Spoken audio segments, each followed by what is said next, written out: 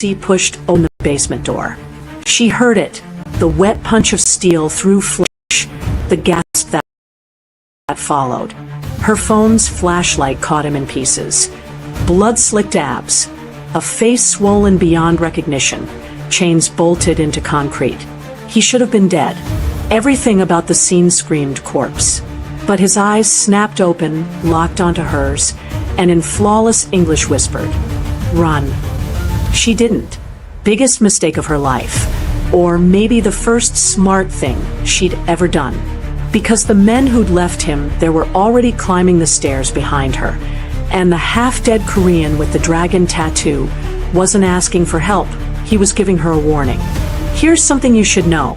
According to trauma psychology research, people who run toward danger instead of away, like firefighters and emergency responders, often have what's called an approach orientation linked to specific brain patterns in the prefrontal cortex. It's not recklessness. It's a neurological predisposition to prioritize others' survival over self-preservation. Lucy inherited this from her firefighter father, and it's about to change everything. Too late now. She'd seen his face. She'd seen theirs. And in exactly 90 seconds, Lucy Jacobson's ordinary life would detonate into something she couldn't run from. And there you have it. A forbidden romance forged in blood, chains, and a basement where one woman's hero complex collided with a mafia boss's darkest hour. If you're obsessed with dangerous men who'd burn the world for the right woman, ordinary heroines who become extraordinary, and love stories where survival and devotion are the same thing, you're exactly where you need to be. Hit that subscribe button because we're bringing you more intense romances, powerful men brought to their knees, brave women who refuse to walk away, and all the emotional chaos that comes when danger meets desire. Smash that like button and drop a comment telling me, what's your current situation right now, and where in the world are you listening from? Are you at work pretending to be productive, lying in bed scrolling when you should be sleeping, or maybe on your commute using this story as your escape? Where are my story lovers tuning in from today? I love knowing you're out there. Chicago, Lagos, Tokyo, London, wherever you are, you're part of this community now. The scream hit Lucy Jacobson like a fist to the sternum. She stopped dead in the alley behind Morrison Street, her hand flying to the earbuds still pumping Kendrick into her skull. She yanked it out. Silence rushed in, thick, pre-dawn Chicago silence that smelled like garbage and yesterday's rain. Then it came again. Raw. Guttural. A man's voice shredded by agony. Lucy's fingers tightened around her phone. 5:23 a.m. glowed back at her. She had exactly 22 minutes to clock in at Rosie's Diner, or Sheila would fire her ass on the spot. 2 write-ups already this month. One more and she'd be scrolling through Craigslist ads for waitressing gigs that paid even less than her current $2.13 an hour plus tips. Her bank account flashed through her mind like a neon sign. $1,840. That left $447 for groceries, gas, her phone bill, and the student loan payment she'd already deferred 3 times. The math was choking her. She should keep walking. The abandoned textile warehouse loomed to her right, a skeleton of rust and broken windows that everyone in this part of town had learned to pretend didn't exist. But you couldn't pretend away screaming. Even muffled. Even distant. The sound carved through the morning like something alive and dying all at once. Lucy's father had been a firefighter. Died running into a burning building on the south side when she was 16. Everyone said he was a hero. Her mother said he was reckless. Lucy inherited both truths, the inability to walk away and the fear that it would kill her too. She took 3 steps toward the warehouse, then stopped. Her nursing school instincts kicked in before her common sense could. That wasn't a scream of fear. That was a scream of someone being hurt. Methodically. Professionally. Her thumb hovered over 911. Another scream. Closer now, or maybe just clearer. It cut off abruptly, like someone had stuffed something into his mouth. Every survival instinct Lucy had developed growing up in Englewood told her to run. Don't get involved. Don't be a witness. Don't make yourself a target. She'd learned that at 12 when she saw a drive-by, and spent the next 6 months sleeping with a knife under her pillow. But her feet were already moving. Toward the chain-link fence. Toward the gap she could squeeze through. Toward the kind of stupid that got people killed. She pulled out her phone again, this time opening the camera. If she was going to be an idiot, at least she'd have evidence. The warehouse swallowed her whole. The inside of the warehouse was a cathedral of decay. Rusted machinery jutted from concrete like broken bones. Pigeons scattered in the rafters, their wings beating panic into the stale air. Lucy's phone flashlight cut a thin white line through the darkness, illuminating years of graffiti and rat droppings. The screaming had stopped. That was worse. Lucy moved deeper, her worn Nikes silent against the grime-slicked floor. Her heart hammered, so hard she could feel it in her throat. She passed through what must have been the main floor. Empty spools of industrial thread still mounted on rusted frames, a foreman's office with its door hanging by one hinge. Then she heard voices. Low, clipped, speaking Korean. She froze behind a concrete pillar, killing her flashlight. Her eyes adjusted slowly. Ahead, maybe 30 feet, a heavy metal door was set into the floor, a basement entrance she hadn't known existed. Yellow light leaked from its edges. 2 men stood guard, both in dark suits that looked expensive even in the dimness. Both with the kind of stillness that came from training. One checked his watch. The other lit a cigarette, the ember flaring orange. Lucy's breath caught. These weren't junkies or squatters.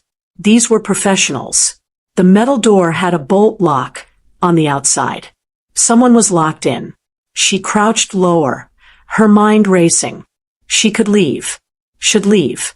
Call the cops from 3, let them handle it. But by the time they arrived, if they arrived for a call about an abandoned warehouse in this neighborhood, whoever was down there would be dead. Or disappeared. The man with the cigarette said something in Korean. Laughed. It was the kind of laugh that made Lucy's skin crawl. From below, through the metal, came a sound. Not a scream this time. A wet, meaty thud. Then another. The rhythm of a beating. Lucy's hand moved to her pocket, fingers closing around the only thing she had. Her keys. Pathetic. But her eyes caught on something else. A chunk of concrete near her foot, broken off from a crumbling support beam. She picked it up. Hefty. Maybe 3 pounds. This was insane. This was suicide. But Lucy Jacobson had never been good at walking away. She threw the concrete hard to the left, where it crashed into a stack of metal drums with a sound like a car accident. Both guards spun, hands going inside their jackets. They barked to each other in Korean and moved toward the noise, weapons drawn. Lucy ran for the door. Lucy's hands were shaking so badly, she almost couldn't grip the bolt. Metal scraped against metal as she yanked it back, the sound impossibly loud in her ears. Behind her, the guards were shouting, footsteps pounding back toward her position. She hauled the door open. Stairs descended into yellow light, and the smell of copper and piss, and something worse, infection, maybe, or just pure human suffering. She didn't think, couldn't think, just lunged down the stairs and slammed the door shut above her head. The bolt. She needed to lock it from the inside. There wasn't one. Fuck. The word came out as a whisper. She looked around frantically.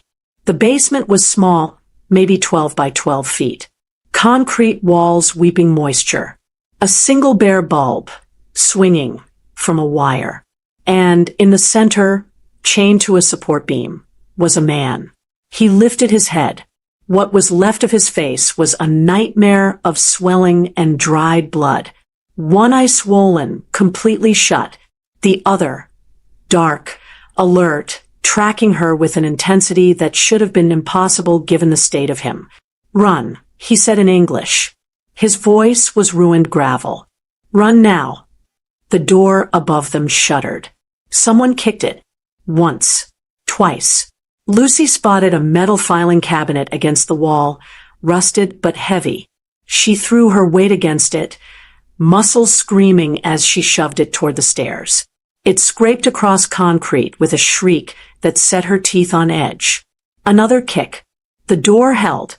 She wedged the cabinet under the door handle just as the first gunshot cracked through the air. The bullet punched through the metal door, sparking off the cabinet. Lucy hit the ground, hands over her head. "You're going to die down here," the man said. He wasn't panicking, wasn't even surprised, just stating a fact. "So are you if I don't do something?" Lucy shot back. She crawled toward him, keeping low. More gunshots. 1, 2, 3. They were trying to shoot through the bolt mechanism.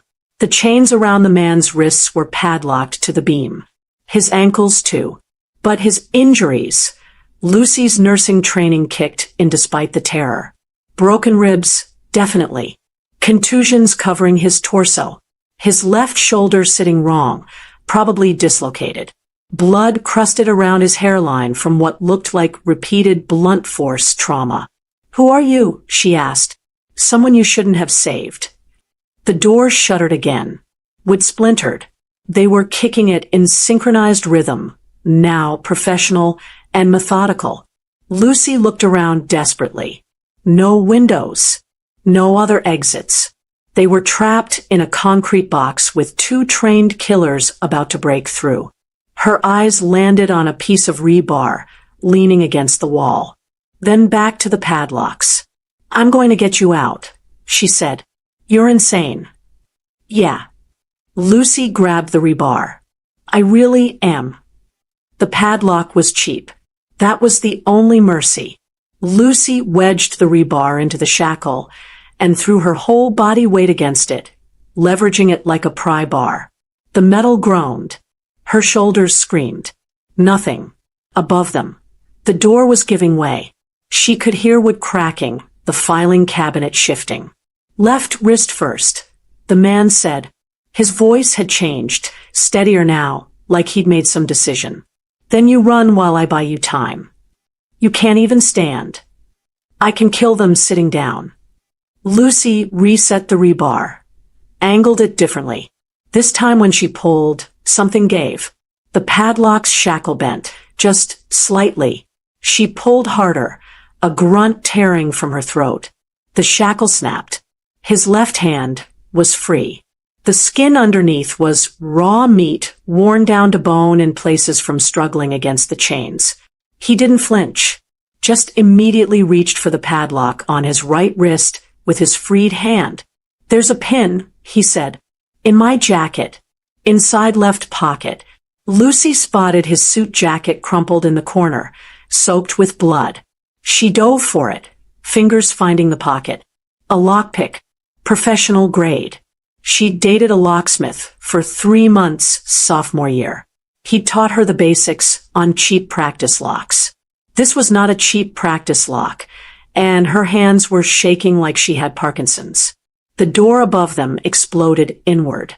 The filing cabinet screeched across the floor. Footsteps on the stairs. "Down!" the man barked. Lucy dropped flat as the first guard appeared at the bottom of the stairs, gun raised.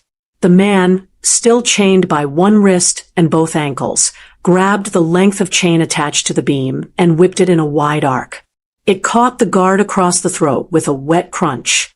He went down gurgling. The second guard was already firing. The bullet caught the chained man in the shoulder, the already dislocated one. He didn't make a sound, just yanked the chain back and hurled it again, like a medieval flail. Lucy's fingers found the lock mechanism. Twisted. The pick slipped. She swore and tried again. Click. His right wrist was free. He moved like something unleashed. Even broken, even bleeding, he was fast. He caught the second guard's gun arm, twisted it backward until bone cracked, and put 2 bullets into the man's chest with his own weapon. The silence after the gunshots was deafening. "Ankles," he said, dropping back against the beam. His breathing was labored now, blood spreading across his shoulder. Lucy's hands were crimson. She didn't know if it was his blood or theirs.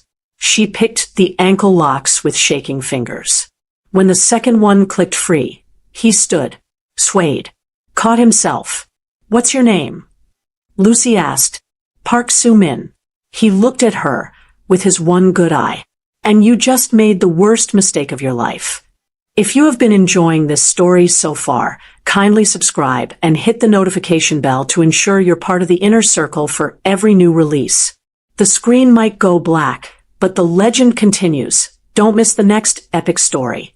Soo-min took 3 steps toward the stairs and collapsed. His knee buckled, and he went down hard, catching himself on the concrete with his good arm. Blood pooled beneath him, fresh, arterial red mixing with the old brown stains. Shit. Lucy was at his side before she could think better of it. Her hands went to his shoulder, probing. The bullet had gone clean through, but the exit wound was bigger than her fist. "You're bleeding out." "I've noticed." He tried to stand again. Failed. "There are more coming. They'll have heard the shots." As if summoned by his words, voices echoed from somewhere above. Korean, shouting. Multiple voices. At least 3, maybe 4. Lucy's mind raced. They couldn't go up the stairs. That was suicide. There was no other way out. They were trapped in a basement with 2 corpses and a man who could barely stand. Soo-min pulled the gun from the dead guard's hand, checked the magazine. 4 rounds left. He looked at her. "When they come down, stay behind me." "That's your plan? You can't even walk." "I don't need to walk to shoot." Footsteps overhead. Fast, tactical. These weren't panicked. They were professionals regrouping. Lucy's eyes swept the basement, one more time. Concrete walls. No windows. 1 exit. The bare bulb swinging overhead. "Give me your jacket," she said suddenly.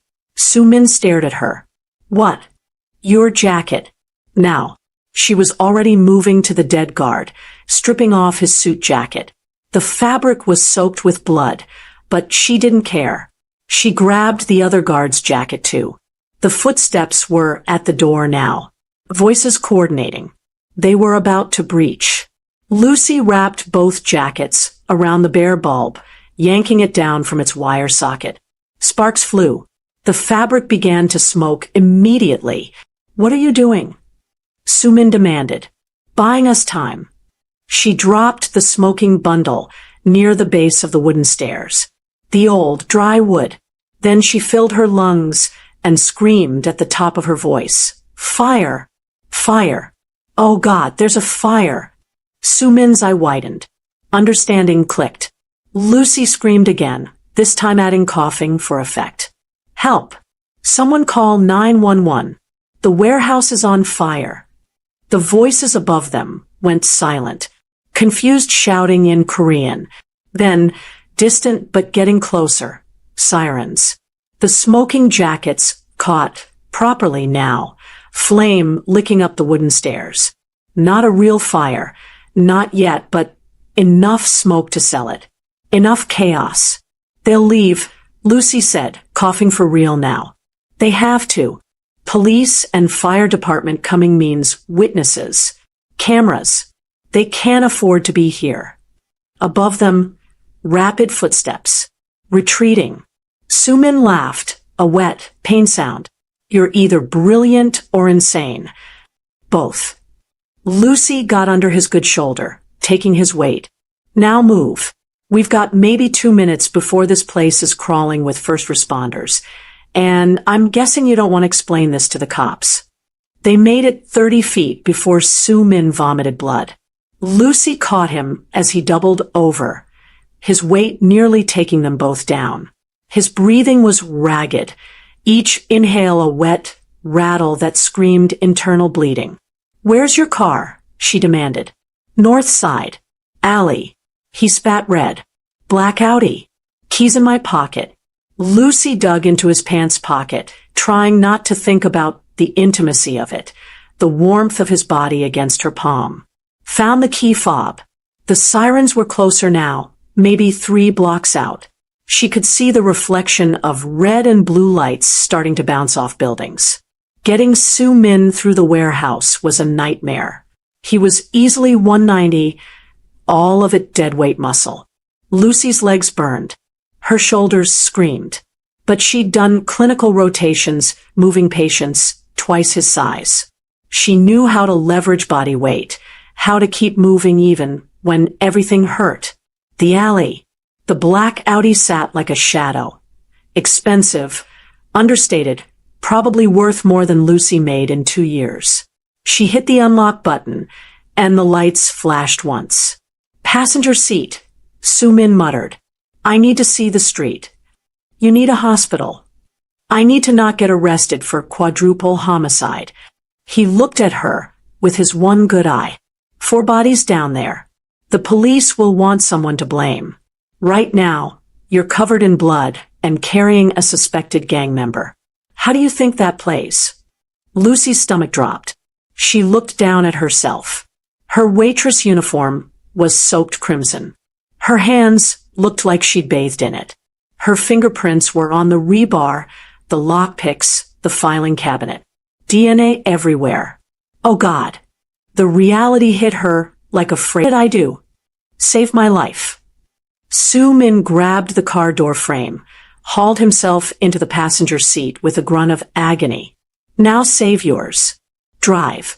Lucy's engine purred to life. Smooth, powerful, nothing like her piece of shit Honda with its check engine light and grinding transmission. The leather seat was heated. The dashboard looked like a spaceship cockpit. "Where?" she asked. "Away. Anywhere. Just drive." She pulled out of the alley as the first fire truck screamed past on Morrison. Took the next, right, then another, putting distance between them and the warehouse. Her hands were shaking on the wheel. Her mind was racing. She'd just committed about 15 felonies. Tampering with a crime, aiding a criminal, fleeing. Grand theft auto, if you counted driving his car. Obstruction of justice. The list went on.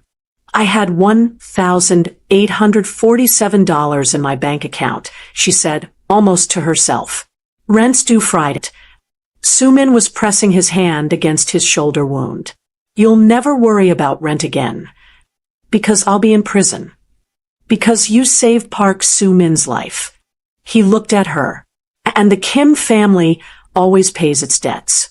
Lucy's studio apartment was a shoebox in Pilsen, 4th floor walk-up, no elevator, neighbors who minded their own business because everyone had something to hide. Getting Soo Min up those stairs nearly killed them both. By the second landing, he was gray. By the third, he'd stopped making sounds entirely, which was worse than the groaning. She kicked open her door and dragged him to the futon that served as both couch and bed. He collapsed onto it, blood immediately soaking into the cheap fabric. Lucy didn't care. She was already stripping off her ruined uniform, her mind switching into clinical mode. "Stay conscious," she ordered, pulling on sweatpants and an old Northwestern t-shirt. "Talk to me. Tell me about the Kim family. Korean organized crime." His voice was fading. 40 years in America. "My grandfather started it." He coughed, flecks of blood on his lips. "I'm the 3rd generation. The disappointing one who got caught." Lucy dumped her first aid kit onto the coffee table, pathetically inadequate for what she was dealing with. Gauze medical tape, antiseptic, and some expired Vicodin from her wisdom teeth extraction. She needed a trauma bay, not a studio apartment. "This is going to hurt," she said, peeling away his shredded shirt. "Everything already hurts." The bullet wound was worse up close. She packed it with gauze, applying pressure while her other hand checked his ribs. 3 broken, maybe 4. His breathing was shallow, compromised. Possible pneumothorax.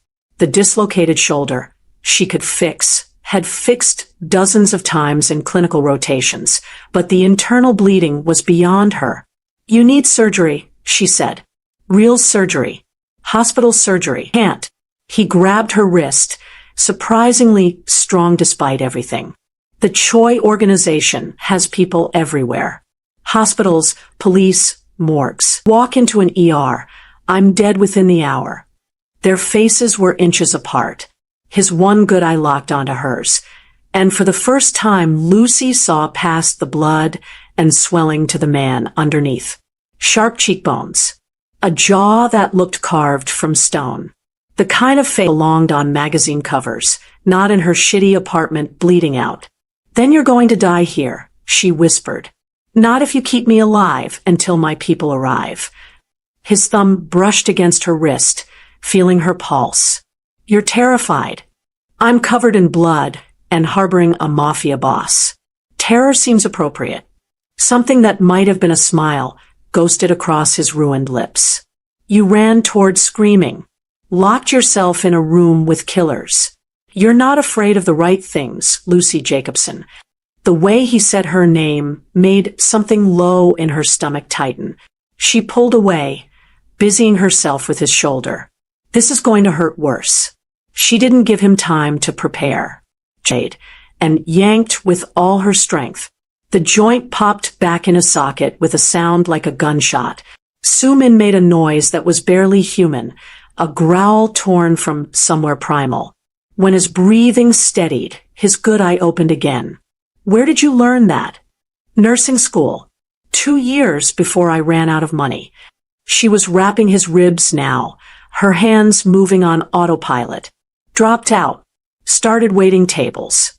That's the American dream, right? The American dream, Soo-min said quietly, is not dying in a warehouse basement. You gave me that. Her phone buzzed. Lucy's heart stopped. It was Sheila from the diner. Don't answer it, Soo-min said. She answered it. Where the hell are you? Sheila's voice was shrill. 30 minutes ago. You know what? Don't bother explaining. You're fired. Come by for your last check when you're done being a flake. The line went dead. Lucy stared at the phone. 7 years she'd worked at that diner. 7 years of grease burns and handsy customers and tips that never covered rent. Gone. I'm sorry, Soo-min said. Don't be. She set the phone down, something hardening in her chest. I hated that job anyway. They came at dawn, 3 black SUVs rolling up to her building like a presidential motorcade. Lucy watched from her window as men in expensive suits filed out, moving with the same predatory grace as the ones in the warehouse. Her heart hammered against her ribs. They're here, she said. Soo-min was barely conscious on her futon, his breathing shallow, but steady. She kept him alive through the night, checking his pulse every 15 minutes, forcing him to drink when they soaked through. Her hands still shook when she thought about how close she'd come to losing him. The knock was polite. 3 measured taps. Lucy opened the door to find a woman in her 50s, elegant in a charcoal suit, her silver hair pulled into a perfect bun. Behind her stood 2 men built like defensive linemen, and a thin man carrying a doctor's bag. Miss Jacobson. The woman's English was unaccented, crisp. I am Minji Park, Soo-min's aunt. May we enter? It wasn't really a question. Lucy stepped aside, and they flowed in like water, professional and efficient. The doctor was at Soo-min's side immediately, snapping orders in. 2 bodyguards took positions by the window and door. Minji studied Lucy with eyes that missed nothing. You kept him alive. Barely. Barely is enough. She gestured to the futon where the doctor was setting up in 4, pulling out surgical instruments. Dr. Huang, we'll need 4 hours. Your apartment will become an operating room. This will be traumatic to witness. I'm not leaving him. Something flickered in Minji's eyes. Approval, maybe. Then you'll need coffee. She produced a thermos from her bag, like a magician. The surgery was brutal. Lucy had seen procedures in clinical rotations, but never like this. Never in her own apartment with a man she'd known for less than 12 hours. Dr. Huang worked with terrifying efficiency, cutting away dead tissue, stopping internal bleeding. Su Min was under anesthesia, but Lucy felt every incision in her own chest. Min Ji stood beside her, a silent presence. "You know what he is," she said eventually. "Not a question. A criminal. A leader. The heir to everything my brother built." Min Ji poured more coffee into Lucy's mug. "The Choi organization has been trying to eliminate our family for 3 years. They nearly succeeded last night. Why are you telling me this?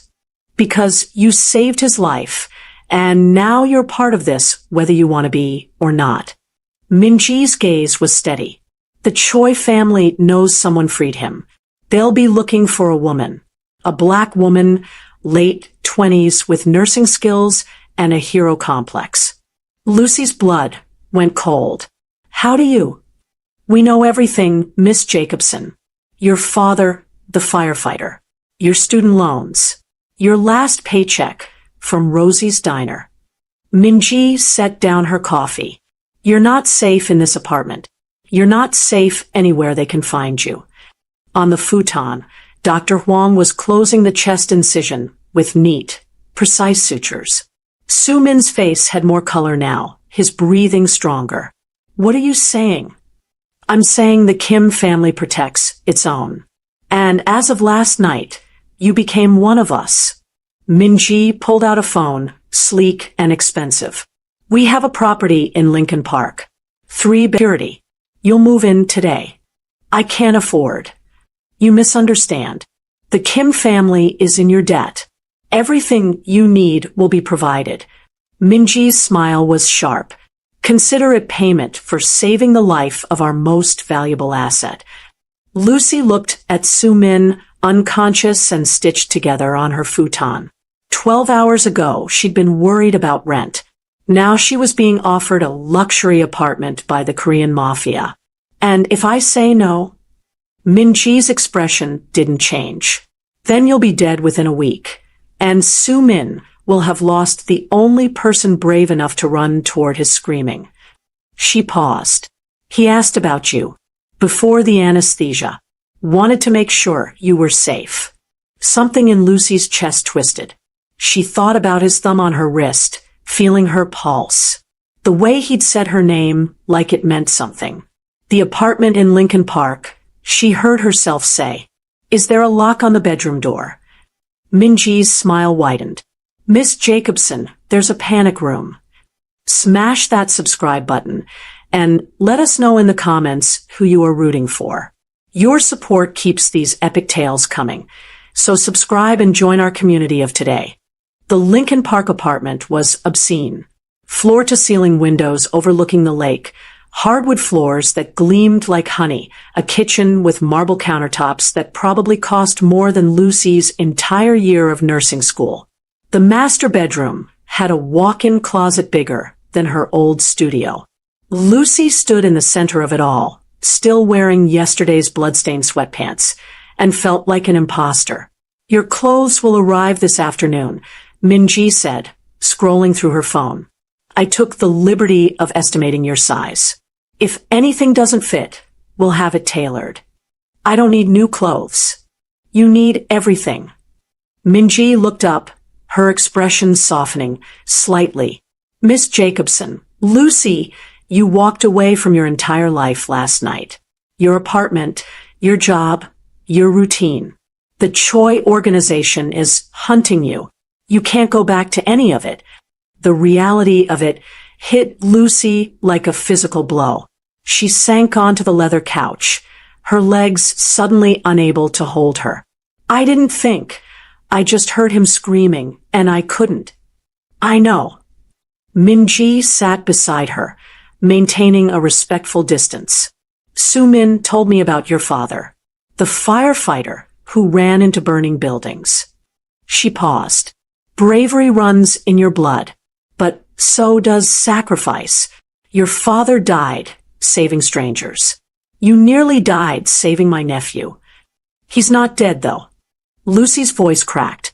The surgery, he's going to be okay? Dr. Huang is confident. Su Min is strong. Stubborn. Min Ji allowed herself a small smile. He gets that from his grandfather. The man survived a bullet to the lung and still lived to see 80. The doorbell chimed. Soft, melodic, probably cost $1,000. One of the bodyguards answered it. Lucy heard wheels on hardwood, voices conferring in Korean.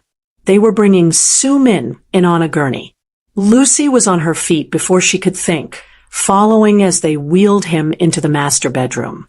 He was still unconscious, his chest wrapped in fresh bandages, and 4 running into his arm. His face was clean now. Someone had washed away the blood, and she could finally see him properly.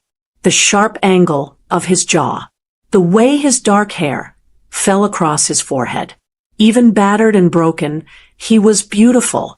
He'll sleep for another 6 hours, doctor said, adjusting the 4-drip. When he wakes, he'll be in significant pain. I've left medication. Administer every 4 hours. Keep the wounds clean. Change the dressings twice. He looked at Lucy. You have medical training? 2 years of nursing school. Then you'll manage. He snapped his bag shut. I'll return tomorrow to check his progress. Min Ji ushered the doctor out, leaving Lucy alone with Su Min. She pulled a chair to the bedside, studying the rise and fall of his chest, counting breaths like she'd been trained to do. 20 per minute. Strong. Steady. Her hand found his, avoiding the raw patches where the chains had cut him. His fingers were long, elegant despite the bruising. She wondered what those hands had done to earn a torture session in a warehouse basement. Wondered if she should care. She didn't.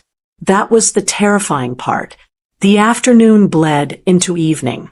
Staff came and went. A woman who stocked the kitchen with groceries Lucy would never have been able to afford, another who brought racks of clothing in her size, a third who set up a laptop and explained the security system with its cameras and panic buttons and direct line to Kim family enforcers. Lucy nodded through it all, but her attention kept drifting back to the bedroom, to Su Min breathing in that massive bed. At midnight, she heard him stir. She was at his side in seconds, her hand on his shoulder. Don't move. You'll tear the stitches. His eye opened, both eyes now, though the left one was still swollen, nearly shut. He stared at her a moment, like he was trying to remember if she was real. Lucy. Her name on his lips sounded like prayer. Like confession. I'm here. She poured water from the bedside pitcher, held the glass to his lips. Dr. Huang says you'll live. Lucky for you, I'm a decent nurse. He drank, wincing. Pause. That's not the word I'd use. What word would you use? Blessed. Indebted. Destroyed. His good eye found hers. You should have let me die in that basement. Not really my style. Your style is going to get you moving, searching across the silk sheets until it found hers. His fingers closed around her wrist again, not possessive, just anchoring. Like he needed to feel her pulse to believe she was real. The Choi family knows about you now. They'll come for you to get to me. Min Ji explained. That's why I'm here. Protection. Lucy didn't pull away. His thumb was tracing circles on her wrist, probably unconscious, definitely making her heart race. Also why I have 2 bodyguards camped in my cameras to film a movie. It's not enough. His grip tightened. Nothing's enough. Not against what's coming. Then I guess you better heal fast. She said it lightly, but her hand was shaking in his. Because I didn't haul your ass up 4 flights of stairs just to watch you die in a penthouse. Flickered in his gaze. Why did you save me, Lucy? Because you were screaming. Hundreds of people scream in Chicago every night. You don't save them all. She should pull away. Should maintain professional nursing school. Should remember he was a criminal dangerous, the kind of man her mother would have warned her about. Instead, she leaned closer. Maybe I'm tired of walking away from things that matter. Soo-min healed like violence, fast, angry, defiant limitations. By day 3, he was sitting up. By day 5, walking.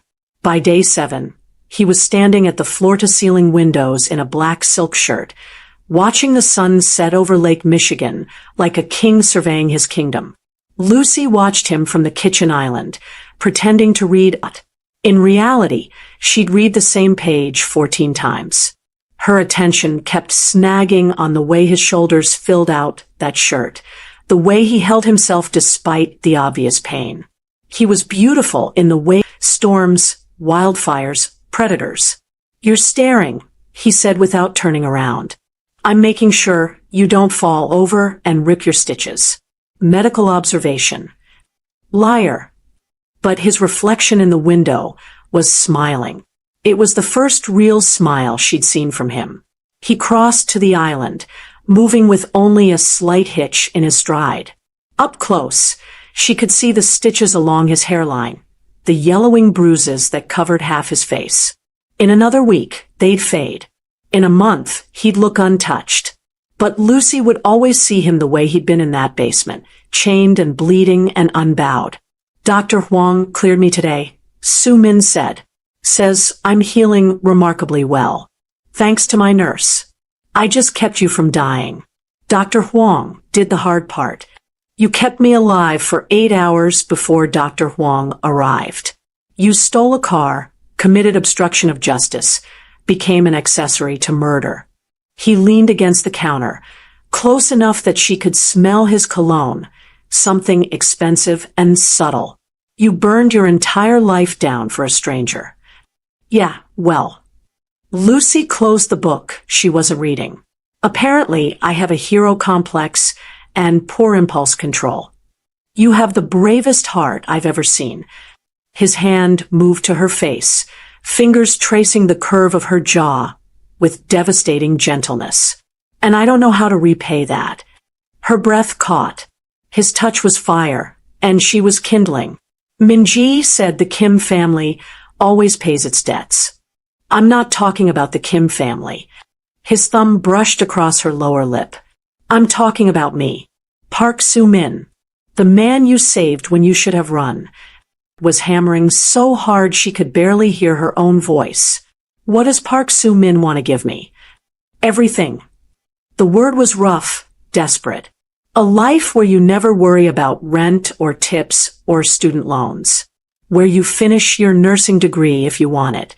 Where you're protected, cherished, safe. He leaned closer, his forehead nearly touching hers. Where you're mine, and I'm yours, and the whole goddamn world can burn as long as you're standing in the ashes with me. She should say no. He was a mafia boss, that his world was violence and blood, that getting close to him meant accepting darkness she'd never imagined. That's a terrible offer, she whispered. I know. I'd have to be crazy to accept. Completely insane. His lips were an inch from hers now. But you ran toward screaming, Lucy Jacobson. Sanity was never your strong suit. She closed the distance. The kiss was hunger and tender all at once.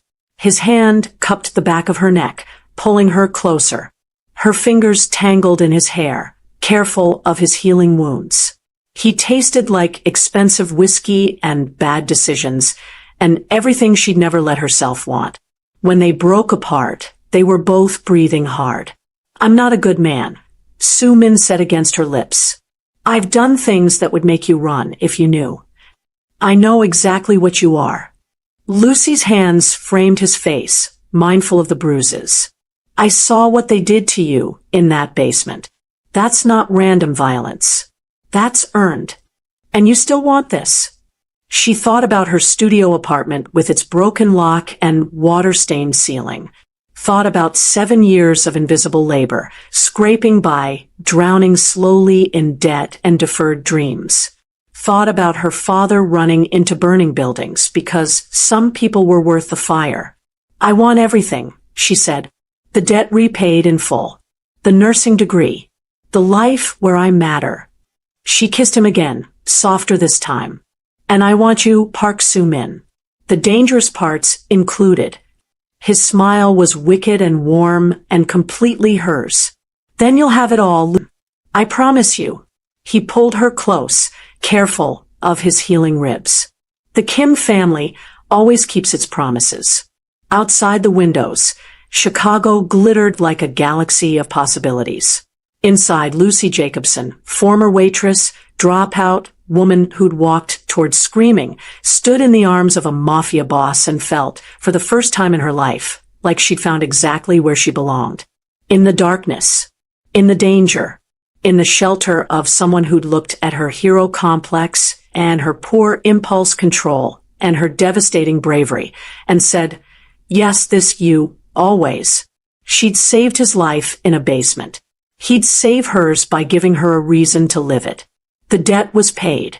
The story was just beginning. So tell me, what was your favorite moment? Was it when Lucy threw that concrete to distract the guards? The basement showdown, where Soo-min fought while still chained?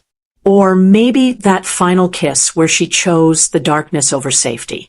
Drop a comment below and let me know which scene had you holding your breath. And if you made it all the way to the end of Lucy and Soo-min's story, do me a favor.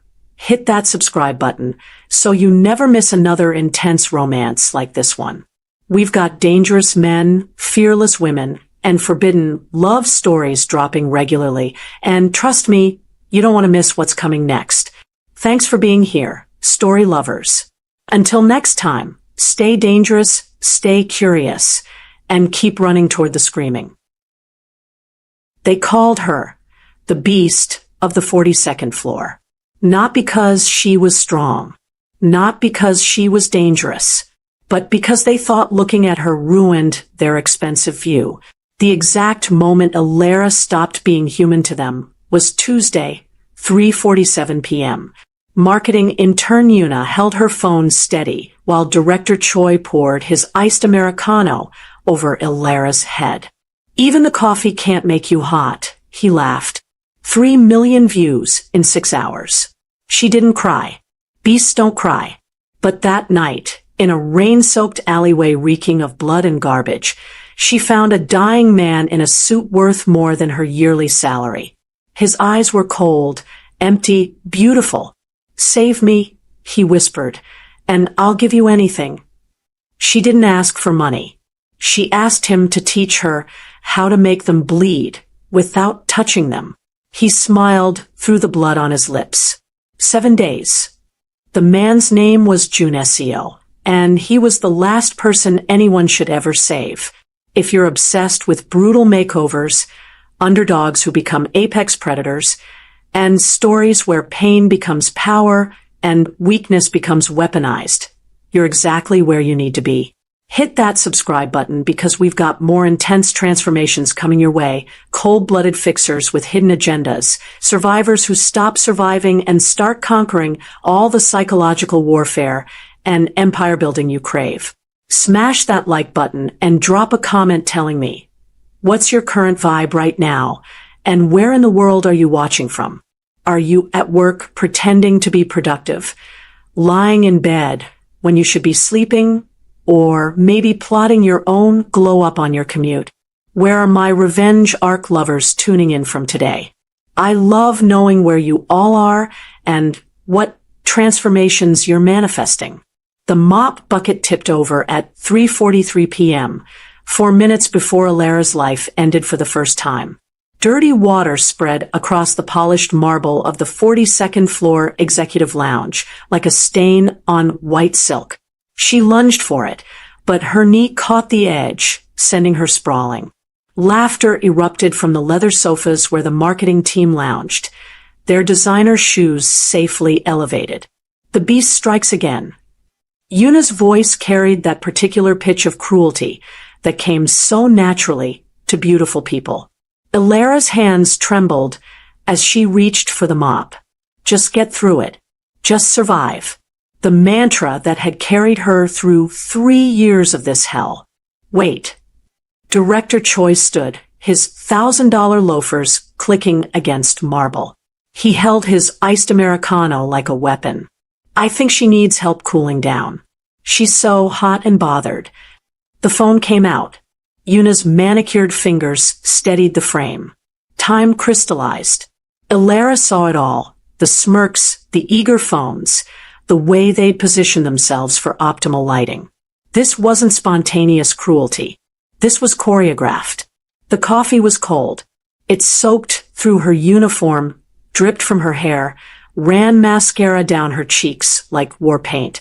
Even coffee can't make you hot, Choi announced to his audience of millions yet to come. Something inside Ilara didn't break. It calcified, hardened, turned to stone. She finished her shift, clocked out at 11 p.m., walked into the rain when you were already drowning.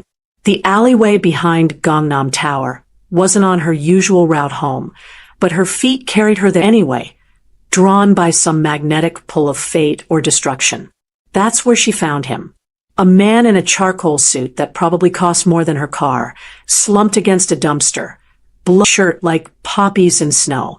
His face was sharp, elegant, untouched by the violence that had clearly found his torso. His eyes opened, dark, cold, empty of everything except a predator's calculation. "Help me," he whispered, "and you can have anything." Ilara knelt in the dirty water, in the blood, in the filth of the alley. She knew what she wanted. Make me unbreakable. June SEO's penthouse smelled like money and danger, leather, whiskey, and something metallic Ilara couldn't quite place. Blood, maybe. Or fear. She called the ambulance. Waited until the expensive SUVs arrived instead, filled with men who looked at her like an inconvenient witness. June SEO had stopped them with one raised finger, his voice steady despite the bullet wound. "She comes with me." Now she sat on a velvet sofa, worth more than her entire apartment, in Prada stitch up Seoul's most notorious fixer, while he studied her with those dead, beautiful eyes. "You want to be unbreakable," he said finally, waving away the doctor. "Why not rich? Why not beautiful? Why not ask me to kill them?" Because Ilara's voice cracked. She forced it steady. Because money can be stolen. Beauty fades. And if you kill them, they become victims. I want them to know what they did. I want them to feel it. Something flickered across June SEO's face. Almost respect. 7 days, he said, pulling out his phone despite his injuries. He showed her the video. Her humiliation, already at 5 million views. Comments calling her pig, cow, monster. In 7 days, there's a gala. The company's biggest night. Everyone will be there. I don't have an invitation. You will. His smile was a knife. But first, you need to understand something. Being unbreakable isn't about what they can't do to you. It's about what you're willing to do to them. He stood, walked to the window overlooking Seoul's glittering skyline. I can train how you move. Teach you how to find every weakness, every secret, every pressure point that makes powerful people crumble. But the real question is, he turned back to her, are you willing to become the thing they should have feared all along? Ilara thought about the coffee, the laughter, the 3 million people who'd watched her degradation like entertainment. What do I have to do? Tomorrow, 5 a.m. Where's something you don't mind burning? June SEO's eyes held hers. Because the girl who walked into this room tonight, she dies tomorrow. And something else is born. Ilara stood, extended her hand. 7 days. His handshake was cold, firm, and felt exactly like making a deal with the devil. She'd never been more certain of anything in her life. The gym opened at 4 a.m. for people who didn't exist in daylight. Ilara arrived in her baggiest sweats, the armor she'd worn for 3 years. June SEO stood in the center of the empty space, impeccable despite last night's bullet wound, flanked by a woman whose arms looked like they could break steel. Strip, he said. Excuse me? The clothes. Everything that hides you. Off. Ilara's hands shook. I can't. You will. Junesio's voice was ice.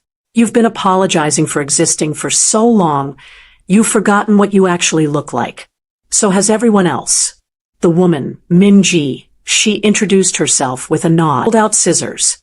Not a request. A command. 20 minutes later, Ilara stood in fitted athletic wear, her oversized hoodie and glasses in a trash bag. The gym's mirrored wall reflected someone she didn't recognize. Not because she looked different, but because she could finally see herself. You're not fat, Junesio said clinically. You're untrained. There's a difference. Fat is their word. Weak is their word. You're going to learn new vocabulary. The training started. Burpees until her lungs burned. Boxing until her knuckles bled. Minji was merciless, elegant, a dancing blade of a woman who moved like violence was poetry.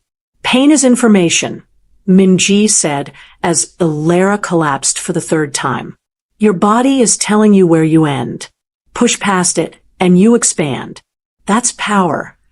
Day 2, Junesio brought files. Choi Min-ho, director of marketing.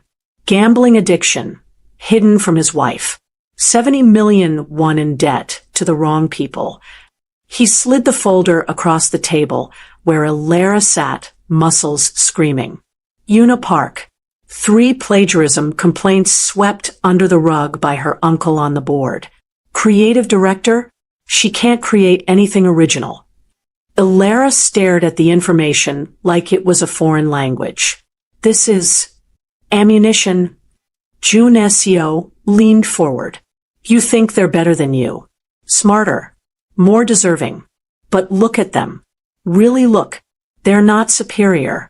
They're just better at hiding their rot. He pulled out a mirror, held it in front of her sweat-soaked face. Now look at you. You saved a stranger's life without hesitation. You work harder than any of them. You're brilliant enough to have coded half their systems under a janitor's wage. His eyes met hers in the reflection. The only person who ever believed you were worthless was you. Ilara stared at herself. For the first time in 3 years, she didn't look away. They think you're stupid because you're quiet, Junesio said, spreading files across his dining table like battle plans. That's their first mistake. Day 3 began with a test. He handed Ilara a laptop and a name. Sarah Kim, mid-level accountant at her company. You have 2 hours. Find everything. Ilara's fingers flew across the keyboard. Her degree in computer science, earned through night school while scrubbing toilets, had been called fake by HR when they demoted her to janitorial. But the skills were real. Social media, cross-referenced financial records, public databases, dating apps, shopping patterns. Sarah Kim, 34, having an affair with the CFO. She's embezzling to fund their weekend trips to Jeju Island. The CFO's wife is a prosecutor. Junesio smiled like a wolf. 90 minutes. I'm impressed. You knew already. Of course. But I needed you to know. He opened a bottle of wine worth more than her monthly salary. Intelligence isn't what degrees you have. It's what you can do with information. And you, Ilara, are a weapon they've been standing next to without realizing it could fire. Day 4 brought a new teacher, a man named Taesung, silver-haired, elegant, who taught negotiation at Seoul's most expensive business school. Silence is power, he explained, walking circles around where Ilara sat. When Choi poured that coffee, what did you do? Nothing. Wrong. You apologized with your body. Your hunched shoulders. Your downcast eyes. You confirmed their narrative. He snapped his fingers. Again. I'm Choi. I insult you. React. Ilara straightened her spine. Minji's training already changing her posture. Met his eyes. Said nothing. Better. But your hands are trembling. They practiced for hours. Insults, provocations, the kind of casual cruelty she'd endured for years. Each time, she remained still, silent, unbothered. The person who speaks first loses, Taesung explained. The person who shows emotion loses. You want to break them? Watch them perform their cruelty to an empty stage. Watch them realize their power over you was always an illusion, you maintained. That evening, Jun Seo reviewed her progress while examining intelligence photos of the company gala. In 3 days, you enter that room. Not as a victim. Not as a victor. But as something they have no framework to understand. He looked at her with those predator eyes. A monster of their own creation, finally awake. Ilara smiled. It didn't reach her eyes anymore. She was learning. There's a cafe on Gangnam Boulevard, Jun Seo said on the morning of day 5. Yuna goes there every day at 2 p.m. You're going to join her. Ilara's stomach dropped. I'm not ready. You are. He adjusted the collar of her new shirt, simple, well-fitted, nothing like her about confrontation. It's about observation. You're going to sit near her, order a coffee, and exist. That's all. That's all. Ilara's laugh was bitter. For someone who spent 3 years making herself invisible, yes, that's everything. Minji handed her a small earpiece. We'll be listening. You're not alone. The cafe was exactly as she remembered from Instagram posts she'd hate-scrolled through at 2 a.m. Industrial chic, overpriced matcha, the kind of place where being seen mattered more than the coffee. Yuna sat in her usual corner, phone propped up for content, her laugh cutting through ambient music like glass. Ilara's hands trembled as she entered. Breathe, Jun Seo's voice in her ear. You belong here as much as she does. She ordered an Americano. The barista didn't recognize her. New hair, new clothes, or maybe she'd just never bothered to see her before. Ilara took a seat 2 tables away from Yuna and waited. It took 7 minutes. Yuna glanced up from her phone, eyes skimming over Ilara. Then, nothing. No recognition. No mockery. Just indifference. She doesn't see you, Jun Seo murmured. Without your old costume, you're invisible again. But this time, by choice. Yuna's conversation carried across the space, complaining about her workload. Work Ilara knew was actually done by an overworked intern. Bragging about her creative vision, concepts Ilara recognized from a design blog Yuna had plagiarized. Every word was a performance. Desperate. Hollow. For the first time, Ilara saw it.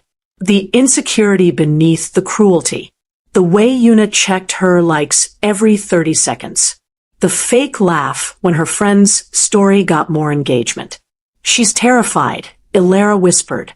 They all are, Jun Seo confirmed. That's why they need you to be beneath them. It's the only way they can feel above anything. Ilara finished her coffee, stood, walked past Yuna's table close enough that their shadows touched. Yuna never looked up, but Ilara felt it, the shift. She wasn't hiding anymore. She was choosing not to be seen. There was a difference. Power. Perfect, Jun Seo said as she exited into Seoul's golden afternoon light. Tomorrow, we make you unforgettable. Subscribe to the channel right now, so you never miss a single second of this cinematic journey. The story is moving fast, and you'll want to be here when the final reckoning hits. The salon occupied an entire floor of a building Ilara had never dared enter. Floor-to-ceiling windows overlooked the Han River, and every surface gleamed with the kind of wealth that didn't need to announce itself. This is Madame Chun. Jun Seo introduced an elegant woman whose age was impossible to determine. She's transformed CEOs, celebrities, and one very memorable politician's mistress into his wife's replacement. You have excellent bone structure, Madame Chun said, circling Ilara like a sculptor examining marble. But you've been hiding it. Why? Because Ilara started. Rhetorical question. I know why. They told you to. Madame Chen's smile was sharp. We're going to teach you something important. Beauty is a weapon, but confidence is the trigger. You can have one without the other, but together. She snapped her fingers. Devastating. The transformation took 12 hours. Skincare specialists treated years of stress and neglect. A dermatologist eliminated the acne scarring Choi had once called crater face in a company-wide email. Hair colorists and stylists worked in shifts, discovering that beneath the damage was thick, healthy hair that had never been properly cut. Don't make her look different, Jun Seo instructed. Make her look like herself, but without the apology. Day 6, they brought in a stylist named Ji-won, whose clients included K-drama actresses and Chaebol's daughters. Fashion isn't about trends, Ji-won explained, draping fabrics across Ilara's shoulders. It's about armor. What do you want people to feel when they see you? Fear, Ilara said without hesitation. Ji-won grinned. Now we're talking. The evening gown was midnight blue, the color of bruises, of deep water, of Seoul sky before dawn. It was elegant, expensive, and cut to emphasize the body Minji's training had sculpted. But the real change was in the mirror. Ilara stood differently now. Shoulders back, chin up, the posture of someone who expected the world to move for her, not the other way around. You're beautiful. You always were. But now you believe it. Jun Seo appeared in the doorway, expression unreadable. He studied her for a long moment. Tomorrow night, you walk into that gala. They'll look at you and try to place you. Wonder if you're someone important they've forgotten. He stepped closer. Let them wonder. Let them scramble. And when you're ready, his smile was ice and promise. Remind them exactly who you are. Ilara met his eyes in the mirror. The girl who'd scrubbed floors was gone. Something sharper had taken her place. Ilara found the file by accident. Day 6, late evening. Jun Seo was on a call in his office, voice low and dangerous in a language she didn't speak. She'd been reviewing her notes on the gala attendees when her laptop, Jun Seo's laptop, actually auto-synced to a shared drive. A folder labeled Project Ilara sat in the downloads. Her hands hovered over the trackpad. Don't. This is a... She clicked. The first document was her employee file from the tech company. Every performance review she'd never seen. Notes from HR about her attitude problems, code for not smiling enough while being degraded. But there was more. An email chain between the CEO's son, David Park, and Director Choi. The janitor is flagging security vulnerabilities in our code. She needs to go before she sees too much. Make her life hell until she quits. The coffee incident, the videos, the systematic destruction of her reputation. It hadn't been random cruelty. It had been calculated elimination. She scrolled further. A background check on her. Deep. Illegal. Her coding portfolio from university. Her test scores. A note in Jun Seo's handwriting. Genius-level IQ. Self-taught security specialist. Perfect.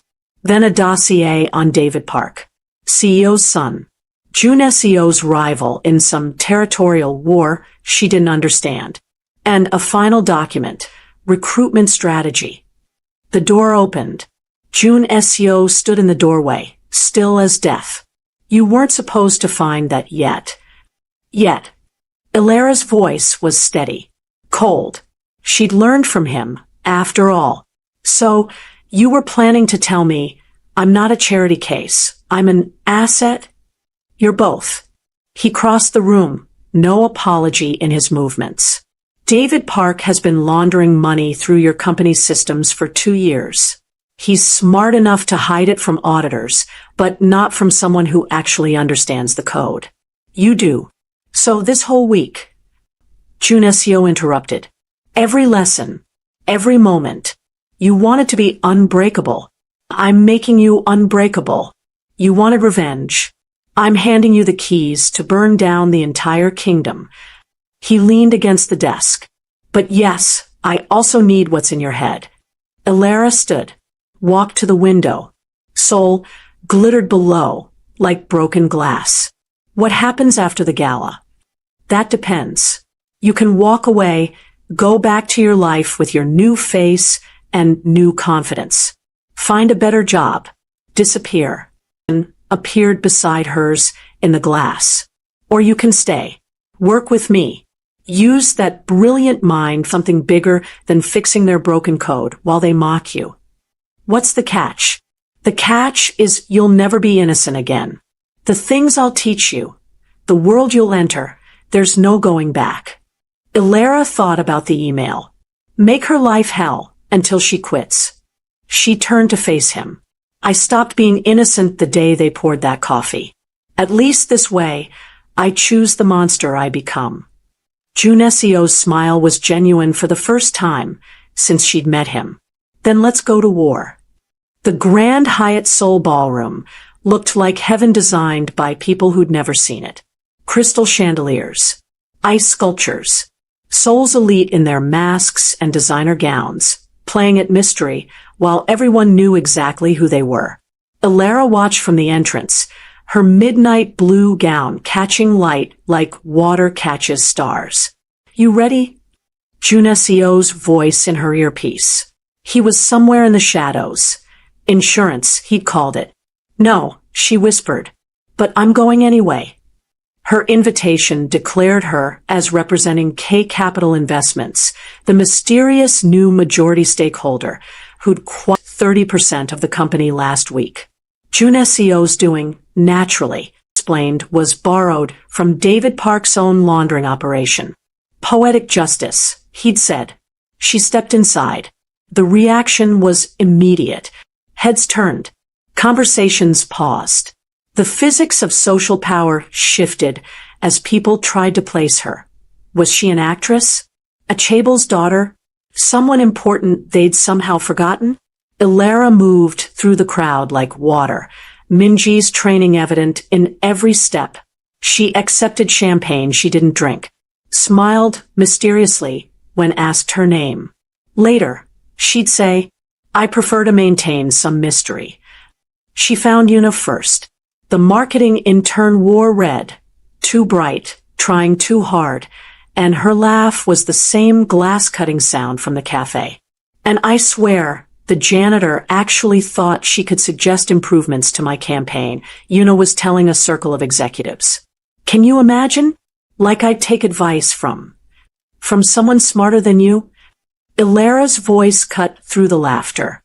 The circle turned. Yuna's eyes widened, narrowed, trying to place the familiar voice in this unfamiliar face. I'm sorry, do I know you?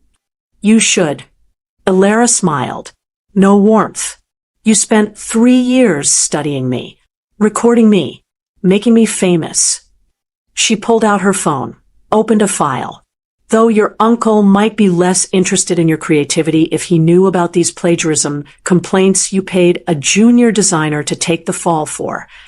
Yuna's face drained of color. How did you?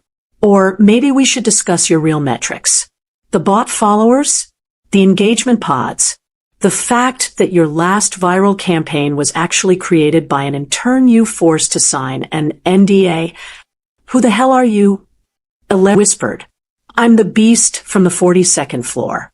Remember? You made sure 3 million people couldn't forget. Recognition. Horror. Beautiful, perfect horror. Ilara. The name rippled through the crowd like a grenade. Director Choi appeared, champagne in hand, confident smile, already cracking at the edges. He started to speak. Ilara held up one finger. Silence. Tomorrow morning, the board receives a full audit of your department's expenses, including the 70 million won in company funds you've been funneling to pay gambling debts. She took his champagne, set it down. You're finished, Director Choi. You just don't know it yet. She turned to the crowd, found the CEO's son, David Park, watching from across the room with calculating eyes. Saved the best for last. Shall we discuss your real business ventures, Mr. Park? I have such interesting files to share. Junesio's voice in her ear. Perfect. Now burn it all down. Ilara smiled. The beast had finally learned to bite. David Park didn't run. That was his first mistake. He crossed the ballroom floor with the confidence of a man who'd never faced real consequences, his mask, a golden lion, catching the chandelier light. The crowd parted for him automatically, years of corporate hierarchy coded into their bodies. Miss. He extended his hand, playing the gracious host. You know exactly who I am, Mr. Park. Ilara ignored his hand. Just like you knew who I was when you ordered Director Choi to make my life hell. The ballroom held its breath. I'm afraid there's been some misunderstanding, David said smoothly. Perhaps we should discuss this privately. Why? You weren't concerned with my privacy when you had me recorded and humiliated. Ilara pulled out a tablet, Junesio's gift for tonight. But let's talk about privacy. Specifically, the 200 million one you've been moving through shell companies in the Cayman Islands. David's smile never wavered, but something cold flickered behind his eyes. Careful. Defamation is a serious crime. So is money laundering. Ilara swiped through screens, projecting them onto the ballroom's main display. Account numbers, transfer records, the intricate web of financial crime she'd spent day 6 unraveling. You've been using our company's payment processing system as your personal washing machine. And when I started flagging security issues that might expose you, she turned to face the crowd. You decided it was easier to destroy me than fix your crimes. The room erupted. Phones came out, not to mock her this time, but to record David. The CEO, David's father, pushed through the crowd, face purple with rage and humiliation. You used my company, the old man snarled at his son. You stupid, arrogant. Father, she's lying.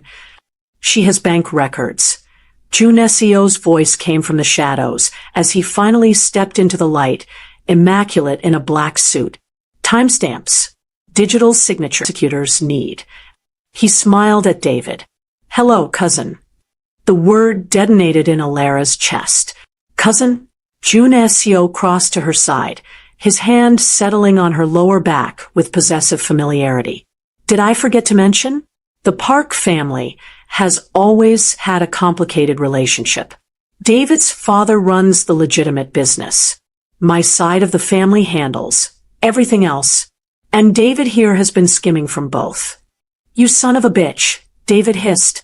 This was never about her. You used her to get to me. I used her. Junesio laughed, cold and sharp. You're the one who tried to bury genius because it threatened your mediocrity. He turned to Ilara, something unreadable in his eyes. I just gave her the tools to dig herself out. What she built with them, that was all her. Ilara's mind raced. The pieces rearranging. Junesio wasn't some random fixer. He was Park family. This wasn't just about revenge. This was about succession. Power. A corporate war dressed up as salvation.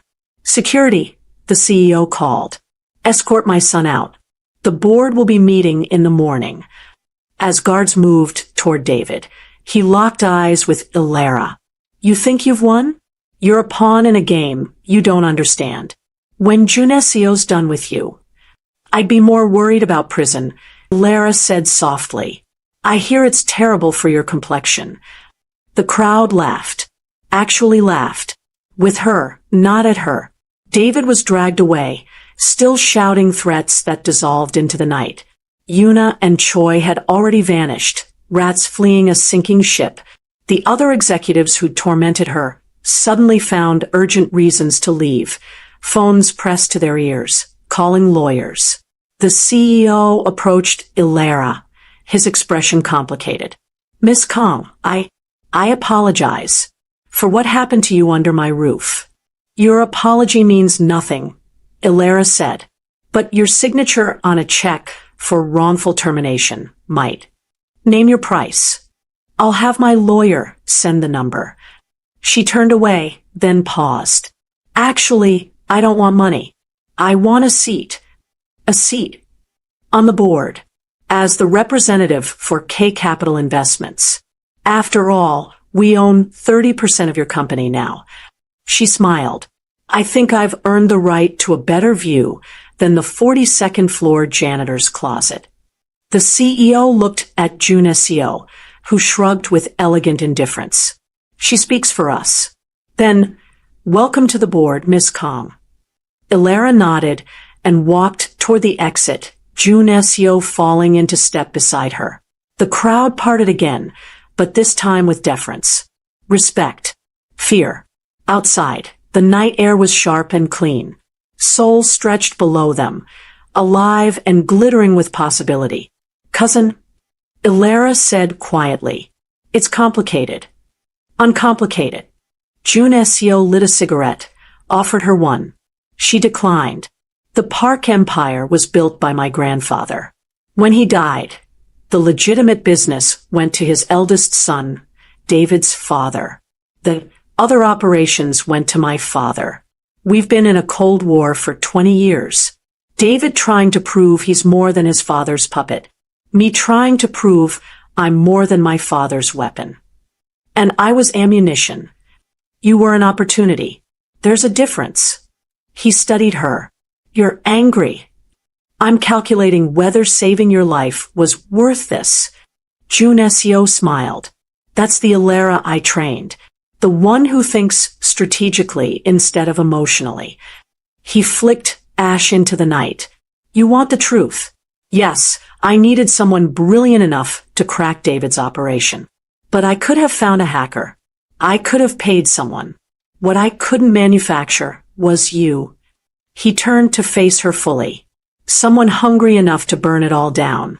Someone with nothing to lose and everything to prove. Someone who wouldn't stop until she'd consumed everything that tried to consume her. Pretty speech. It's the truth. You want to walk away? Go. Take your board seat. Build your legitimate life. I won't stop you. His eyes glittered in the darkness. But we both know you won't. Because you tasted it tonight.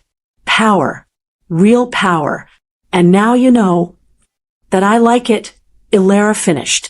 That you're good at it, June Seo corrected. There's a difference. A car pulled up, black, expensive, anonymous. Minji in the driver's seat. Last chance, June Seo said. Get in this car, and you're all the way in. The board seat is just the beginning. I have plans for us. For what we could build together. An empire where brilliance matters more than bloodlines. Where monsters like us don't have to pretend to be human. Ilara thought about the coffee. The laughter. The 3 years of being invisible. She thought about tonight. The fear in their eyes. The power in her silence. She reached for the car door. Then froze. Across the street, partially hidden in shadow, stood a figure. Watching. When he lifted his phone. The screen glowed in the darkness. On it, a photo of her and June Seo taken tonight. And a message in English. The Americans send their regards. Seoul was just the beginning. The figure vanished into the crowd before Ilara could react. June Seo, she said quietly. We have a problem. He followed her gaze, body tensing. When he turned back, his expression was grim. Get in the car. Now. What was that? Who? The reason I was bleeding in that alley when you found me. June Seo pulled out his phone, typing rapidly. I told you the Park family war was complicated.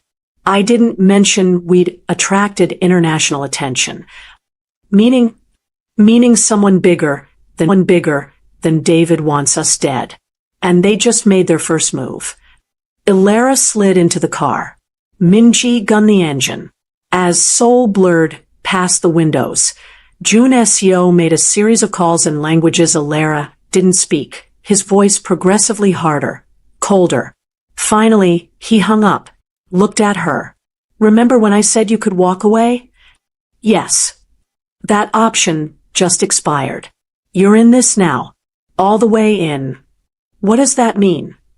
Junesio's smile was sharp enough to cut. It means welcome to the real game, Ilera. Seoul was just the tutorial.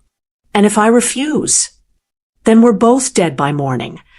He leaned back, impossibly calm. Still thinks saving my life was a mistake. Ilera looked out at Seoul. Her city. The place that had tried to break her. She thought about the question, then pulled out her laptop. Tell me everything. And, I mean everything. Who they are, what they want, and how we make them regret underestimating us. Junesio laughed, genuine, surprised, delighted. Now you're speaking my language. The car disappeared into Seoul's neon labyrinth, carrying two monsters into a war they hadn't started. But they sure as hell were going to finish. The safe house was in Gangnam, hidden behind the facade of a luxury meditation center. Ironic, Ilera thought, given the amount of violence being planned within its walls. Junesio's team assembled in the main room. 12 people who looked like fashion models, but moved like soldiers. Minji was there, along with Taesung, Madam Chun, and others whose names Ilera was only beginning to learn. Status.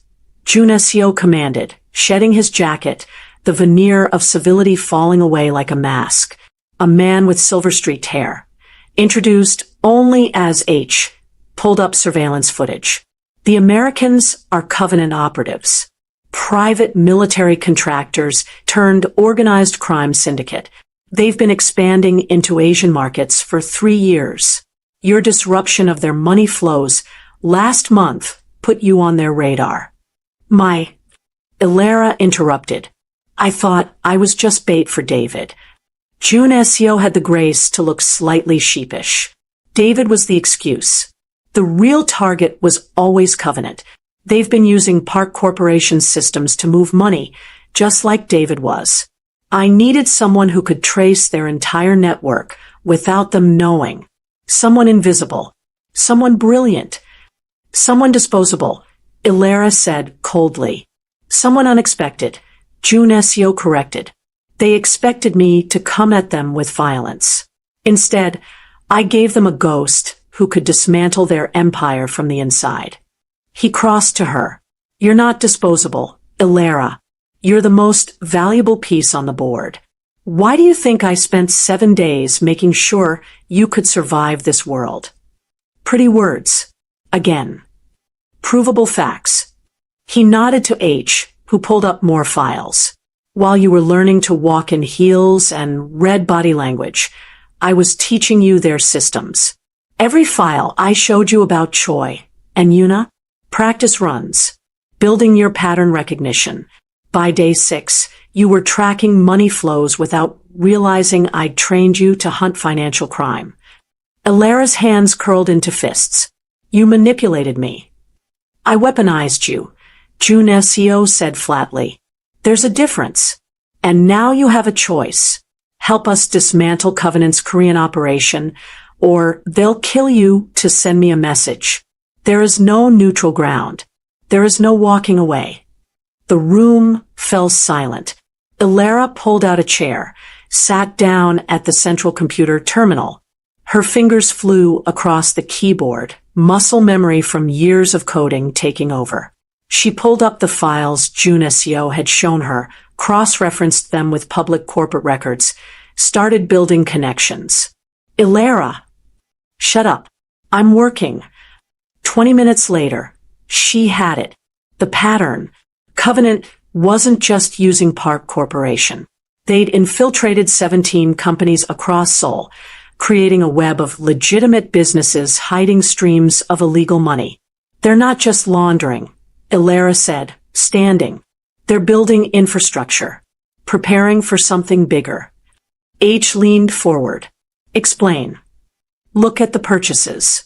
Commercial real estate, shipping companies, tech firms specializing in facial recognition. They're not here to make money. They're here to control Seoul. She turned to Junesio. What aren't you telling me? Why Seoul? Why now? Junesio exchanged glances with H. Some silent conversation Ilera couldn't read. Korea's about to host the Asian Economic Summit. H said, finally. 40 heads of state. Trillions of dollars in trade agreements. If Covenant controls the infrastructure, the buildings, the security systems, the transportation. They control the leverage. Ilera finished. They can blackmail, extort, or assassinate anyone they want. Jesus Christ. Now you understand, Junesio said quietly. This isn't about me, or you, or even David. This is about stopping someone from turning Seoul into their personal puppet show. Ilera sat down hard. This was insane. 7 days ago, she'd been scrubbing floors.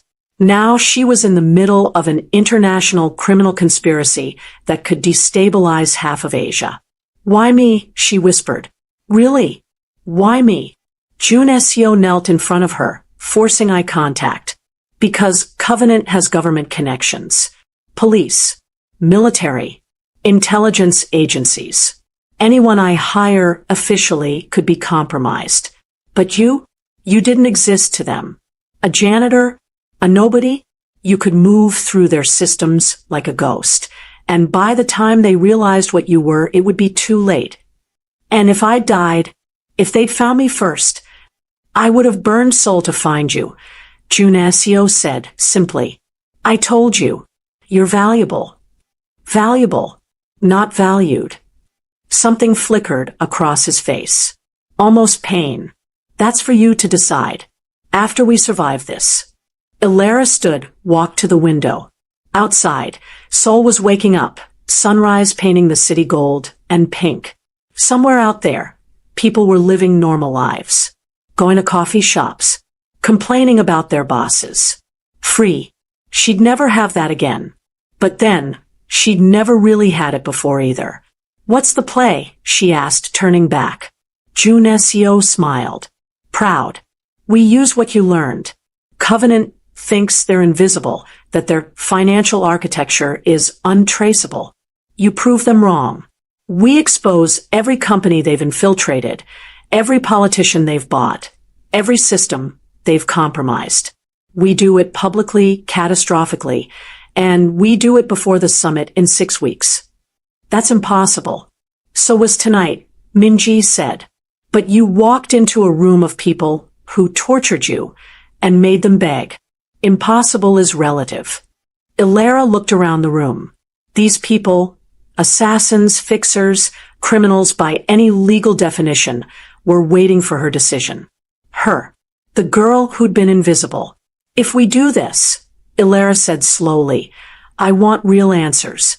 No more manipulation. No more need to know bullshit. I want full transparency. Agreed, Junesio said. And after, if we survive, then you decide. Stay and build this empire with me. Or walk away with enough money and protection to disappear anywhere in the world. Your choice. But it has to be your choice. Ilera thought about Yuna's face tonight. The fear, the recognition, the delicious, terrible moment when the beast finally bit back. She thought about the power thrumming through her veins. The way silence had become her weapon. The way intelligence felt better than any beauty ever could. She thought about who she'd been 7 days ago. And who she'd become. I have conditions, she said. Name them. First, I want equity. Real ownership in whatever we're building. Not a salary. Partnership. Junesio nodded. Done. Second, we don't just take down Covenant. We dismantle the entire system that let David and people like him thrive. No more corporate bullies destroying lives for profit. We rebuild it better. Ambitious. I like it. Third, Ilera crossed to stand directly in front of Junesio. You tell me the truth. Right now. Did you know where I'd be that night? In that alley, the room held its breath. Jun Seo held her gaze. Yes. Did you get shot on purpose? The bullet was real. The location was chosen. He didn't flinch. I needed someone desperate enough to save a dying stranger. Someone the world had broken enough that they'd burn it down for a chance at revenge. And I needed to know if you were brave enough to act when it mattered. So everything after that moment was real. Jun Seo interrupted. The training, the transformation, the way you exceeded every expectation I had. That was all you, Ilara. I gave you matches. You chose to burn down the house. Ilara should have been furious. Should have walked away. Should have. But she'd known, hadn't she? Deep down. Known it was too convenient. Too perfect. And she'd chosen it anyway. If you ever lie to me again, she said quietly, I'll destroy you the same way I destroyed them tonight. Are we clear? Crystal. She extended her hand. Then let's build an empire. Jun Seo took it, his grip firm, his smile genuine. Welcome to the real game. As the team erupted into motion, pulling up files, making calls, planning their war, Ilara returned to the terminal. Her reflection stared back from the dark screen. She barely recognized herself. 7 days ago, she'd been the beast of the 42nd floor. Broken. Invisible. Prey. Now she was something else entirely. The door burst open. One of Jun Seo's scouts, breathless. Sir, Covenant just moved.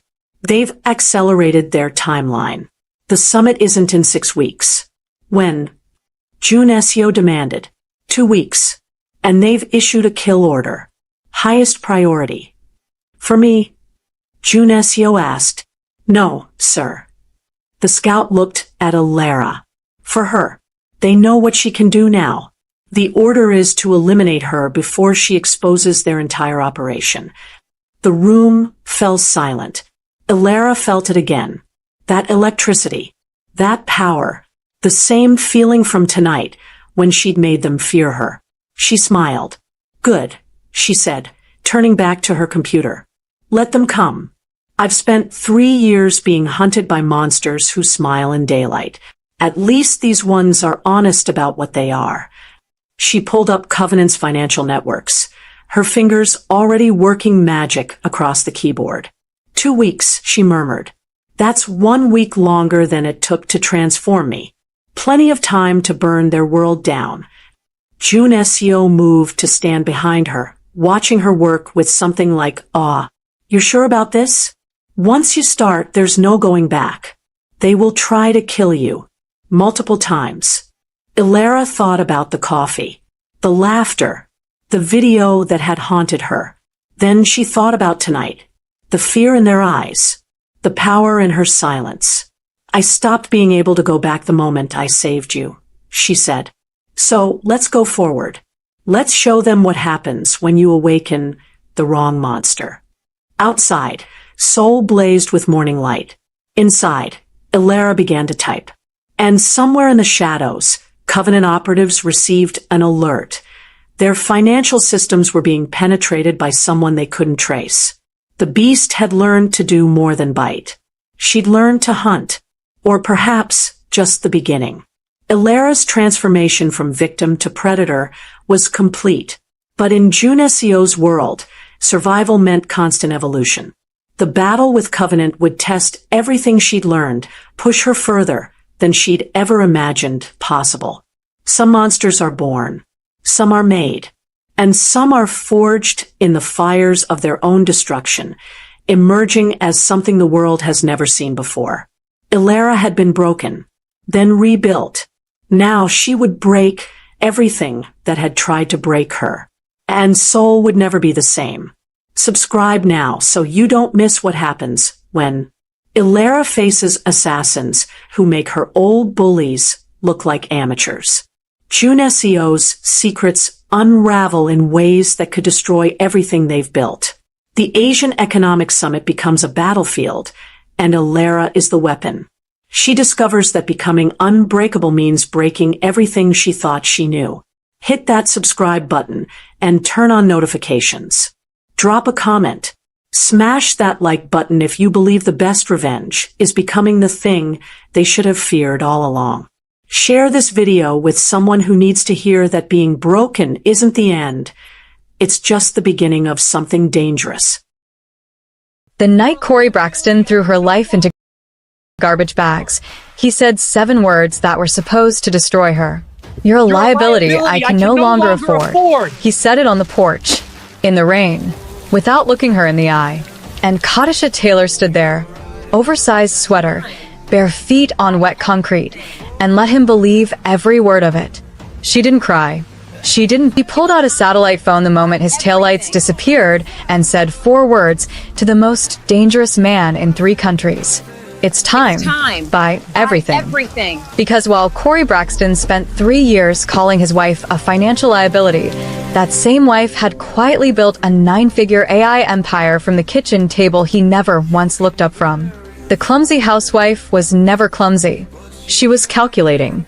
Here's what psychology calls it: strategic self-concealment, the deliberate suppression of one's capabilities to manage the emotional fragility of those around you.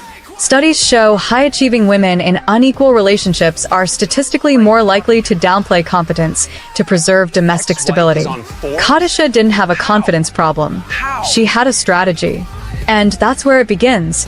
A woman the world wrote off, a man the world doesn't fully know, and an empire being built in the dark while everyone else is still arguing about who's the liability. If you've ever had to make yourself smaller so someone else could feel bigger, this one's for you.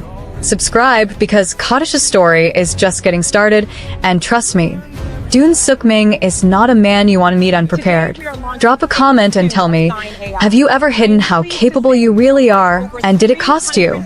Or did it save you? And where in the world are you watching from right now? In bed when you should be asleep? On your commute pretending to check emails? At work with one earbud in? Wherever you are, I see you. Tell me below. This video is going to be a banger, guys. Don't forget to subscribe and tell me what you think. The garbage bags were hefty brand, extra strength, the kind engineered to hold weight without splitting. Kadisha noticed that detail as the 3rd one landed in the driveway puddle because that was the thing about her mind. It never stopped cataloging, never stopped measuring. Even now, standing barefoot on the porch while her marriage was thrown out in 39-gallon increments, some quiet part of her brain was still working. Corey didn't look at her when he spoke. He addressed the rain, the driveway, the air somewhere above her left shoulder. The way men do when they've already rehearsed the conversation and don't want interference from the actual person. You're a drain, Kadisha. He set down another bag with the careful deliberateness of a man who wanted to seem calm. I need a woman who matches my trajectory, not a liability who can't even balance a checkbook. She had built a checkbook he couldn't read if she handed him the key. But she said nothing. She had spent 3 years perfecting that silence, the soft, accommodating quiet of a woman who bumped into door frames and forgot where she put her keys and laughed at herself before anyone else could. She had constructed that persona the way you construct a firewall, deliberately. Layer by layer. Because Corey Braxton was the kind of man who became dangerous when he felt outpaced, and Kadisha had learned early that the safest place to build an empire was somewhere he wasn't looking. He was never looking at her. That was always the plan. Cynthia understands ambition, he said, finally making eye contact, which meant he'd reached the part of the script where he needed her to react. She's building something. He gestured at her, at the oversized sweater, the bare feet, the woman-shaped inconvenience blocking his new beginning. You're comfortable. And comfortable stops being cute at 29. Kadisha pulled her sleeves over her hands. A habit she'd manufactured 3 years ago, the anxious gesture of a woman not quite holding herself together. Okay, Corey, she said softly. He blinked. He had wanted tears. Maybe a throne mug. Something that would let him leave feeling righteous rather than just small. Okay, he repeated, tasting the word like it had gone bad. I hope Cynthia makes you happy. He left. She watched his taillights blur red in the rain and waited, counted to 11, the exact number of seconds it took for his car to clear the corner, and then she walked inside, went to the kitchen, opened the cabinet above the refrigerator, and retrieved the satellite phone she had taped behind the seldom-used fondue set 3 years ago. It rang once. Clark. Her voice had changed entirely. No softness. No apology. Just precision. Trigger the acquisition. Full margin. I want his board notified before he reaches Cynthia's building. A pause. Then a voice, low, unhurried, accented in a way that suggested English was a language he'd chosen rather than inherited. It's already done. It was done the moment he filed the separation papers. Kadisha set the phone on the counter and looked around the kitchen. At the scuffed baseboards she'd never fixed. At the second-hand breakfast stools. At the carefully curated life of a woman going nowhere. She had 48 hours before the world found out who she was. She intended to spend the first 12 sleeping, properly, deeply for the first time in 3 years, and the remaining 36 making sure that when Corey Braxton eventually Googled her name, the results would require a moment to sit down first. She pulled the sleeves back down over her wrists. Old habit. She'd have to unlearn it now. The alarm didn't wake her. She was already awake at 4:47 a.m., which was not unusual. What was unusual was that for the first time in 38 months, she didn't have to pretend to still be asleep when Corey's side of the bed shifted. She stretched the full width of the mattress and lay there a moment, cataloging the silence. Then she got up and went to work. Her real work. The kitchen transformed in under 4 minutes. The breakfast stools pushed aside, the butcher block island cleared, 3 monitors unfolding from the cabinet that Corey had always assumed held the KitchenAid attachments he'd asked her to organize. He had never once opened to himself. Men like Corey outsourced the domestic choreography and then forgot the set existed. The screens populated with the overnight data from 9AI's Singapore cluster, performance metrics, acquisition alerts, a flag from legal marked urgent that turned out to be anything but. Kadisha moved through the dashboard with the fluency of someone who had written half its architecture personally, fingers cross-referencing 3 windows at once while the coffee brewed behind her. 9AI had begun as a grief project. Her father, Dr. Emmanuel Taylor, had spent the last 11 years of his life building a predictive financial modeling system he believed could restructure how developing economies managed sovereign debt. He died before the patent cleared. Kadisha was 22, 2 semesters from her MIT graduation, and in possession of 3 hard drives, an incomplete codebase, and the institutional knowledge that the people who'd funded her father's research were already maneuvering to claim it.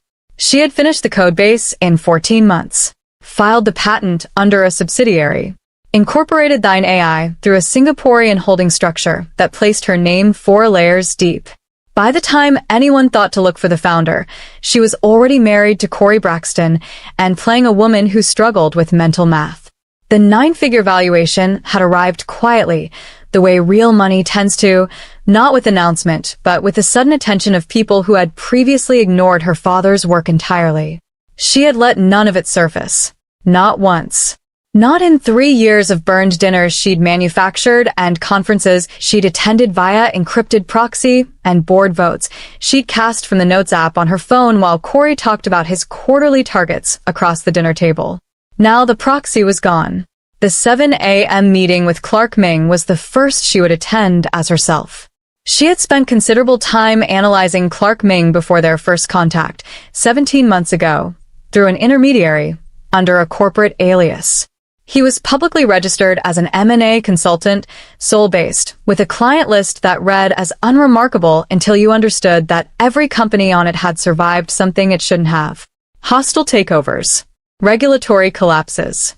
2 that had quietly escaped criminal investigation with their core assets fully intact. He was extraordinarily good at protecting things. What the public record didn't show, what had taken Kadisha 4 months of forensic financial mapping to surface, was the lattice of shell entities beneath the consulting firm. The pattern was elegant, deliberate, the signature of someone who understood that the most dangerous position is the one nobody's watching. She recognized it because it looked like her own. At 6:58 a.m., her encrypted line lit up. She accepted the call before the second pulse. "You slept," Clark said. It wasn't a question. He had a way of stating observations that made them feel like intelligence reports. For the first time in 3 years, she confirmed. A brief pause. How does it feel? She looked at the monitors. At her father's algorithm running live, moving capital across 4 continents in the time it took her to answer. Like the opening of something, she said. Good. His voice carried nothing she could easily name, not warmth exactly, but a kind of attention that felt different from every room she'd ever been in. Then let's begin. The meeting was held in a building that didn't appear on any public registry. Not because it was hidden, it was 41 floors of glass and steel in the middle of the financial district, visible from the highway, but because the holding company that owned it existed inside a legal structure so deliberately layered that most regulatory bodies simply gave up trying to trace it to a human being. Kadisha had traced it in 11 days. She'd done it as a proof of concept, the way other people do crosswords. Clark Ming was already seated when she arrived. Dark suit, no tie, the kind of stillness that didn't come from patience but from discipline, the trained composure of a man who had learned that the room always watched the person who moved least. He stood when she entered. Not performatively, just as a fact. Kadisha Taylor, he said. And then, after a precise pause, or would you prefer the name on the Thine AI incorporation documents? Kadisha is fine. She sat across from him. You did your homework. I did yours too. He slid a folder across the table. Corey Braxton's firm has 17 creditors he hasn't disclosed to his board.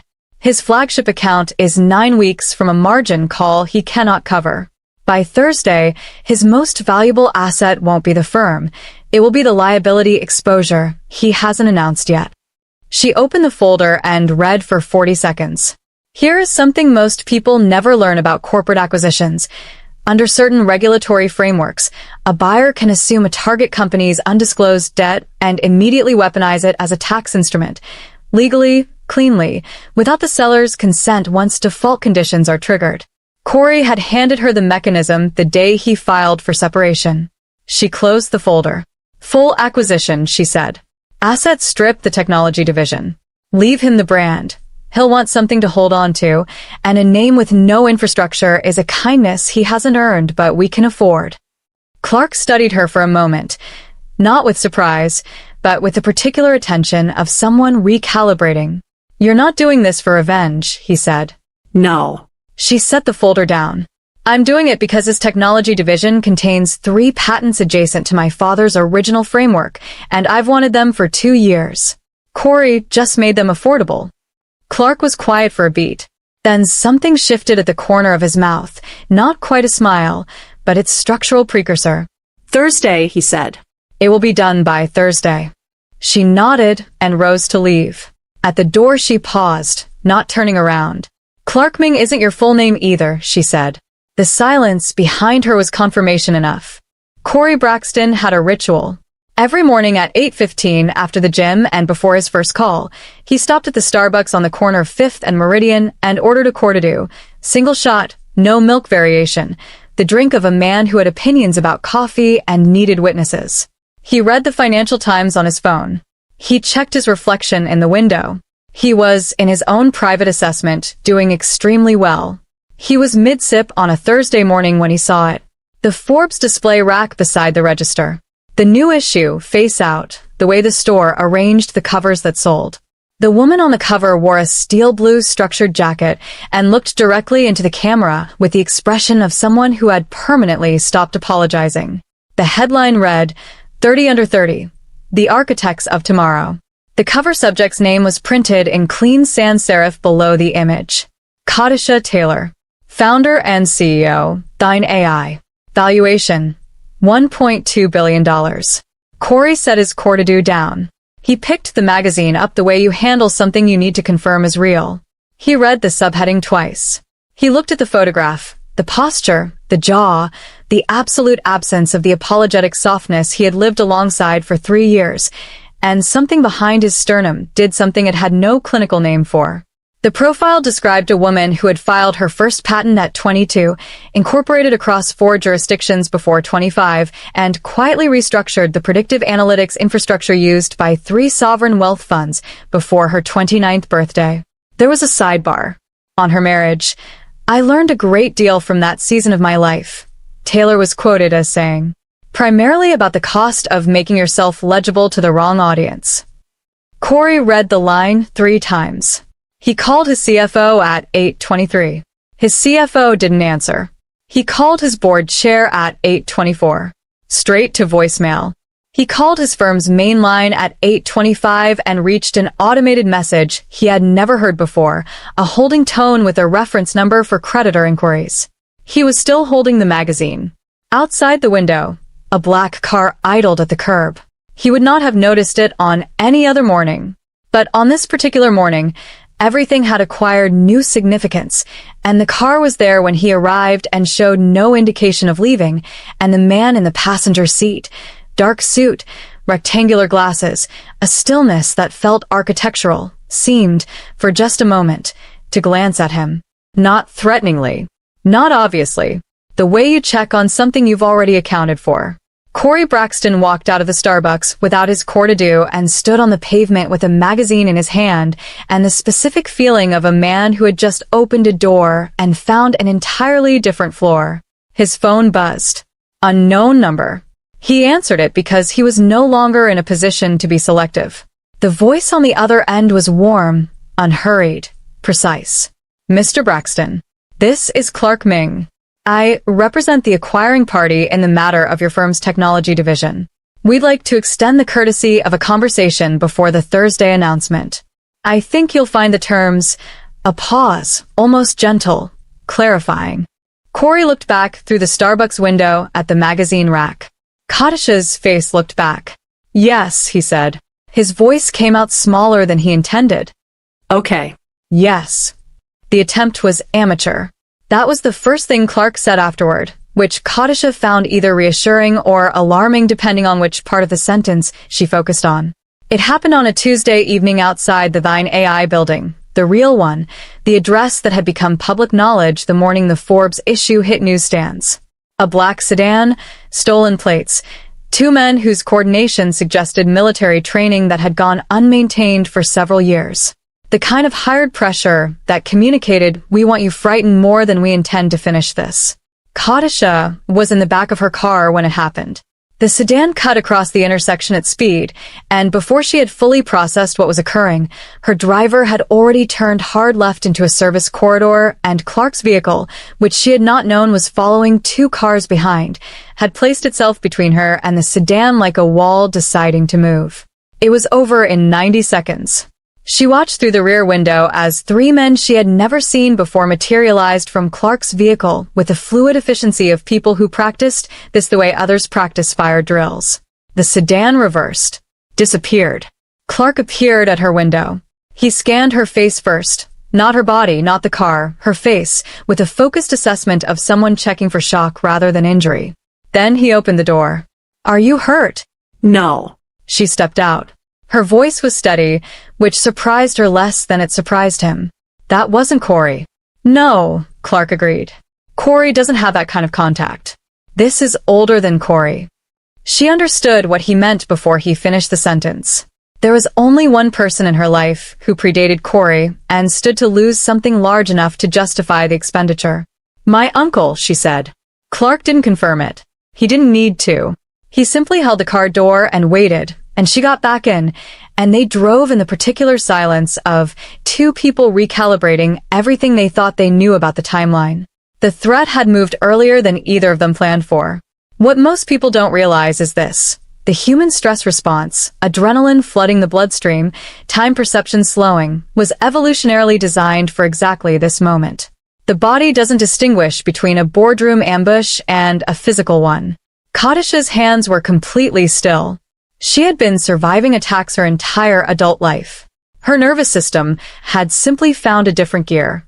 In the car, she opened her laptop. "I need everything you have on his movement patterns from the last 30 days, she said. Clark, seated beside her for the first time rather than across a table, glanced at the screen. Then at her. "You're not going to take a moment." "I am taking a moment," she said. "This is what my moments look like." He was quiet for 3 seconds. Then he pulled out his own phone and made a call in Korean, low and rapid, and whatever he said on the other end rearranged something. She could tell by the quality of the silence when he hung up. "You'll have it within the hour," he said. She nodded and kept working. Outside, the city moved past the windows, indifferent and bright, and somewhere in it her uncle was waiting to find out if the first attempt had landed. It hadn't. He would need to think about that. Let me be honest with you. Stories like this one don't come around often. The kind that sit with you. The kind you think about on your commute and can't shake before bed. If this is your kind of storytelling, subscribe right now and tell me in the comments where you're watching from and what broke you open the most. I read everything. I replied to more than you'd think. The files arrived in 53 minutes. Kadisha read them at the kitchen island, her real kitchen now, the monitors up, the KitchenAid cabinet open, while Clark sat on one of the breakfast stools she had never expected anyone she trusted to sit on. He had taken his jacket off. She wasn't sure why that registered, but it did. Her uncle, Gerald Taylor, had been managing the Taylor estate since her father's death. It was a role he had assumed with the practiced grief of a man who had been waiting for the vacancy. He had restructured the estate's holdings twice in 7 years, each time moving assets incrementally further from Kadisha's access. She had let him. She had been busy building something he didn't know existed, and the best surveillance is the kind the subject is funding themselves. What the files showed now was a financial relationship between Gerald Taylor and a shell entity linked to Corey Braxton's technology division, specifically to the 3 patents Kadisha had just acquired. They had been coordinating for at least 18 months. Corey hadn't known he was a pawn. That much was evident from his behavior. The genuine shock in his voice on the phone with Clark, the unscripted panic of a man encountering consequences he didn't architect. He had been given enough access to feel like a partner without ever being told the actual shape of the plan. Gerald, on the other hand, had known everything. He had known about Thine AI for 11 months. He had known about her father's original framework, the patents, the Singapore structure. He had spent 11 months quietly selling that intelligence to people positioned to use it, and doing so under the legal cover of estate management, which in most jurisdictions is nearly impossible to prosecute without the kind of forensic paper trail that takes years to assemble. Here is what those people were counting on. The average financial crimes investigation takes 22 months to produce an indictable charge. Gerald had an 18-month head start. Kadisha had the evidence already built. She had been building it since month 3. She set the file down. Clark was watching her. Not the screen, her. In the 6 weeks since their first meeting he had developed, she noticed the habit of reading her face the way other people read documents, carefully, without rushing, as if the information there was worth getting right. "He killed my father," she said. It was the first time she had said it out loud to another person. She had known it for 2 years. The inconsistency in the timeline, the hard drive that had been accessed 4 days before her father's cardiac event, the insurance restructuring Gerald had initiated 72 hours after the funeral. She had known. She had filed it in the part of herself that could not afford to be emotional about it yet. The kitchen was very quiet. Clark set his phone face down on the island. It was a small gesture and a significant one, the deliberate removal of everything else from his attention. "Tell me," he said. So she did. For the first time. All of it, her father's last year, the hard drives, the patent timeline, the things she had never told Corey because Corey would have found a way to make it about himself. Clark listened the way he did everything else. Completely. When she finished, he didn't offer condolence or strategy. He said nothing for a long moment. Then he reached across the island and placed his hand over hers, not grasping, not directing, just present. The weight of someone choosing to stay inside a difficult room rather than manage it from the doorway. It was the most honest thing anyone had done in her vicinity in 3 years. Outside, the city hummed. Somewhere across it, Gerald Taylor was making his next move, unaware that the woman he had underestimated for a decade was sitting in a kitchen with a man who had spent his life protecting things that mattered, and that she had finally, for the first time, let someone in far enough to help her finish this. The board meeting was Gerald Taylor's idea. He had requested it through formal channels, a beneficiary review, entirely within his rights as a state executor, framed in the dry procedural language of a man who believed he was still controlling the tempo. He wanted Kadisha in a room, wanted witnesses to whatever he was about to do, wanted the legitimacy of a table and a quorum and Robert's rules of order wrapped around what was, at its core, an attempt to bury her the same way he had buried her father. She arrived early. Clark was not in the room. That was intentional. Gerald came in at 2 minutes past the hour. Another power move, the minor lateness of a man who needed the room to notice his entrance. He was 61, broad-shouldered, with her father's jaw and none of her father's character. He kissed her on the cheek. She let him. "You look well," he said. "All this publicity suits you." "Thank you, Uncle Gerald." He sat. The estate attorney sat. 2 board members Kadisha had already quietly replaced with her own appointment sat and said nothing, because they had been briefed and because they understood that the most important thing they could do in this room was be still. Gerald opened his portfolio. He had prepared documents, a challenge to the Singapore Incorporation on the grounds of undisclosed conflict of interest, a counterclaim to the patent acquisition routed through the estate's legacy holdings, and a motion to place Thine AI's governance under temporary conservatorship pending review. It was sophisticated. It had clearly taken months. And it would have worked. It was designed to work against the version of Kadisha he thought he was fighting. She let him present all of it. Every page. Every careful argument. She sat with her hands folded and her face arranged in the attentive expression she had perfected over years of being underestimated, and she let him build the entire architecture of his plan inside the room before she said a single word. When he finished, he looked at her with something she recognized as pity. The specific pity of someone who believes they are about to win. "I know this is difficult," he said, "but your father would have wanted the legacy protected." "He would have," Kadisha agreed. "From exactly this." She opened her own portfolio. The first document was a forensic audit commissioned 14 months ago by a regulatory body Gerald had not known she had access to, a body she had quietly assisted with 3 unrelated investigations in exchange for a formal inquiry into the Taylor estate. The audit covered 6 years of asset movement. It was 112 pages and it was, in the language of the lead investigator summary, unambiguous. Gerald's hands stopped moving. The second document was a telecommunications record. Calls between Gerald's personal line and a private security contractor, the same contractor whose employees had driven a stolen sedan into her intersection on a Tuesday evening 3 weeks ago. The third document she did not place on the table. She simply described it. "I have my father's hard drive," she said. "The one you accessed on the 14th. For days before he died." She kept her voice level, not cold, not performative. Just accurate. The access log is time-stamped. The files that were opened correspond exactly to the patent framework Gerald later attempted to assign to a third party through the estate restructuring. She paused.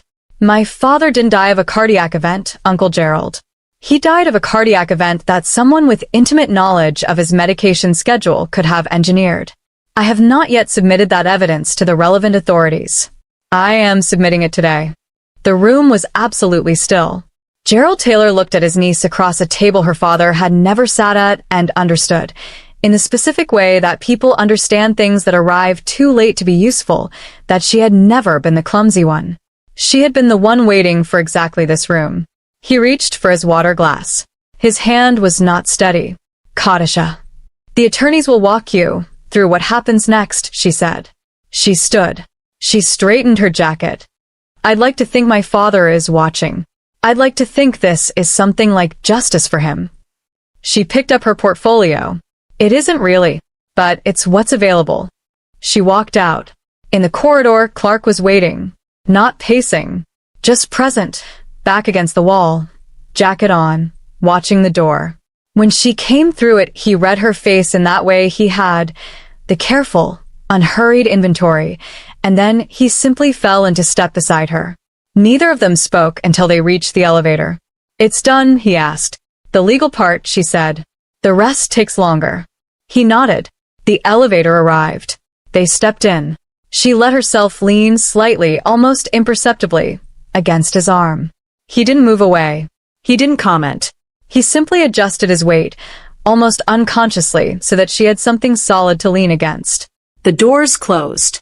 Every great story deserves a great audience. You've proven you're exactly that. Now make it official. Subscribe, hit the notification bell, and join the community that shows up for every release, every chapter, every story that the algorithm wasn't brave enough to recommend. We found each other anyway. Subscribe, and make sure we find you next time too. The Thine AI annual gala was held on the 41st floor. 1,200 people. 400 of them knew exactly who Kadisha Taylor was. The remaining 800 were finding out in real time, which was by design, the point. The room was all dark glass and low amber light, and the specific energy of an industry realizing it had been misreading something significant for a very long time. Kadisha wore black. Not the defensive black of someone trying to disappear, but the deliberate black of a woman who had decided the room's color palette was hers to set. She moved through it the way she had learned to move through everything, seeing more than she showed, filing more than she said. Clark was across the room. Also by design. They had agreed, 2 nights ago over takeout containers and acquisition briefs, that the evening would require them to operate separately for at least the first hour. He needed to be visible in his public capacity. She needed to take the stage alone. There were things this room needed to see her do, without anyone standing beside her. She was 40 minutes into the evening when she felt the shift. It wasn't anything she could have articulated precisely, a change in the room's temperature, a current beneath the ambient noise of 1,200 people networking. She had grown up reading rooms the way her father had taught her, not the words, not even the faces, but the movement patterns. Who was moving toward the exits? Who had stopped moving entirely? She found Corey first. He was near the back bar, dressed well, performing confidence with the slightly too loud laughter of a man who had not been invited and had come anyway on the theory that presence equals leverage. He had nothing left to leverage. She suspected he was here because Gerald had told him to be a distraction, a visible antagonist to draw her attention to the wrong part of the room. She didn't look at him long enough for him to notice. She'd looked at all. She found Gerald's associate next, a man she recognized from the telecommunications record, standing near the northeast corridor with the careful casualness of someone waiting for a signal. She touched the earpiece she was wearing and said, quietly, one word. Now. What happened next took 4 minutes, and was later described by 3 separate journalists, each of whom filed slightly different accounts because they had been standing in different parts of the room, and human perception, under stress, is not a recording device. It is a story the brain constructs from available fragments, which is why eyewitness testimony is wrong approximately 70% of the time, a fact that has overturned hundreds of convictions worldwide. What they all agreed on, the screens came on. Every screen in the room, the presentation displays, the ambient architectural panels, the LED columns flanking the stage, shifted simultaneously to a single feed. Financial records. Internal communications. A wire transfer sequence that connected Gerald Taylor's estate accounts to the security contractor to a payment made 11 days before Dr. Emmanuel Taylor's death. The room went very quiet. Then Kadisha walked to the stage. She didn't run. She didn't rush. She walked the way she had walked out of every room in the last 3 years, like someone who had already decided what happened next. I started Thine AI to protect my father's work, she said into the microphone. Her voice was clear and even and carried to every corner of the room without effort. Tonight I'd like to introduce you to the people who tried to take it. At the northeast corridor, Clark's security moved. Clean, fast, without theater. The way professionals move when the performance is irrelevant and the outcome is the only thing that matters. The associate reached for something at his jacket. He did not reach it. Corey, near the back bar, attempted to leave and found that the exits had been, very politely, reorganized. Gerald Taylor was not in the room. He had been detained in the lobby 17 minutes earlier by 2 federal investigators who had been waiting, with great patience, for the electronic evidence package to transmit. It had transmitted at 8:02 p.m. Kadisha had sent it at 7:59. She stood at the microphone in front of 1,200 people and let the room absorb what it was seeing. She did not editorialize. She did not perform grief or anger or triumph. She simply stood there, in the deliberate black, in the room that now understood what it was actually looking at, and let the evidence speak with the precision she had always wished she could. At the back of the room, Clark caught her eye across 400 heads. He looked at her the way he always looked at her, like the information there was worth getting right. She turned back to the room. Now, she said, let's talk about what thine AI does next. The federal case against Gerald Taylor moved with the particular efficiency of an investigation that arrives pre-assembled. Kadisha had not simply collected evidence. She had organized it, indexed it, cross-referenced it against 3 separate legal frameworks, and delivered it in a format that reduced the prosecutorial workload to something close to clerical. The lead investigator had called it, in an unguarded moment, the cleanest package he had received in 22 years. He said it the way people say things they don't intend as compliments, but cannot help making sound like one. Gerald was denied bail on the second application. The estate was frozen. The shell entities collapsed in sequence like dominoes that had been waiting patiently for someone to touch the first one. Corey Braxton was not charged. There was insufficient evidence of criminal intent. He had been used competently and without his knowledge, and the law drew a distinction between a fool and a conspirator that Kadisha found professionally unsatisfying but ultimately correct. He had lost the firm, lost the patents, lost the narrative he had built around himself like a load-bearing wall. The last she heard, he was consulting, the specific kind of consulting that people do when they need a title and have run out of substance to put behind it. She did not think about him often. When she did, it was without heat. She was thinking about him now only because his name appeared in the audit she was reviewing, a final reconciliation of every account, every entity, every thread she had woven across 7 years of building in the dark. It was a document she had always planned to produce. A private one, never for publication, the complete record of everything she had done, in sequence, so that she could see the whole shape of it from beginning to end. Here is something extraordinary about human memory. The brain does not store experiences like files in a cabinet. It reconstructs them every time, partially from fragments and inference, which means the act of remembering literally rewrites the memory in small ways each time. Every time Kadisha had revisited her father's last year, she had been changing it slightly. The audit was her attempt to fix the facts before the reconstruction went too far. She was at the island. 3 monitors. Coffee that had gone cold an hour ago. The apartment was quiet in the way it had become quietly over the past 2 months. Not the silence of absence, but the silence of someone else's presence having become ordinary enough to recede into comfort. Clark came in from the other room without announcing himself, which he had started doing approximately 6 weeks ago, and which she had started finding natural approximately 5 weeks and 4 days ago. He looked at the monitors, at the cold coffee, at the particular quality of her stillness that he had learned to read as something between resolution and grief. He poured the cold coffee out and made new coffee without comment. She watched him do it. "I want to show you something," she said. He brought both cups to the island and stood beside her, beside, not across, which was where he always stood now, and looked at the screen she was indicating. It was a transaction record, the earliest one in the audit, dated 9 years ago, 18 months before she met Corey, 3 months after her father died. A payment from an anonymous holding entity, one she had spent 4 years tracing, into a private account she had only identified 8 months ago. The account belonged to Clark Ming, not Dun Suk Ming, not any of the entities beneath the consulting firm. Clark Ming, the name on his earliest documentation, the name he had used before the layers, before the structure. A payment made 9 years ago for service she had only recently understood the shape of. She turned to look at him. He was already looking at her. He had, she understood now, been waiting for this moment since approximately their 3rd meeting.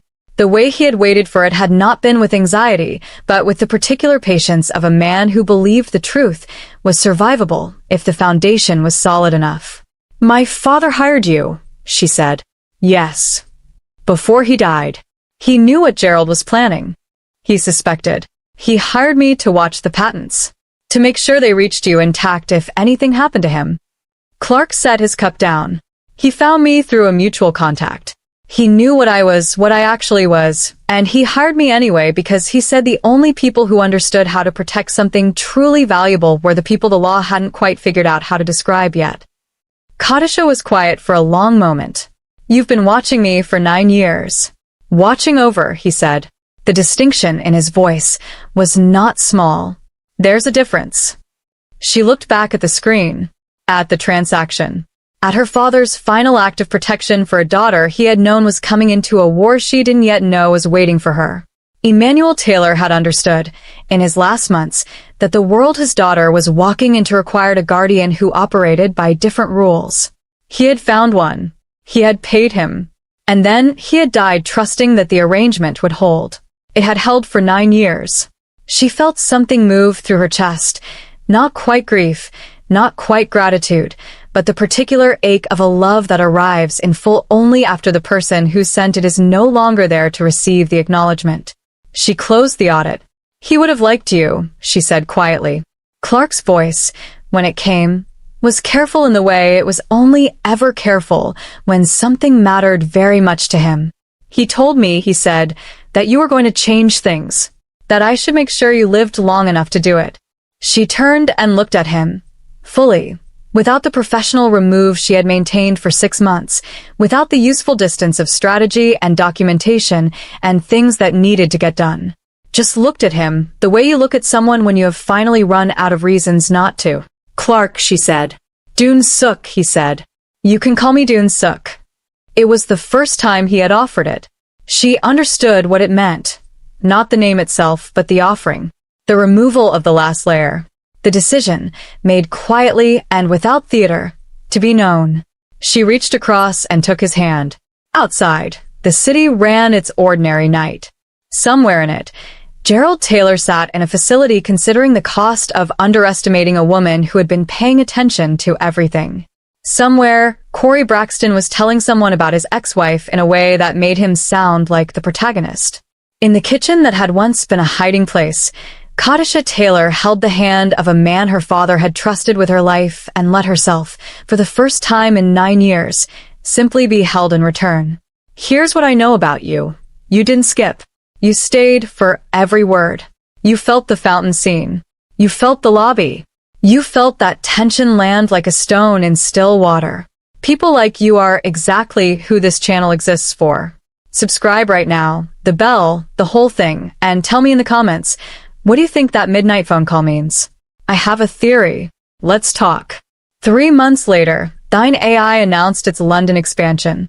The press release was 6 paragraphs. Clean, factual, the kind of corporate language that communicated scale without requiring superlatives. The Financial Times ran it front page. 3 sovereign wealth funds issued statements of continued partnership. The Forbes team called for a follow-up profile. Kadisha's communications director, who was excellent and had been with her since Singapore, handled all of it with the calm competence of someone who had learned, by proximity, that drama was a resource to be managed rather than performed. Kadisha read the coverage from 30,000 feet. The Thine AI jet was new, not ostentatiously new, but functionally new, the kind of aircraft that said we have arrived at a scale where this is practical rather than we would like you to know we can afford this. She had chosen it with the same criteria she applied to everything. What does this need to do, and what is the most precise instrument for doing it? Doon Suk was across the aisle reading. He read the way he did everything, with complete attention and no performance of it. She had learned, in 3 months of this, that he was the same person in every room. The same stillness in a boardroom and in her kitchen and in the back of a car, and now here, at altitude, with his jacket off and his reading glasses on, which she had not known about until 6 weeks ago, and which had recalibrated something in her chest that she was still adjusting to. She watched him for a moment. He looked up, because he always knew when she was watching, which she had stopped finding unsettling and started finding simply true, a fact about him, like the reading glasses, like the way he made coffee without being asked. You're thinking about the London office, he said. I'm thinking about my father, she said. He had a conference there once. A sovereign debt symposium. He came back with a terrible photograph of himself in front of Big Ben and put it on his desk and refused to acknowledge it was terrible. Doon Suk smiled. It was a complete smile. Not the structural precursor she had catalogued in their first meeting, but the real thing, the one she had earned access to slowly, over months of dinners and evidence packages and late nights at the island, and one conversation about her father that had lasted until 4 in the morning and changed the geography of everything. "We can take a terrible photograph," he said, "in front of Big Ben." "We absolutely will not." "We will. I'll make sure of it." She laughed. It came out easily, which was the thing she noticed most, how easy things had become that she had forgotten were supposed to be easy. Laughter. Stillness. The specific comfort of being in a room with someone who is not waiting for you to be smaller. Below them, somewhere beneath cloud cover, was the city she had rebuilt herself in. Above them was London. Between those 2 points was the entire arc of the last year. The garbage bags in the rain, the satellite phone, the Forbes cover, the gala, the audit, her father's name finally attached to the justice it deserved. She thought about the dead man's switch she had installed in Corey's servers, still sitting dormant in a decommission partition, technically hers now since the acquisition. She had considered removing it, decided against it. Some things were worth keeping as monuments to what precision looked like when it was patient. She thought about Gerald Taylor, whose trial date had been set for April and who had, through his attorneys, attempted to request a meeting with her. She had not responded.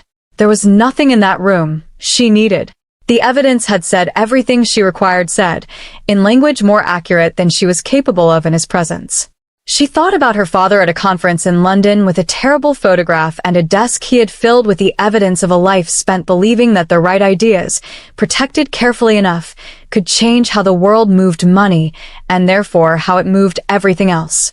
She had protected the ideas. She had changed how the money moved. She was going to London to change the rest. Doon Suk reached across the aisle without looking up from his book and placed his hand over hers. The same gesture, the same weight, as the first time. The unhurried presence of someone who had decided, 9 years ago on behalf of her father, and again on his own behalf 6 months ago, that she was worth staying beside. She turned her hand over and held his. Below them, the clouds shifted.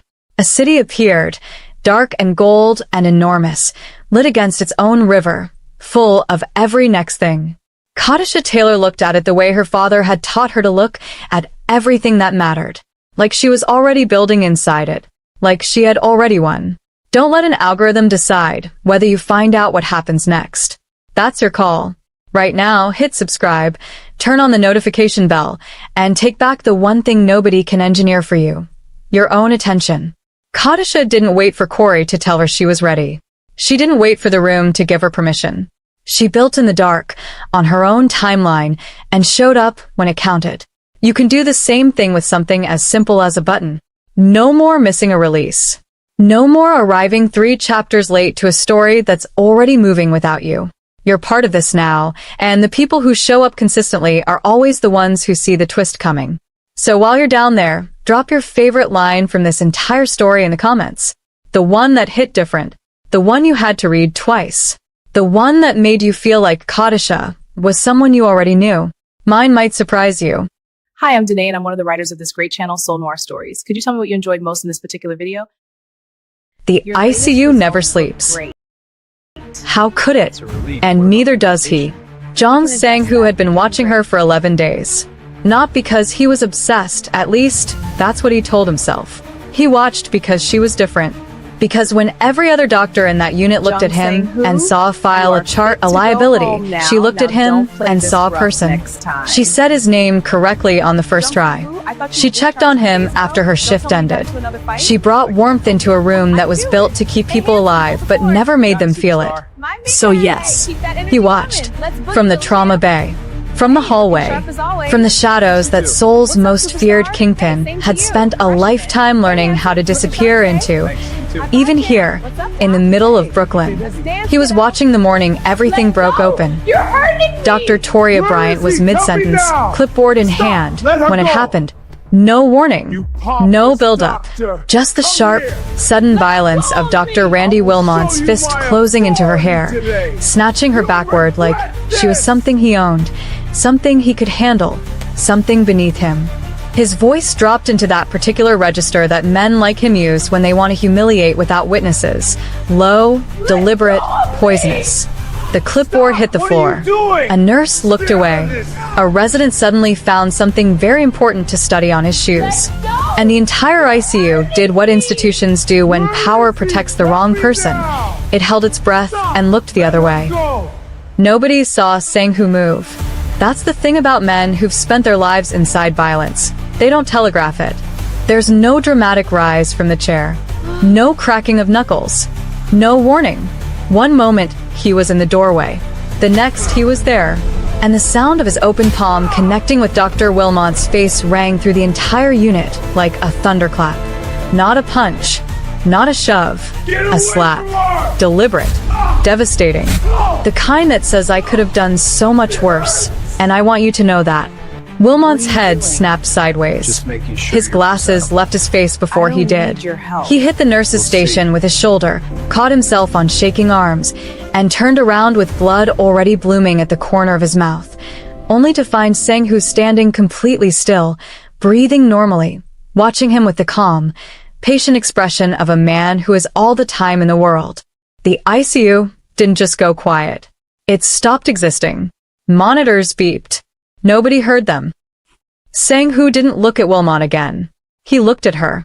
At Toria, who stood frozen, one hand instinctively raised to the hair that had just been released, eyes wide, chest rising and falling too fast, staring at this man she had treated 11 days ago like he was a person and not a monster. He held her gaze for exactly 3 seconds. Then he straightened his jacket, turned, and walked back toward his room like nothing had happened. Like he hadn't just detonated a bomb in the middle of a hospital ward. Like the most powerful, most feared, most untouchable man in all of Seoul hadn't just made an impulsive decision that was going to cost him, and decided she was worth every single consequence. Behind him, Wilmot was already reaching for his phone. Behind him, 2 nurses were whispering with wide eyes. Behind him, the institution was already preparing its response. And Sang-hoo? Sang-hoo was thinking about the way she said his name on the first day. Like it mattered. Like he mattered. Yeah, worth it. Here's what makes this moment so psychologically loaded. Researchers studying bystander intervention found that when someone finally breaks the silence and acts, even impulsively, it shatters what's called pluralistic ignorance, the collective illusion that everyone else is okay with what's happening. Sang-hoo's slap didn't just offend Toria. It forced an entire room to confront what they chose not to see. This is a story about a room full of people who chose silence, one man who chose chaos, and a woman who has no idea that the most dangerous person in Brooklyn just made her his most important decision. If you're here for the stories where the unbothered finally get bothered, where one impulsive moment unravels into something neither person planned for, where danger looks like protection and protection feels like falling, subscribe because we are nowhere near done. More slow burns, more explosive moments, more men who don't know how to love quietly and women who didn't ask to be chosen, but got chosen anyway. Smash that like button and tell me in the comments. Where are you right now? One earbud in at work? Lying in bed when you should be sleeping? On your commute pretending to check your email? Drop your city and your situation. I want to know exactly who's out here with me tonight.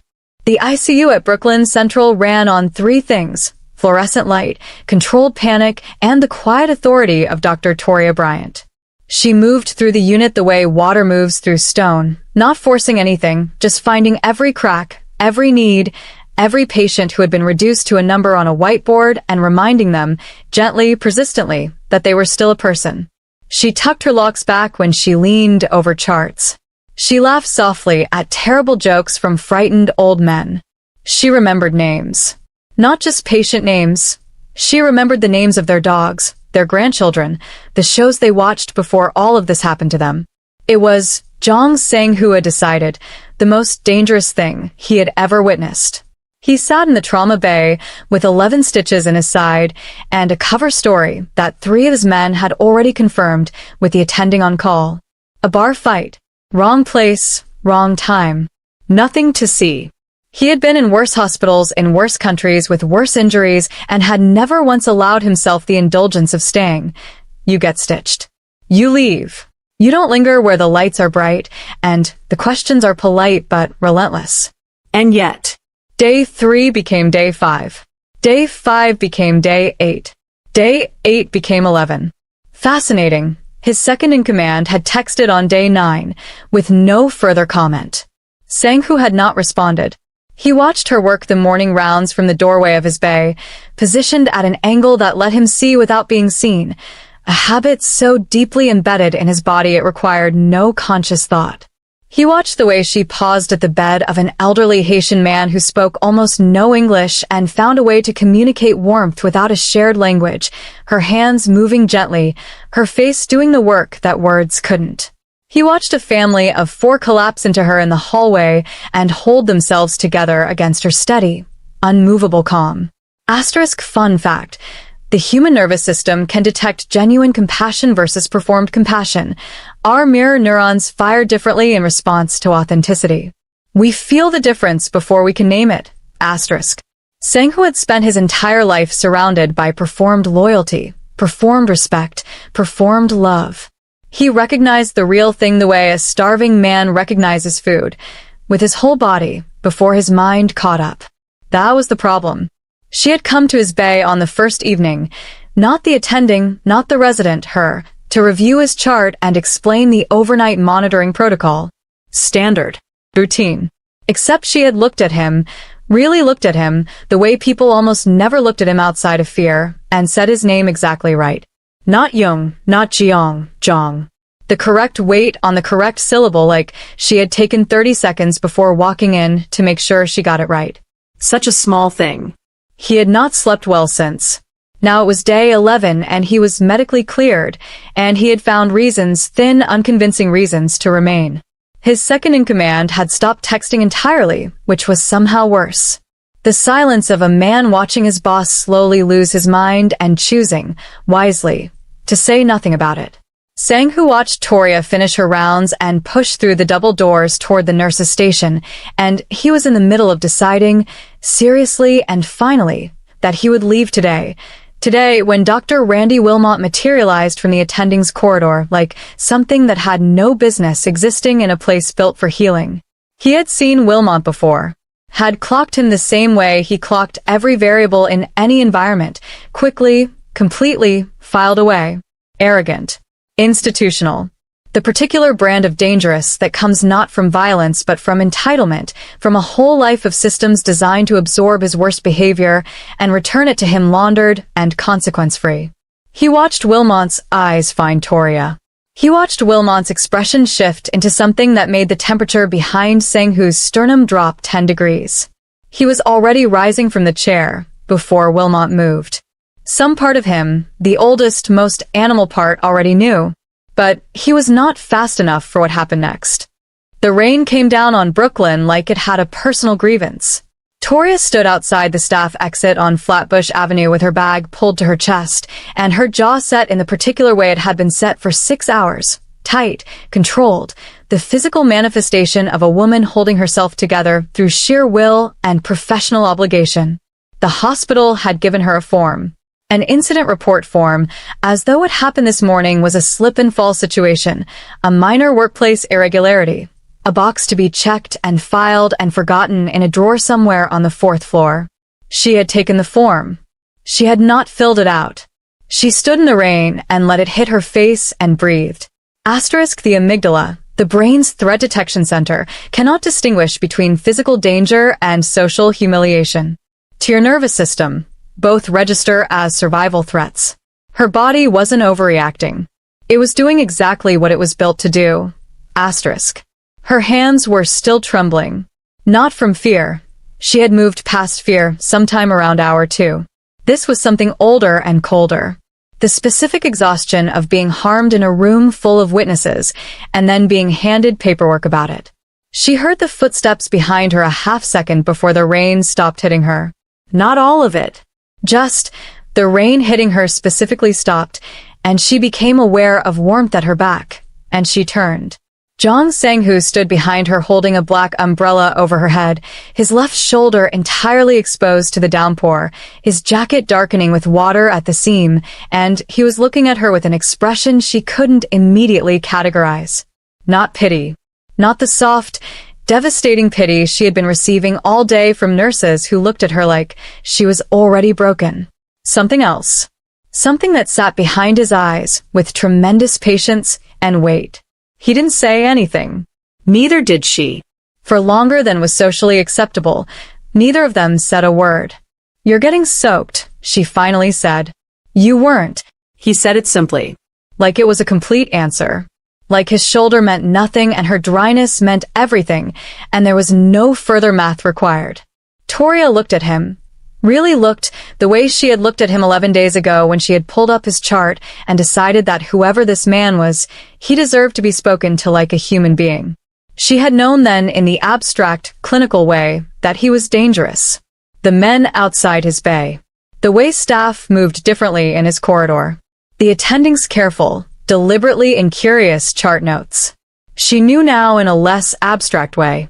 She had watched him cross that ICU this morning in total silence and introduce the flat of his palm to Randy Wilmot's face with a precision that didn't read as rage. It read as decision. That was somehow more frightening. Rage, she understood. Rage was heat and noise and aftermath. What Sang-Hoo had done was cold. Architectural. The violence of a man who had long ago made peace with his own capacity for it. And then he had looked at her, only at her, and walked away. "You're going to have problems," she said. "Because of this morning." "I have many problems," he said. This morning was not one of them. The rain intensified. He didn't shift the umbrella. His shoulder kept taking it. "Why have you still been here?" she asked. "You were cleared 2 days ago."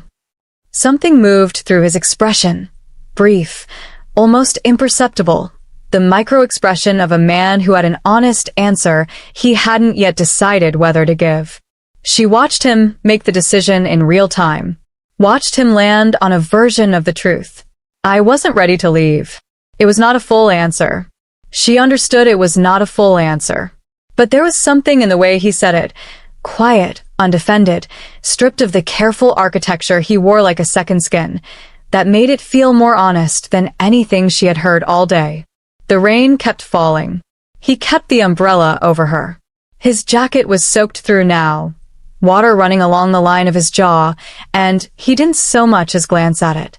Toria looked at this man, this soaking, dangerous, inexplicable man, and felt something shift in her chest that she had absolutely no business feeling on a day like today. She slid slightly to the left, making room under the umbrella. He stepped in without a word. Their shoulders touched. Neither of them moved away. The car was black, unmarked, and idling on a side street off Atlantic Avenue like it had always belonged there, like the city had simply grown up around it and accepted it as permanent. Sang-Hoo held the door open. Not with the performative chivalry of a man trying to impress, with the quiet expectation of a man who had already decided this was happening and was simply waiting for her to agree. There was a difference. Toria had spent enough years navigating the distinction between men who offered and men who assumed to recognize it immediately. She got in anyway.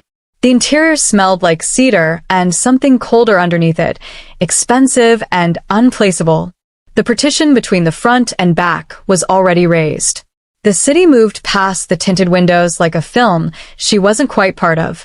Sang-Hoo sat beside her, not close, not performing distance either, just present in the way large, self-contained things are present, and reached into the inner pocket of his ruined jacket. He produced a tablet, set it on the console between them without a word. Toria looked at it, then at him. "Watch it," he said. She pressed play. The footage was from the ICU's internal camera system, the angle she recognized immediately as the blind spot that administration had been promising to fix for 2 budget cycles. Except it wasn't a blind spot in this footage. This footage had clearly been pulled from a secondary source, a different angle entirely, one she had never seen before and was fairly certain the hospital didn't officially possess. It showed everything. Wilmot's hand, her hair. The sound was off, but she didn't need it. She remembered the sound internally, had been replaying it all day in the back of her skull like a frequency she couldn't tune out. She watched the nurses look away. She watched the residents' shoes become fascinating. She watched herself straighten her spine and pick up the clipboard and keep moving and felt, watching it from the outside, a grief so precise it almost had a shape. Legally, in New York State, a single piece of corroborating video evidence can be sufficient to trigger a mandatory Title VII workplace harassment investigation, something most institutions work very hard to ensure never surfaces. "Where did you get this?" she asked. "That isn't the important question." She looked at him. "What's the important question?" "What you want to do with it?" Their hands were close on the console, not touching, but occupying the same small geography of space, her fingers near the edge of the tablet, his resting beside it. She became aware of the proximity, the way you become aware of a change in air pressure. Subtle, physical, impossible to unfeel once noticed. She looked back at the screen, at herself, at the moment she had spent all day pretending was smaller than it was. "I want him finished," she said. Her voice came out quieter than she intended and harder than she expected. Both things true at once. Sang-hoo nodded slowly, like she had confirmed something he already knew. "Then we have the same interest." "We don't have the same anything," she said. "I don't know you. You know enough." She almost laughed. It almost came out. That's a terrifying thing to say. Most true things are. The city kept moving outside the glass. A bodega. A laundromat. Two kids on bikes navigating the rain like it was nothing, like Brooklyn weather was just another thing you learned to move through. Toria watched them and thought about the form in her bag. The incident report she hadn't filled out. The HR director who had called her to remind her of the process, as though the process had ever protected anyone who looked like her in a building like that. She thought about 11 days of small kindnesses from a man who had no reason to offer any. She thought about a soaked shoulder and an umbrella held at the wrong angle on purpose. "What do you get out of it?" she asked. He was quiet for a moment. Outside, the rain had eased into something gentler, a mist now rather than a downpour, softening the edges of the avenue into something almost beautiful. "I already got what I wanted," he said. She turned to look at him and found him already looking at her. Not with hunger, not with calculation, but with something so unguarded it sat wrong on a face built for opacity. Like a door left open in a house where every other door was locked and bolted and had been for years. She didn't ask what he meant. She already knew. And knowing it was its own kind of dangerous. You didn't stumble onto this channel by accident. You were looking for something that actually moves you, and now you've found it. Don't lose it.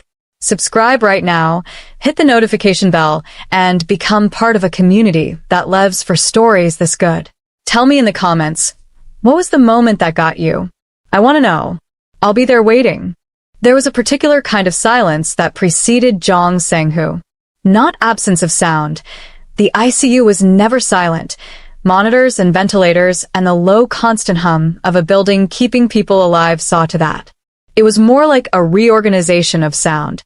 A subtle shift in the acoustic weight of a room that happened when he entered it, the way a forest goes quiet not because nothing is there, but because everything in it suddenly knows what is. The staff had learned it over 2 weeks. They couldn't have named it, but they felt it. The human brain processes social threat and physical threat in the same neural pathway, which is why the presence of a dominant individual can cause involuntary physiological responses, elevated heart rate, reduced eye contact, instinctive spatial deference. The body votes before the mind does. Sang-hoo was not supposed to still be here. He was healed, cleared, released on paper. And yet here he was, occupying a chair in the third-floor family waiting area with the particular stillness of a man who had decided the rules of discharge applied to other people, reading nothing, looking at nothing, positioned with a sight line to the main corridor that was almost certainly not accidental. He saw Wilmot before Toria did. She was coming out of a patient consult, chart in hand, locks pulled back, wearing the careful neutral expression she had worn every day since the incident. The professional mask that said, "I am fine, I am competent, I am not thinking about it." He had watched her put it on every morning like protective equipment. He recognized it. He had worn versions of it for 20 years. Wilmot was waiting in the corridor. Not accidentally. He was standing in the specific way of a man who has calculated exactly how much he can do inside a professional setting and stays just inside that line, close enough to intimidate, far enough to deny. He said something low as Toria tried to pass. Sang-hoo was on his feet before he processed the decision. He moved through the corridor unhurried, which was somehow more alarming than urgency. There was no rushing, no raised voice, nothing that the cameras could categorize as aggression. He simply materialized beside Toria with the quiet permanence of a wall appearing between her and whatever she was facing, and looked at Wilmot with an expression that contained, in concentrated form, every consequence that had not yet arrived. Wilmot went pale. Not theatrically, it was a real, involuntary draining of color, the body making an honest assessment before the ego could intervene. His mouth closed. Whatever he had been saying evaporated. His eyes moved between Sang-hoo's face and the exit twice, quickly, the rapid calculation of a man who had spent his life being protected by institutions and had just encountered something that institutions couldn't protect him from. He left. He didn't say anything. He simply rearranged his coat, turned, and walked briskly toward the attendings' corridor without looking back. Toria watched him go. Then she turned to look at Sang-hoo with an expression caught somewhere between gratitude and exasperation, which he was beginning to understand was her default state in relation to him. "You can't keep doing this," she said quietly. He left. "I noticed. I'm asking you." "He was in your space." He said it simply, as though this was a complete legal and moral framework requiring no further elaboration. Toria stared at him. "You're not supposed to be on this floor." I got turned around. "You have been," she stopped. Pressed her lips together. He watched her work through something internally, the visible processing of a woman who was too intelligent to pretend she didn't understand what was happening and too careful to say out loud what understanding it meant. "You have been on this floor every day this week."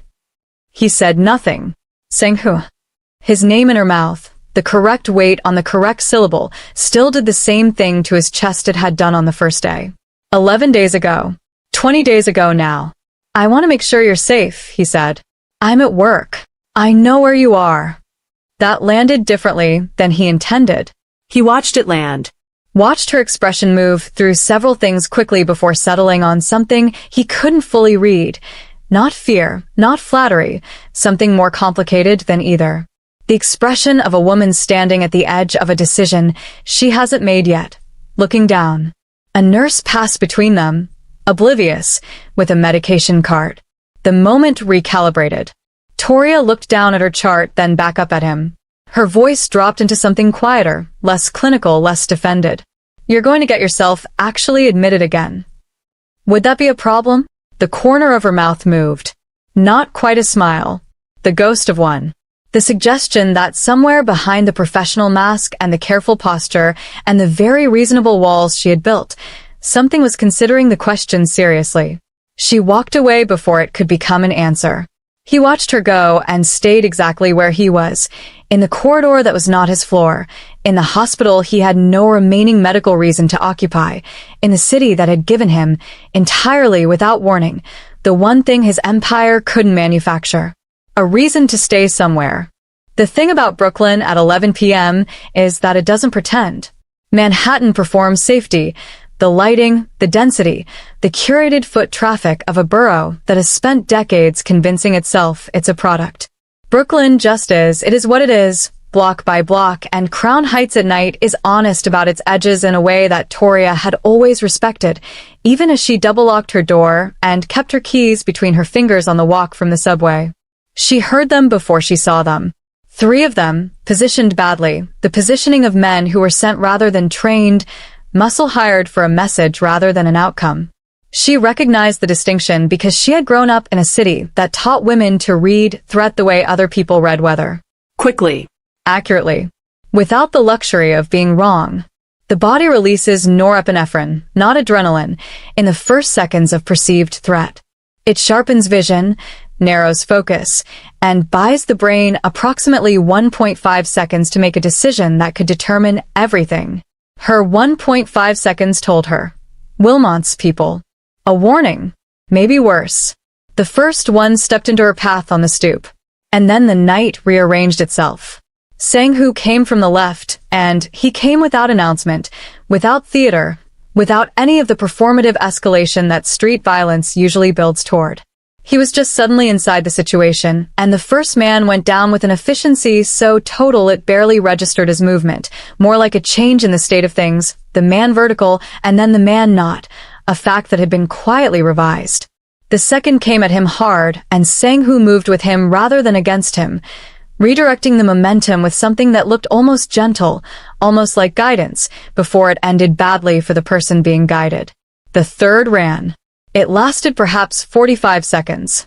He stood in the aftermath, breathing slightly harder than normal, jacket displaced, and turned to find Toria on her stoop with her keys still between her fingers, and her eyes doing the complicated thing they did when she was processing something she hadn't built a category for yet. His eyes moved over her immediately.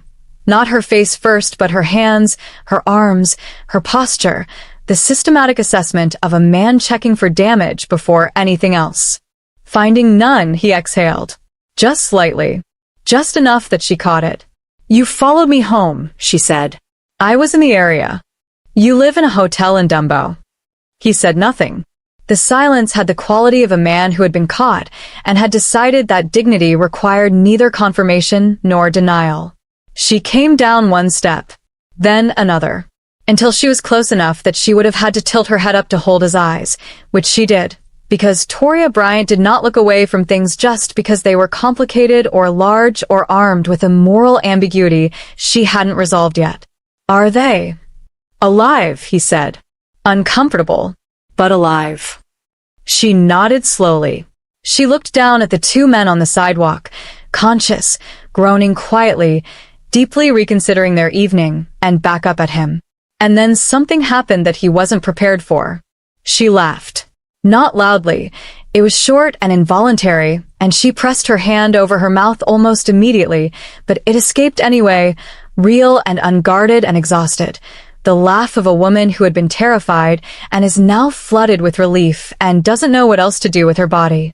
It transformed her face completely. Made her look younger. Made her look like herself, the version underneath all the composure and the clipboard and the careful professional armor. Sang-hoo looked at her laughing on her stoop in Crown Heights at 11 p.m. with two of Wilmot's men rearranged on the sidewalk and felt something move through his chest that he had genuinely never felt before. Not desire, or not only desire. Something quieter and more devastating than desire. Something that felt permanent. His smile, when it came, was soft in a way that would have alarmed every man who worked for him. Unguarded. Real. A smile that had clearly not been used enough and was slightly unsure of itself. "Go inside," he said gently. She looked at him for one more moment, taking inventory, storing something, making a private decision he wasn't privy to yet. "Thank you," she said, like she meant it in more directions than one. She went inside. He waited until he heard both locks turn. Then he stood on her street for a long time before he left. Every great story deserves a great audience. You've proven you're exactly that. Now make it official, subscribe, hit the notification bell, and join the community that shows up for every release, every chapter, every story that the algorithm wasn't brave enough to recommend. We found each other anyway. Subscribe, and make sure we find you next time too. She almost didn't open the door. It was past midnight when he knocked. 3 times, measured, not urgent enough to be an emergency, and too deliberate to be accidental. Toria stood on her side of it in a worn Howard University sweatshirt and bare feet, and told herself she was not going to open it. That it was insane to open it. That the metric for what constituted a reasonable decision had been quietly shifting for 3 weeks, and she needed to locate the original baseline and return to it immediately. She opened the door. He was leaning against the frame with one hand, and he was bleeding from a cut along his left cheekbone. Not badly, not dangerously, but steadily enough that a thin line of dark red had tracked down to his jaw and dried there. His jacket was gone. His shirt was dark, and his expression was the one she was learning to read, as I have calculated whether to show you this, and decided yes expression. Considered, deliberate, stripped of its usual opacity. She stepped back from the door without a word. He came in.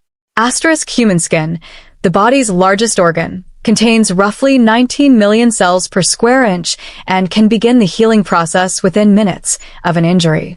The hands that Trita wound carry as much weight as the medicine itself. Asterisk. She moved through her apartment with the muscle memory of a physician. Kit from the bathroom cabinet. Light angled from the kitchen. The practiced quiet of someone who has closed wounds at 3 a.m. more times than she could count. He sat in the chair she pointed at without argument, which she noted because he seemed like a man who argued with furniture on principle. She stood in front of him and tipped his chin up with 2 fingers to get the angle. The proximity was immediate and total. She was aware of it the way you are aware of a sound that is just below hearing, not quite processed, entirely felt. His eyes were level with her collarbone from this angle, and she could feel them without looking, steady and patient, and trained on her face with the focused attention he gave to everything, the kind of attention that made you feel simultaneously studied and safe. Her hands were steady. They were always steady.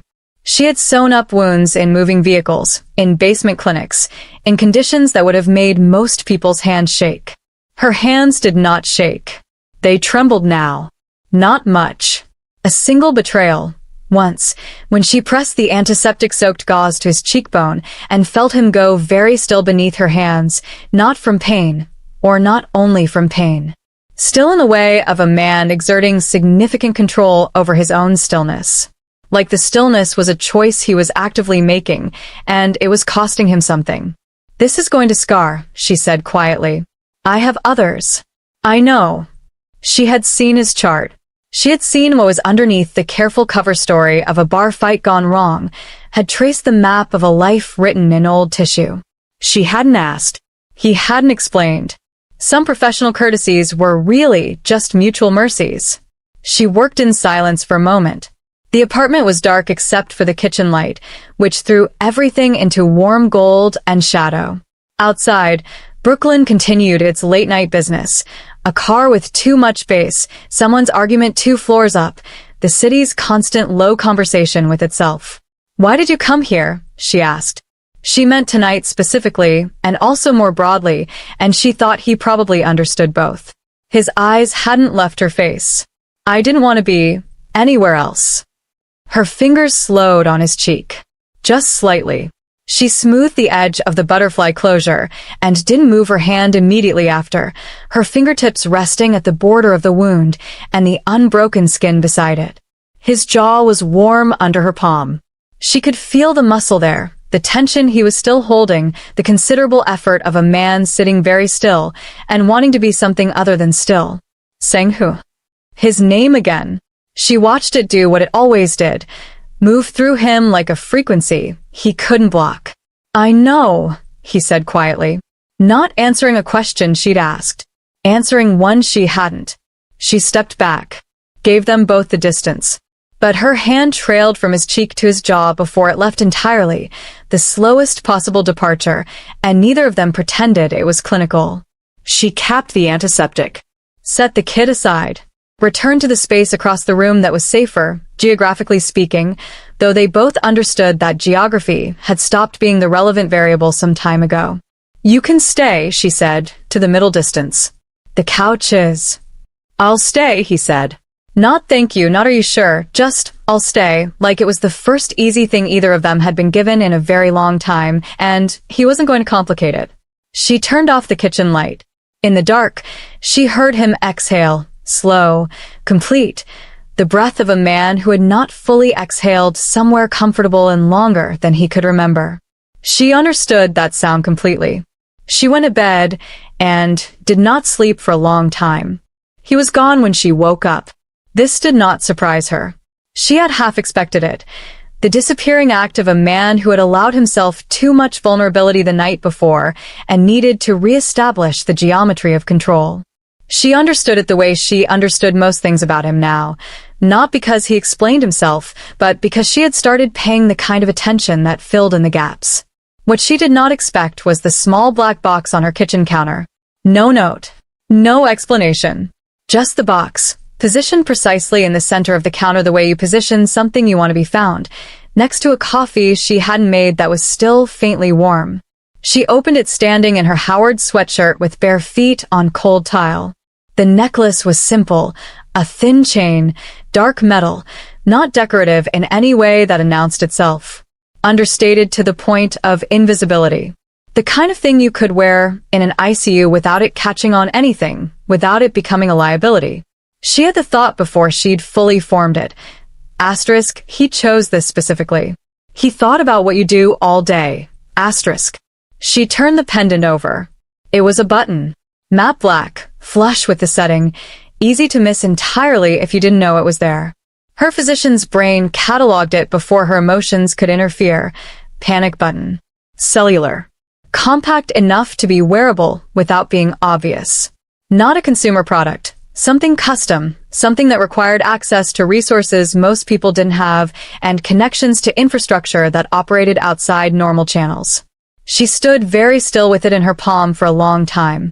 Asterisk personal safety devices linked to private security networks are a growing industry worth over $3 billion globally, but the ones that actually work are almost never available for purchase. They're built for specific people, by people who consider them irreplaceable. Asterisk. She thought about the form in her bag she still hadn't filled out. She thought about HR. She thought about the 11 days of watching and the shoulder in the rain, and the 45 seconds on her stoop that ended with her laughing against her own hand in disbelief and relief, and something she was running out of names for. She put it on. She wasn't entirely sure what she was agreeing to. She suspected he wasn't either, not fully, not yet. But she clipped the chain at the back of her neck in the bathroom mirror and looked at herself, wearing this invisible, deliberate, quietly extraordinary thing, and decided that she would figure out the meaning of it later. That some decisions were made by the body before the mind was ready to authorize them. She was late for rounds. He appeared at 6 p.m. in the hospital's ground floor atrium, which was either a coincidence or a statement, and they both knew it wasn't a coincidence. He fell into step beside her without invitation as she crossed toward the elevator bank, and for half a block of corridor neither of them spoke. The comfortable silence of two people who had moved past the phase where silence required filling. Then his eyes dropped to her collarbone, to the thin dark chain just visible above her collar. Something moved through his expression, brief, profound, the micro-adjustment of a man receiving news he had wanted badly, but hadn't let himself expect. He looked away before she could fully read it, but she had read enough. "It fits," she said. "I thought it would." She stopped at the elevator and turned to face him. He was close in the way he was always close now, inside the radius that she had stopped politely re-establishing because they both understood that establishing it required pretending something that was no longer true. "Show me how it works," she said. He reached out. His hand came to the pendant at her collarbone with a precision that was almost surgical, touching only the setting, only the device, and he explained the mechanism in a low voice, his breath against her neck, his fingers working the small components with a care that was disproportionate to the task. She was fairly certain he could have simply described it verbally. She was fairly certain he knew that too. His hands stilled when he finished, resting at the base of her throat, barely touching, not leaving. Her pulse was visible there. She knew it was visible. She knew he could feel it. "1 press gets my location," he said quietly. 2 gets me. What's the difference? He looked up from the pendant to her face. The distance between them had somewhere, at some point in the last 30 seconds, become something that required a decision to maintain. His eyes moved, her mouth, back to her eyes, with the restraint of a man using every resource available to him. "1 press and I send people," he said. 2 presses and I come myself. The elevator opened behind her. Neither of them moved toward it. "And if I press it right now?" she asked.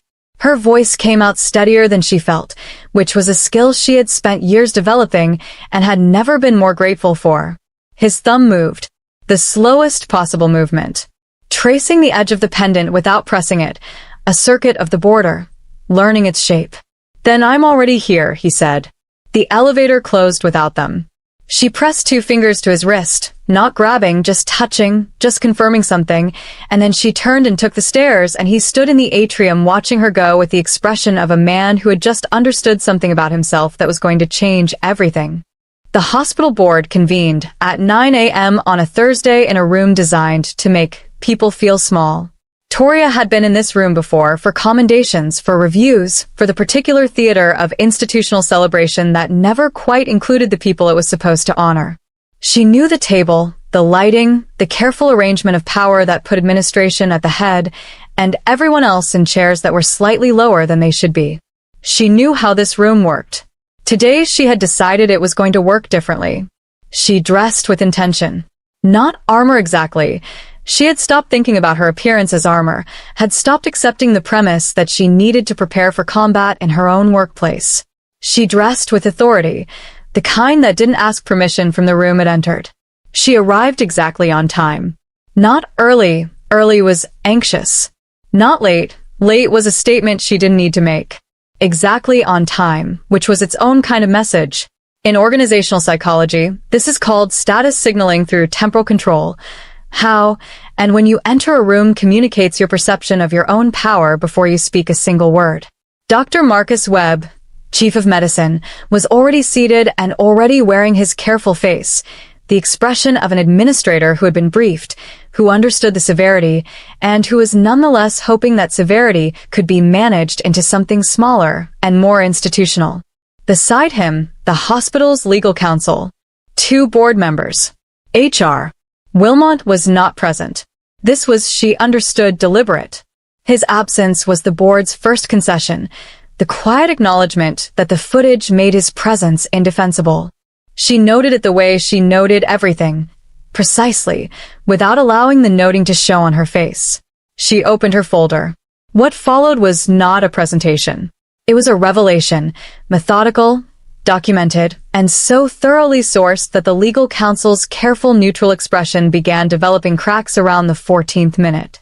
The footage was the foundation, but Sang-Hoo had built an entire architecture on top of it. Internal communications, a pattern of complaints from nurses that had been systematically misfiled over 4 years, 2 former residents who had suddenly become willing to provide written statements, and financial records that connected Wilmot's protected status to a donor relationship that the board was going to find extremely uncomfortable to have on paper. She hadn't asked Sang-Hoo how he got any of it. He hadn't explained. There was an understanding between them now that lived slightly outside language. She led with her truth, and he made sure her truth had everything it needed to survive the room it entered. She was the case. He was everything the case required. She was the surgeon. He was the table, the light, the instruments. The conditions for the thing to be possible at all. In the back of the room, near the door, in a chair that was slightly outside the official seating arrangement, as though he had simply placed it there, and no one had felt equipped to address this, Jong Sang-Hoo sat with one ankle crossed over his knee and his hands folded in his lap. He had not been invited. Nobody had asked him to leave. He watched Toria work with an expression that required a specific word that didn't exist cleanly in English, something between pride and reverence and the private satisfaction of a person watching someone they believe in completely do the thing they were built to do. His jaw was relaxed. His posture was open. He looked like a man watching something that confirmed something he had always known. She reached the final section, set down the folder, looked at Webb directly. "I am not asking for an apology," she said. Her voice was level and final, the voice she used when a patient needed to hear something true that was going to be hard to receive. "I am not asking for a review committee or a task force or a working group. I am asking for a termination, a formal finding, and a revision to the complaint procedure that makes it impossible for this to be misfiled again. Those are the 3 outcomes. I'll need responses to all 3 in writing by end of week." The silence in the room was the silence of people recalibrating. Webb looked at legal counsel. Legal counsel looked at the folder. The board members looked at the table with the expressions of people who had just understood that the room had changed hands at some point during the last hour and they hadn't noticed it happening. "Dr. Bryant," Webb started. "End of week," she said. Pleasantly. "Completely." She closed the folder and stood, and in the back of the room Sang-Hoo uncrossed his ankle and rose at the same moment, not dramatically, not drawing attention, simply rising because she was done and therefore he was done. And the synchronization of it was so natural, so unrehearsed, that 2 board members noticed it and said nothing because there was genuinely nothing institutional to say about a man standing up when a woman finishes speaking. She walked to the door. He held it. In the corridor, out of sight of the boardroom's glass panels, she exhaled, long, complete, the exhale of a woman setting down something very heavy she had been carrying for a long time. He said nothing. He simply walked beside her down the corridor, their arms close, their steps matching, and she felt from him what she had felt from the beginning. That particular, specific, unprecedented warmth of being stood beside rather than stood in front of, protected without being diminished, accompanied without being managed. "End of week," he said quietly, with something in his voice that was not quite a smile and entirely was. "End of week," she confirmed. They walked toward the elevator together, and this time, when it opened, they both got in. "Here's what I know about you. You didn't skip. You stayed for every word. You felt the fountain scene. You felt the lobby. You felt that tension land like a stone in still water. People like you are exactly who this channel exists for. Subscribe right now, the bell, the whole thing, and tell me in the comments, what do you think that midnight phone call means? I have a theory. Let's talk." The police came on a Tuesday, which felt right somehow. Nothing catastrophic ever happens on a Friday. The universe has enough narrative sense to save its reckonings for the middle of the week, when there's nowhere to hide in the days that follow. Toria was in the middle of a consult on the 4th floor when her pager went off. Not her medical pager, the secondary one she had started carrying since the board meeting, the one connected to a number with no name attached that sent exactly 2 kinds of messages. Heads up and now. This one said now. She handed her chart to the resident without explanation and took the stairs. The lobby of Brooklyn Central had transformed into something between a crime scene and a press event. 2 NYPD detectives in plain clothes. 1 ADA she recognized from a malpractice case 2 years prior. 3 uniforms positioned at the main entrance with the particular stillness of people who have been told to be visible. And at the center of it, Dr. Randy Wilmot, still in his white coat, still wearing the institutional armor of a man who had spent decades believing the coat made him untouchable, being informed in measured legal language that it did not. In the United States, Title VII workplace violations compounded with criminal assault charges carry a mandatory review by the Equal Employment Opportunity Commission, a federal body so backlogged it processes over 67,000 charges annually, which is precisely why most victims never see resolution. Unless someone builds the case so airtight that backlog becomes irrelevant. Sang-Hoo had built it airtight. Wilmot saw her first. She watched his face move through denial, calculation, and something approaching genuine fear in the space of 3 seconds, the rapid internal collapse of a man whose entire self-concept had just been structurally compromised. His mouth opened. She held his gaze and felt nothing that resembled satisfaction, which surprised her. She had expected satisfaction. What she felt instead was quieter and more complete, the specific peace of a closed wound. Not pleasure at the closing, just the absence of the damage that had been there before. She had been braced for him to say something, to perform one final piece of dominance for the lobby audience. Instead, he simply looked at her, really looked, possibly for the first time, and looked away. The ADA said something to the detective. The detective touched Wilmot's elbow. The white coat moved toward the exit. Toria became aware of Sang-Hoo beside her without hearing him arrive, which she had stopped being startled by and started accepting as one of his fixed properties, like weather or gravity. He was simply there, at her left shoulder, close enough that the sleeve of his jacket brushed her arm. He reached up and brushed a stray lock from her face. Not quickly, not discreetly, slowly, deliberately, with the unhurried confidence of a man making a public statement he had decided to make clearly, his fingers moving the hair from her temple to behind her ear with a tenderness so unself-conscious that 2 nurses at the reception desk stopped their conversation entirely and a passing orderly walked into a cart. In the lobby of Brooklyn Central, in front of the detectives and the ADA and the staff and the patients in waiting room chairs, Jong Sang-Hoo touched Toria Bryant's face like she was something he had decided to stop hiding. She went very still. Then she turned to look at him and found him watching Wilmot's exit with a calm expression of a man who had just finished a very long project and was satisfied with the result. He felt her looking, turned to meet her eyes. "It's done," he said. She held his gaze and felt the lobby recede, the noise, the people, the fluorescent hum of a building that had been the entire world of her crisis for weeks shrinking down to the small, precise geography between her eyes and his. Not quite, she said. His brow moved. A question. She looked at him, at the cheekbone she had closed 11 days ago, still faintly marked, at the shoulder that had taken Brooklyn rain so she didn't have to, at the hands that had built something careful and total out of her truth and handed it back to her as power, and she made the decision that her body had been making for weeks while her mind wrote objections in the margins. "We need to talk," she said. "Not here." Something in his face opened. Just slightly. Just enough. "I know somewhere," he said. She looked at the lobby, at the place that had asked her to file a form, at the fluorescent lights and the institutional walls, and the 4 years of her career inside this building that had given her everything and protected her from nothing. She unclipped her ID badge from her coat, looked at it once, set it at the reception desk with a deliberateness that several people witnessed and nobody misunderstood. "Let's go," she said. The car was different this time.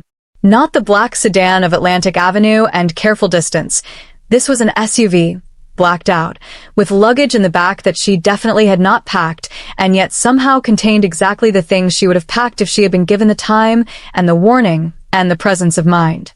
Which she had not been given because her presence of mind had been occupied with Wilmot and board meetings and the quiet seismic activity of falling for someone she had absolutely no framework for. She looked at the bag in the back and looked at him. "You had someone go to my apartment.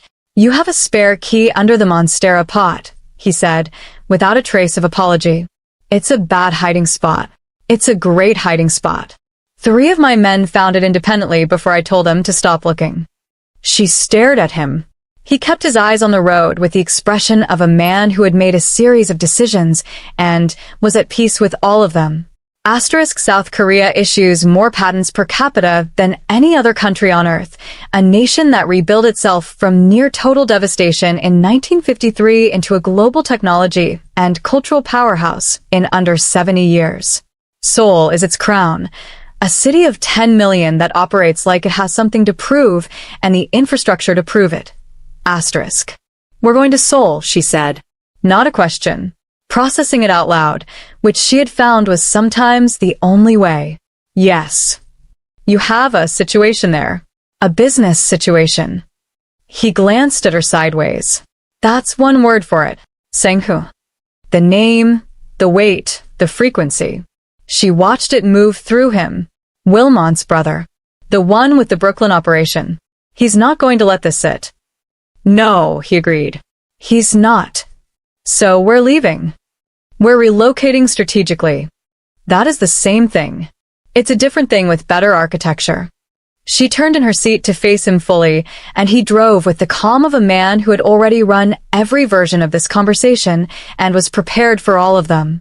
Outside, Brooklyn scrolled past, the bodegas, the brownstones, the particular grammar of streets she had learned over 10 years of building a life here. Block by block, patient by patient, quiet act of survival by quiet act of survival. She felt something about leaving it. Not grief exactly. More like the sensation of a chapter ending. Not tragically, not incompletely, but genuinely ending.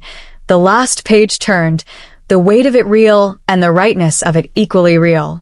"Tell me about Seoul," she said. Something happened in his face that she was becoming fluent in.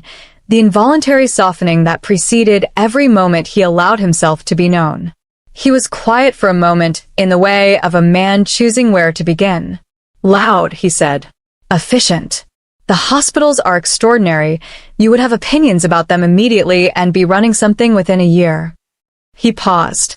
"There's a neighborhood called Itaewon. It doesn't ask you to be anything other than what you are. You'd like it." "You've thought about this," she said. Softly.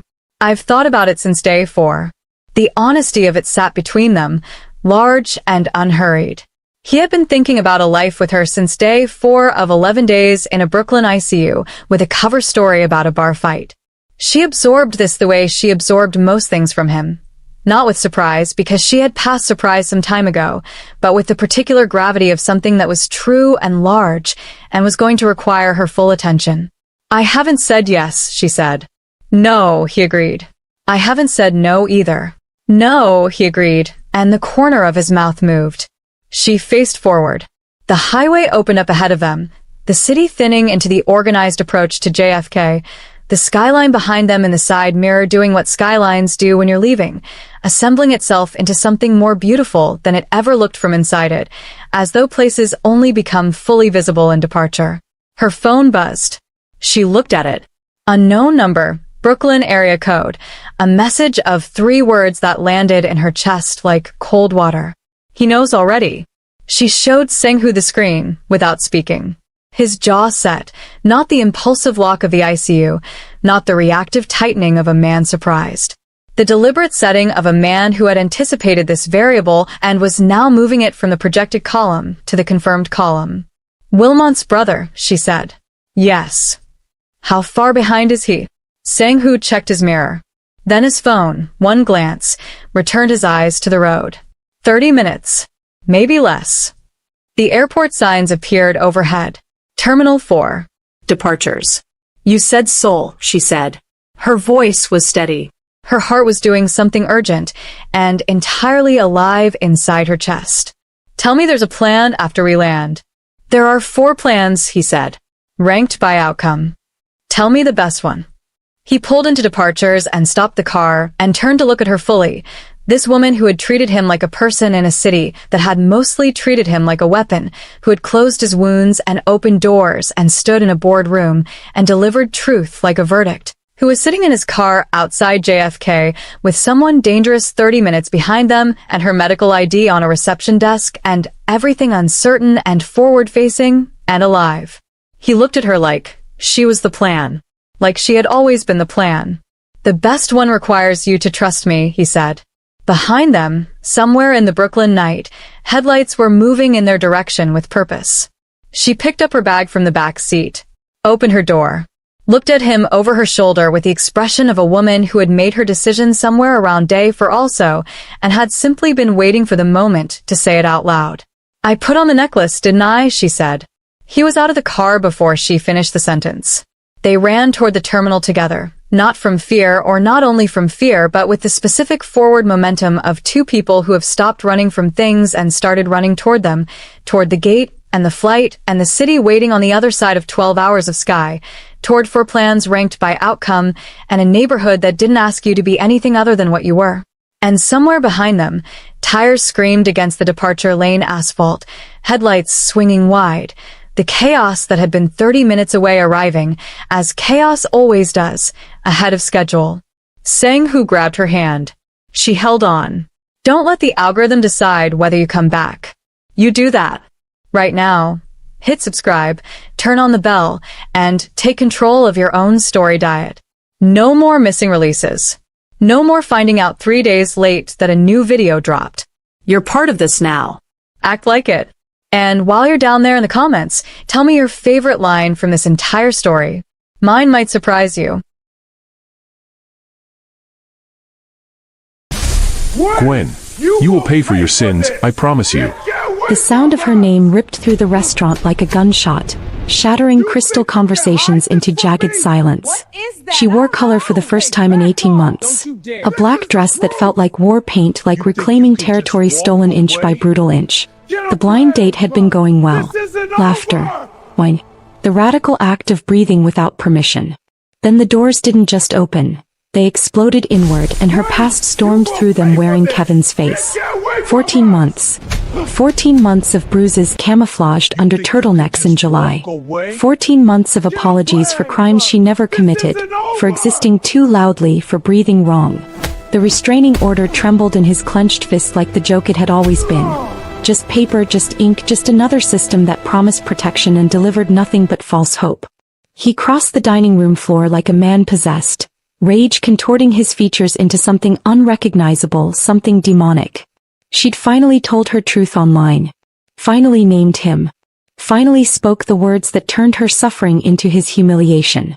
And he'd come to make her pay. Then her date stood up. Kaitsutang didn't shout. Didn't posture. He simply adjusted his cuffs, revealing dragon tattoos that coiled like warnings, and began counting. 1, 3, Each number dropped like a stone into still water, freezing every conversation, every breath. When he reached 5, the entire restaurant understood. They weren't watching a rescue.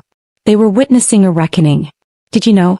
Studies show that domestic violence victims leave their abusers an average of 7 times before permanently escaping. The most dangerous period is actually after leaving. 75% of domestic violence murders occur when the victim attempts to end the relationship. Restraining orders, tragically, only reduce violence in 60% of cases. And there you have it. A story where survival meets devotion, where a woman's healing journey collides with a world that operates beyond the law. If you're drawn to protective anti-heroes who understand that sometimes justice requires darker hands, women who transform from victims into warriors, and romances where danger becomes the shield instead of the weapon, you've found your community. Hit subscribe and tell me what your vibe is right now.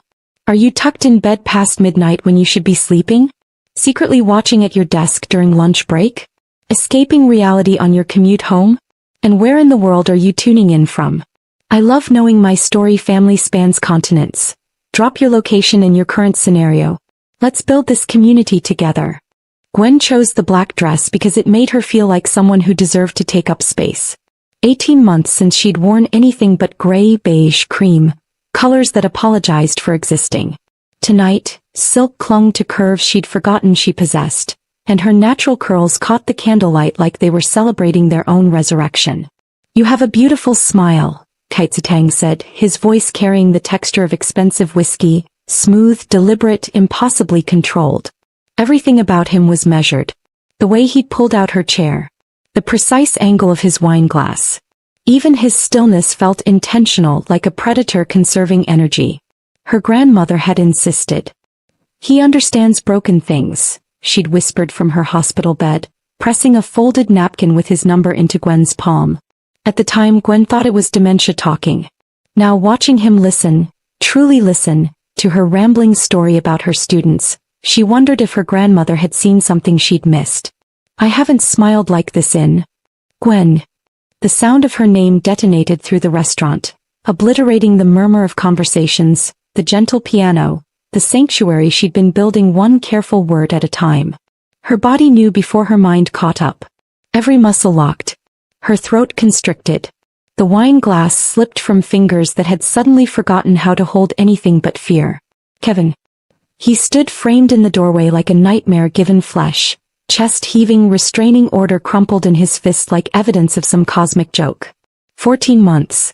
14 months she'd survived his love, the kind that left fingerprint bruises on her throat, that turned her apartment into a minefield of triggers and his moods into weather patterns she learned to predict and never escape.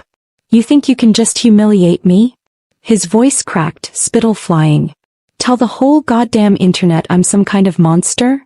He tried to speak, tried to breathe, but her body had already fled somewhere deep inside, somewhere he couldn't reach, leaving only the shell sitting frozen in candlelight. Kevin crossed the restaurant floor with purpose, with ownership, like he still had keys to her skin. Diners dropped their forks. A woman gasped. Someone fumbled for their phone. Then Kaitsu stood. The movement was glacial, unhurried, like he had all the time in the universe to decide Kevin's fate. He adjusted his left cuff with mathematical precision, revealing the edge of something dark. Scales? Claws? Ink that seemed to writhe beneath expensive fabric. Then the right cuff. Same ritual. Same terrifying calm. Kevin was 3 steps away when Kaitsu began counting. 1. The word dropped like a stone into still water, sending ripples of silence expanding outward until the entire restaurant held its breath. 2. Kevin faltered. Just for a heartbeat. Just long enough for doubt to flicker across his rage-twisted features. 3. Kaitsu's voice never rose. Never wavered. Each number was a surgical incision, precise and unavoidable.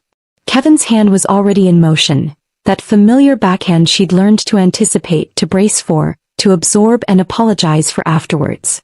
4. The slap connected with her cheekbone, snapping her head sideways, splitting her lip. Blood bloomed copper on her tongue. The restaurant erupted in shouts, in movement, in chaos. But Kaitsu simply said, 5. What happened next occurred in the space between heartbeats. Kaitsu moved like water, Fluid, inevitable, beautiful in the way natural disasters are beautiful. One moment he was standing across the table. The next, Kevin was airborne, his body describing a perfect arc before connecting with the marble floor with a sound Gwen would hear in her dreams for weeks. The wet crack of bone meeting stone, of consequence meeting choices. Kevin tried to rise. Kites' Oxford pressed against his throat. Not crushing, just suggesting. A promise made in body language. You have two options, Kites said, voice still carrying that whiskey smoothness, that absolute control. Option 1. You leave now, you never speak her name again, you delete her number, you forget she exists. You become a ghost in your own life. Kevin wheezed something that might have been defiance. Option 2, Kites continued, pressing down just enough to make his point. I show you what happens when men put their hands on things that don't belong to them. And I promise you, Kevin, his name became a curse. You will not enjoy my lessons. Someone's phone was recording. Multiple phones. The entire assault, Kites' intervention, Kevin's pathetic struggling. All of it captured in high definition, already uploading, already going viral. 2 security guards materialized, when had they arrived, and hauled Kevin upright with practiced efficiency. His nose was broken. Beautiful. Poetic. His blood on the same floor where her blood had fallen. Then Kaitsu was kneeling beside her chair, eye level, close enough that she could see flecks of gold in his dark irises. Gwen. Her name in his mouth sounded like redemption. I need you to breathe with me. Can you do that? She couldn't. Her lungs had forgotten the rhythm. In for 4. He demonstrated, chest expanding. Hold for 4. Out for 4. His hand hovered near hers on the table. Not touching, never touching without permission. You're safe. I promise you're safe. The manager was apologizing. Police sirens wailed in the distance. Diners whispered behind hands. But in the eye of the storm, Kaitsu counted her back to herself. In 3, 4. Her lungs obeyed him where they wouldn't obey her. Hold 3, 4. He held. Out 3, 4. She breathed. When her vision cleared, when the ringing in her ears faded, she found herself studying this stranger who'd just dismantled her nightmare with the same precision he'd used to fold his napkin earlier. Dragon tattoos curled up from his collar now, fully visible, their scales catching the light like armor. Who are you? She whispered. Kites' smile was small, sad, knowing. Someone who understands broken things.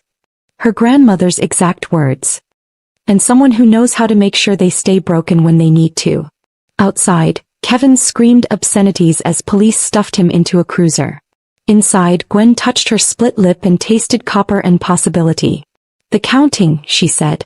Why did you count? Because, Kaitsu replied, finally, taking her hand, his touch gentle as prayer. I needed to give him a chance to make a better choice. I always count to 5. His fingers tightened almost imperceptibly. Most men don't make it past 3. The viral video would be titled, Man Counts to 5 Before Destroying Abusive Ex in Restaurant. 47 million views in 72 hours. But Gwen wasn't thinking about views or virality. She was thinking about the way Kites' hand felt like safety instead of possession, like devotion instead of control. She was thinking that maybe, just maybe, her grandmother had understood exactly what she was doing. Maybe broken things could find other broken things. Maybe they could build something beautiful from the shards. Subscribe to the channel right now so you never miss a single second of this cinematic journey. The story is moving fast and you'll want to be here when the final reckoning hits. The office felt different on Monday morning. Same fluorescent lights humming their mechanical lullaby. Same coffee-stained carpet in the break room. Same colleagues pretending they hadn't spent the weekend watching her get slapped in high definition across every social media platform known to humanity. But everything had changed. Gwen's reflection in the elevator doors showed the truth. Foundation couldn't quite hide the purple shadow blooming across her cheekbone. A bruise shaped like Kevin's knuckles. Like evidence that nightmares don't stay buried just because you want them to. Miss Parker. Her assistant Michelle hovered near her desk, clutching a vase of white orchids like they might detonate. These came this morning. No card. Gwen didn't need a card. She recognized the elegant arrangement, the deliberate choice of flowers that symbolized strength and resilience. Kaitsu had done his research. Of course he had. Men like him. Men who counted to 5 before dismantling threats. Didn't do anything without intention. She tried to focus on her work. Tried to lose herself in spreadsheets and quarterly reports. But her body kept betraying her. Every footstep in the hallway made her flinch. Every door opening sent her heart into her throat. Every male voice triggered the muscle memory of ducking, of bracing, of making herself smaller. Phantom grips on her wrists. Phantom breath on her neck. Kevin's voice echoing in her skull. You think you can just humiliate me?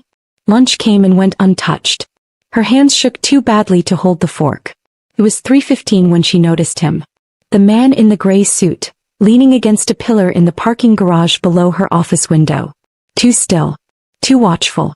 Too positioned. She saw him lift a phone to his ear, saw his lips move, saw him nod like he was receiving orders. Her blood turned to ice. Then she noticed the second one, stationed near the stairwell. Built like a linebacker poured into business casual, earpiece barely visible. And the third, pretending to read a newspaper that was 3 days old. Bodyguards. Kaitsu had put bodyguards on her without asking. Without permission. The orchids weren't just flowers. They were a declaration. You're mine to protect now. Her phone buzzed. Unknown number. Before you get angry, let me explain. K. Her fingers flew across the screen, fury burning through the fear. You don't get to make decisions about my life. We had one date. The response came immediately. Kevin violated his restraining order 6 hours ago. Tried to access your apartment building. He's escalating. I'm not asking permission to keep you breathing. The room tilted. Her apartment. Her sanctuary. The one place that was supposed to be hers. How do you know that? Because I made it my business to know. We need to look. Dinner. My family's restaurant.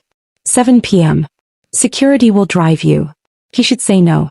Should tell him to remove his people, to stop treating her like property that needed guarding. Should remember that men who take control, even with good intentions, are still taking control. But her hands were still shaking. And Kevin had tried to get into her home. This doesn't mean I trust you. Good. Trust should be earned. See you at 7. When she left the office at 5:30, the bodyguards materialized like shadows given form. They didn't speak. Didn't intrude. Just existed in her peripheral vision. A reminder that she'd stumbled into a world where protection came with a price she hadn't yet calculated. The restaurant wasn't what she expected. No red velvet. No obvious opulence. Just exposed brick Edison bulbs, and the kind of quiet elegance that whispered old money in a language Kevin's desperate nouveau riche posturing could never speak.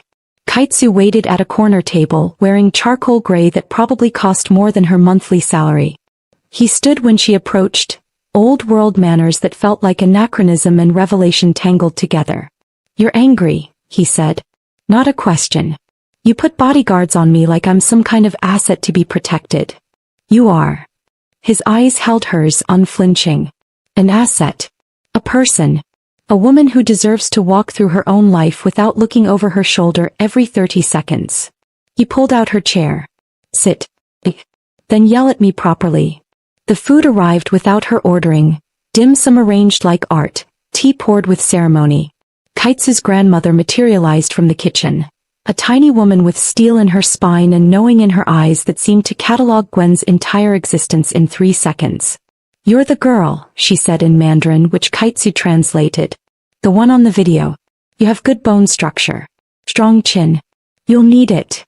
Before Gwen could parse that cryptic pronouncement, the old woman was gone. She approves, Kaitsu said, something almost resembling amusement flickering across his controlled features. That's rare. I don't need approval. I need you to back off. No. Simple. Absolute. Kevin's not done. Men like him never are. They view restraining orders as suggestions. Police reports as insults to their manhood. He's going to escalate. How do you? The restaurant doors exploded inward. Not Kevin this time. 3 men. Tattoos crawling up their necks. One carrying a baseball bat. Another with something metallic glinting in his waistband. But they never made it past the hostess stand. The bodyguards, her bodyguards, materialized like they'd been waiting for exactly this moment. The first attacker's bat clattered to marble. The second was face down before Gwen registered movement. The third tried to run. Kaitsu didn't move. Didn't even turn around. Just lifted 2 fingers and more men in suits appeared from shadows she hadn't noticed, positions she hadn't mapped. Kevin sent them, she whispered. Didn't he? Yes. Kites' jaw tightened. He's hiring muscle now. Getting desperate. Dangerous. His hand found hers across the table. That same gentle touch that contradicted everything his world represented. This is why I didn't ask permission, Gwen. Because asking takes time. And time gets you hurt. Police sirens. Her life had become a symphony of sirens and violence. Who are you? She asked. Really? Kites' smile was sad, inevitable. Someone whose family has been solving problems the law can't touch for 4 generations. He squeezed her hand. Someone who's going to make absolutely certain Kevin learns what happens when you put hands on things that don't belong to you. Outside, Kevin's hired thugs were loaded into police cars.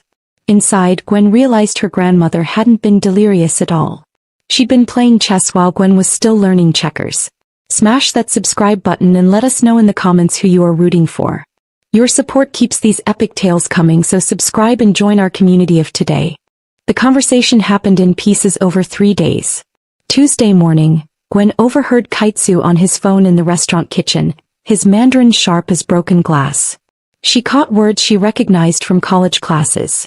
Territory, shipment, negotiation. Words that painted pictures she'd been deliberately not looking at.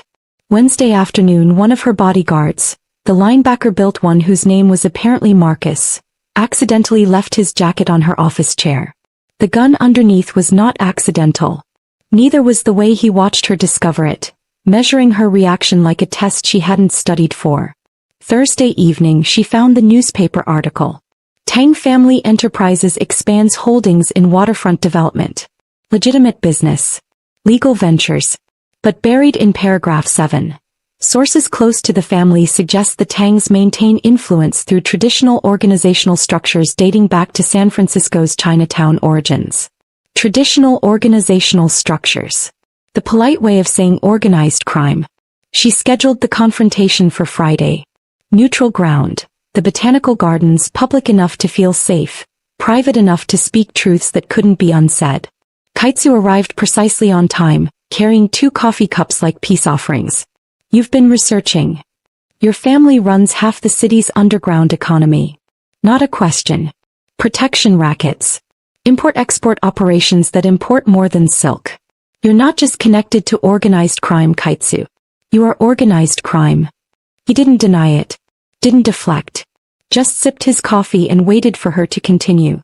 My grandmother, she knew. She didn't send me to some nice accountant or pediatrician. She sent me to a crime lord. Her laugh came out broken. What does that make me? Your latest acquisition? No. The word cut through her spiral. It makes you a woman my grandmother recognized as worth protecting. Worth matching with someone who has the resources to make threats disappear permanently. He set down his coffee, turned to face her fully. Your grandmother understood something the law pretends doesn't exist. Sometimes justice requires hands willing to get dirty. Sometimes the only way to stop monsters is with bigger monsters. That's not. Kevin hired those men to hurt you, Gwen. Possibly kill you. The restraining order is paper. The police are overworked. The courts are backlogged. His voice stayed level, factual, devastating. Pie world. We solve problems the legal system can't touch. We make people disappear who need to disappear. We protect what's ours. I'm not yours. No, he agreed. You're not. And you won't be unless you choose to be. That's the difference between men like Kevin and men like me. He stepped closer, careful, giving her space to retreat. He took your choices. I'm offering you one. Walk away right now, I'll still keep you safe. Or stay knowing exactly what I am and let me show you what devotion looks like when it comes with teeth. She should walk. Should run. Should remember that getting involved with criminals, even beautiful, controlled, counting to 5 criminals, was insanity. But Kevin was still out there. Still hunting. Still believing she belonged to him. I have conditions, she heard herself say. Kites' smile was small, genuine. I'd be disappointed if you didn't. Protection, yes. Possession, never. You don't make decisions about my life without consulting me first. No surprises. No controlling where I go or who I see. No cage, even if it's gilded. Agreed. I'm serious, Kaitsu. The moment you start treating me like property. I'll count to 5, he interrupted gently, and remove myself from your life before I become another man who hurt you. His hand found hers, thumb tracing her knuckles. I've spent my entire life learning control, Gwen. Discipline. Restraint. I don't lose control. Not in business. Not in violence. His eyes held hers. And never with you. She believed him. God help her, she believed him. This is insane. Yes, he agreed. But so is loving someone in a world this broken. The Tang family charity gala was held on a rooftop that commanded the city like a kingdom. Skyscrapers bowing in submission to old money and older power. Gwen wore emerald silk that Kaitsu had sent. Not demanded, sent with a note. No pressure. But green is your color. He'd been right. Devastatingly right. You look like victory, he murmured when she arrived, offering his arm with that old-world formality that made her heart do complicated things. The crowd was a careful mixture of San Francisco elite, tech billionaires rubbing shoulders with city council members, philanthropists chatting with shipping magnates. All of it legitimate. All of it legal. Except for the men positioned at strategic points, earpieces barely visible. Except for the way certain guests deferred to Kaitsu's grandmother, who held court near the champagne fountain like a tiny, terrifying empress. Except for the conversation Gwen overheard near the bathroom. The shipment clears customs Tuesday. Our contact at the port ensured the inspection will be cursory. She froze. Stepped back into shadow. Listen. And the Volkov situation? A second voice, younger, nervous. Handled. They won't be challenging our territory again. Mr. Tang made his position abundantly clear. Her blood turned cold. Then hot. Then cold again. Kaitsu found her 10 minutes later, standing at the rooftop edge, staring at city lights that suddenly looked like evidence of everything she was choosing to ignore. You heard something. Not a question. Your people were discussing shipments. Territories. Making someone's challenge go away. She turned to face him. This is real. This is actually genuinely real. You're not just connected to this world, you're running it. Parts of it, he corrected. My family controls shipping, import-export, protection services for businesses the police won't prioritize. We have politicians in our pocket. Judges who owe favors. We're not the Mafia from movies, Gwen. We're more organized. More efficient. More dangerous. Yes. No hesitation. Dangerous to threats. To people who prey on the vulnerable. To men like Kevin who think violence makes them powerful. His hand found the small of her back, steadying. But also dangerous to innocent people if we're not careful. If we don't maintain control. If we let emotion override discipline. Below, the city sprawled like a circuit board, connections she was only beginning to map. The charity gala, she said slowly. It's money laundering. It's legitimate fundraising that also serves to build relationships with civic leaders. He didn't insult her with denials. Both things can be true. And your grandmother? That sweet old woman who called me strong. Runs the family's financial operations and hasn't lost a negotiation in 43 years. She's killed 2 men with her own hands. Both deserved it. The information should have sent her running. Should have triggered every self-preservation instinct she'd rebuilt after Kevin. Instead, she thought about the bodyguards who'd stopped 3 armed men from reaching her. About the way Kaitsu had counted to 5, giving Kevin chances he'd never given her. About her grandmother in that hospital bed, pressing a napkin into her palm with the kind of fierce love that transcended morality. I can't live in both worlds, she whispered. Yes, you can. Kaitsu turned her to face him, the city lights reflecting in his dark eyes. You already do. You just have to decide if you can accept the darkness that keeps you safe. Below, someone laughed. Music drifted up. The party continued, oblivious. What happens if I can't? She asked. What happens if I wake up one day and realize I've become complicit in something I can't live with? Then you tell me and I let you go. Simple. Absolute. Terrifying in its honesty. No threats. No manipulation. Just goodbye. He kissed him then. Finally. Inevitably. Tasting expensive whiskey and dangerous promises and the kind of devotion that came wrapped in violence. When they broke apart, she whispered against his mouth, I'm choosing you. God help me, I'm choosing this. Then let me show you, he murmured, what it means to be chosen back. If you have been enjoying this story so far, kindly subscribe and hit the notification bell to ensure you're part of the inner circle for every new release. The screen might go black, but the legend continues. Don't miss the next epic story. The hospital room smelled like antiseptic and secrets about to be told. Gwen's grandmother looked smaller than she'd ever been, swallowed by white sheets and beeping machines, her mahogany skin ashen in the fluorescent light. But her eyes still carried the fierce intelligence that had raised Gwen after her parents died, that had taught her to pray and to fight in equal measure. You came with him, grandmother said, watching Kaitsu wait respectfully in the hallway. Good. That's good. Grandma, you need to rest. The doctor said I have weeks, maybe days. She waved a trembling hand dismissively. Which means I finally get to tell you the truth without worrying about having to live with your anger afterward. Gwen's stomach dropped. What truth? About why I gave you his number. The old woman's fingers found Gwen's, grip surprisingly strong. About what I did after Kevin put you in the emergency room that last time, when you lied to the nurses about falling downstairs and I sat there watching you protect the man who was killing you slowly. The memory cut. Fresh. Always fresh. Kevin's rage over burned toast. The kitchen floor. Her ribs screaming. The lie that came automatic.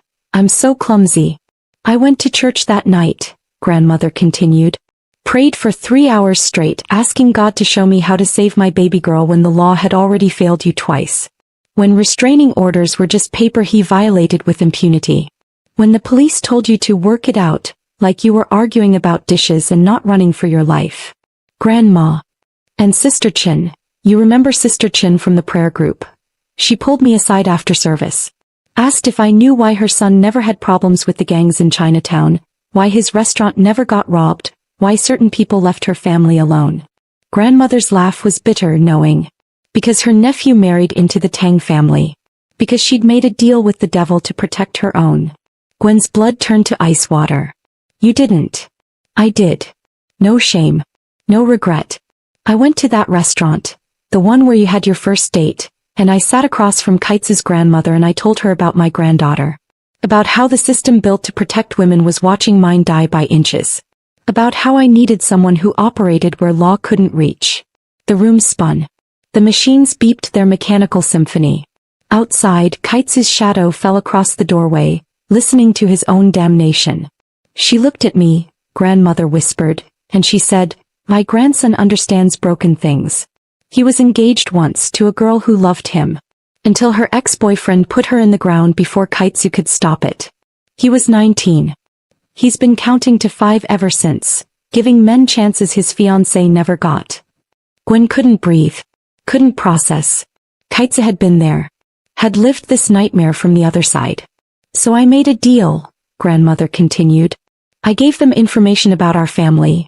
Proving we were worth protecting, that you weren't involved in anything that would complicate their business. And Mrs. Tang promised that when the time was right, when you were ready to try again, she'd arrange a meeting with her grandson. You traded me. I saved you. Steel in her voice now, the steel that had raised Gwen through grief and adolescence and heartbreak. The legal system failed. Your job's HR department failed. Your friends who told you to just leave him, like it was that simple, they all failed. So I went to the only people in this city who don't fail when they make promises. Tears burned Gwen's eyes. Rage. Gratitude. Her. Love. Everything tangled into something she couldn't name. I needed someone who breaks back, grandmother said simply. The world took my gentle girl and broke her. I needed someone who understands that sometimes love requires darker hands. That sometimes justice comes with tattoos and counting rituals and the kind of power that makes predators think twice. You should have told me. Would you have gone? Would you have let yourself be set up with a crime lord if you'd known? Her grandmother's smile was sad, knowing. Or would you have stayed alone, looking over your shoulder for the rest of your shortened life, waiting for Kevin to finish what he started? Kaitsu appeared in the doorway then, and the old woman's face softened. Come here, boy. Let me look at you properly. He approached with the same respect he'd show royalty, taking her other hand with infinite gentleness. You love her, grandmother said. Not a question. Yes, ma'am. And you'll protect her. Even from yourself if necessary. Especially from myself. The old woman nodded, satisfied. Then I can die knowing I chose right. That my baby girl will be safe in a world that tried to destroy her. She looked at Gwen. Forgive an old woman for playing God. But I'd do it again. I'd make deals with every devil in hell if it meant you got to live. She died 3 days later. At the funeral, 5 of the Tang family elders stood in the back row, paying respects to a woman who'd understood that sometimes salvation comes from unexpected places. That sometimes love requires calculated risks. That sometimes the only way to save someone is to trade their future for a different kind of dangerous. The plan came together over whiskey and tactical maps spread across Kaitsu's dining room table like blueprints for war. No. Marcus, the linebacker bodyguard, shook his head emphatically. Absolutely not. We don't use civilians as bait. Ever. I'm not a civilian in this, Gwen said quietly. I'm the target. Have been for months. And Kevin's getting bolder. The evidence was irrefutable. 3 more violations of the restraining order. Emails to her work address describing what he'd do when he got her alone. A bouquet of dead roses left on her car. Photos of her morning jogging route posted to a burner social media account with timestamps and commentary that made her skin crawl. The police had arrested him twice. He'd posted bail within hours both times. His lawyer was expensive, connected, making the charges disappear into plea bargains and probation that Kevin violated before the ink dried. He's escalating toward a violent conclusion, Kaitsu said, voice clinical despite the muscle ticking in his jaw. The behavioral pattern is textbook. He'll corner her somewhere isolated and he won't stop until she's dead or he is. Which is exactly why we don't put her in that position voluntarily, Marcus argued. We put her in a controlled version of that position. Gwen's voice was steady, stronger than she'd heard it in months. We choose the location. The timing. We make sure you're close enough to intervene. But we give Kevin exactly what he thinks he wants. Me alone vulnerable. Kaitsu's hands clenched on the table. If anything goes wrong, then your team is right there. But it won't go wrong because we'll plan it perfectly. She met his eyes across the tactical map, saw the war between his heart and his head playing out in real time. This is the only way to end it permanently. On camera. Irrefutable evidence. Him making the choice to assault me with witnesses positioned to intervene before real damage happens. You're asking me to watch the woman I love be attacked. I'm asking you to trust that I'm not fragile anymore. Moved around the table, cupped his face in her hands. Kevin took my power. Made me believe I was weak, that I deserved his violence, that I'd never escape his shadow. And I'm done being his victim. I'm done running. I'm done looking over my shoulder. The room fell silent except for the clink of ice in glasses, the rustle of maps. Where? Kaitsu asked finally. The parking garage at my office. 3rd level. Thursday night. I'll work late. Make sure he knows through the receptionist he's been calling. Give him the opportunity he's been waiting for.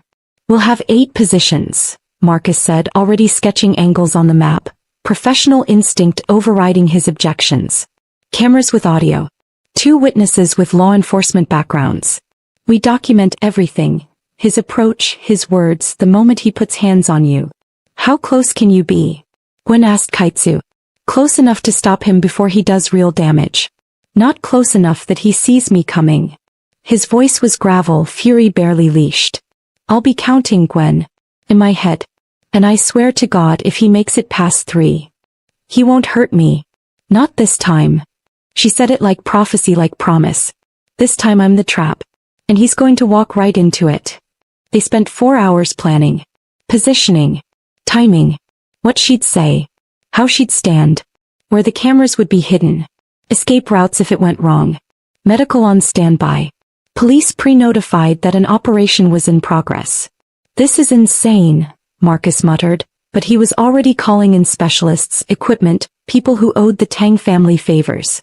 This is justice, Gwen corrected. The kind the courts couldn't give me. When everyone else had left, Kaitsu pulled her close, buried his face in her hair and she felt him trembling. I count to 5 because my fiancé never got a countdown, he whispered against her temple. Because I was young and stupid and I thought love would protect her. And it didn't. And she died while I was 3 blocks away, too late to save her. I know. My grandmother told me. So you understand why this plan is my worst nightmare. And you understand why it's my only path forward. She pulled back, made him look at her. I need to face him. Not as a victim. Not as someone being rescued. As someone who sets the trap and watches it snap shut. His kiss tasted like whiskey and desperation and acceptance. Thursday, he agreed. We end this Thursday. We end this Thursday, she echoed. And began counting down the days until she could finally stop counting at all. Smash that subscribe button and let us know in the comments who you are rooting for. Your support keeps these epic tales coming, so subscribe and join our community of today. Thursday arrived wearing the face of inevitability. Gwen dressed in gray, the color of ghosts, of the woman she used to be when Kevin owned her fear. She wore it deliberately. Armor in reverse. A costume designed to make him think she was still that fragile thing he could break. The office day crawled. Every hour felt like swimming through concrete. At 4:30 she made sure to tell the receptionist, the one who'd accidentally mentioned to Kevin's lawyer where Gwen worked, that she'd be staying late. Quarterly reports. Third-level parking garage. Alone. The bait was set. At 7:15 the office emptied. The fluorescent lights buzzed their lonely song. Gwen gathered her things with deliberate slowness, checking her reflection in the dark window. The woman staring back looked calm. Looked ready. Looked like someone who'd already survived the worst and came back stronger. The parking garage swallowed her in concrete and shadow. Her heels echoed against cement, each step a countdown. She knew Marcus was positioned behind a support column 30 feet away. Knew Kaitsu was in a blacked-out SUV 2 levels down, watching through camera feeds, counting his own private numbers to keep from storming up the ramp. Knew that somewhere in this manufactured darkness, Kevin was already hunting. She made it to her car. Fumbled with her keys, a performance making herself look distracted, vulnerable. The perfect prey. Gwen. Her blood turned to ice and fire simultaneously. She turned. Kevin emerged from behind a pillar like a nightmare given flesh, and God, he looked worse than the restaurant. Thinner. Wilder. Eyes carrying the manic gleam of a man who'd lost everything and decided to burn what remained. You've been avoiding me, he said, voice carrying that familiar sing-song quality that used to precede violence. That's rude, baby. After everything we meant to each other. We're done, Kevin. The restraining order is bullshit. Spittle flew. He advanced. She held her ground, every muscle screaming to run, to flee, to become small. You humiliated me. Told the whole world I'm some kind of monster. Made me lose my job. My apartment. My reputation. You did that yourself when you put your hands on me. His laugh was broken glass. I loved you. Gave you everything. And you repay me by spreading lies? By making me look weak. Another step. Close enough now that she could smell the whiskey on his breath, the desperation in his sweat. You're going to take it all back. Every word. Every post. Every goddamn lie. They weren't lies. Her voice didn't shake. Didn't waver. You beat me, Kevin. Strangled me. Made me apologize for your violence. That's not love. That's control. And I'm done being controlled. Something shifted in his eyes. The moment she'd been waiting for. The moment he transitioned from words to action, from threats to follow-through. You think your mafia boyfriend scares me? Kevin lunged, hands reaching for her throat with the muscle memory of a man who'd done this before. You think anyone's going to save you? His fingers closed around her neck. And Gwen didn't flinch. She stood in the fire and didn't burn, looking into his eyes as he squeezed, watching him realize too late that she wasn't afraid anymore. That she'd become something he couldn't break. One. Kites's voice cut through the garage like a blade. He stepped from shadow, emerged from darkness itself, and his calm was more terrifying than any rage. 2. Kevin's grip loosened. His head whipped around, searching for the source. 3. Marcus materialized from his position, camera running, documenting every second. 2 more witnesses emerged, former police, current Tang family associates, their presence legal and damning simultaneously. 4. Kevin's hands dropped from Gwen's throat. He stumbled backward, reality crashing down. This is a setup.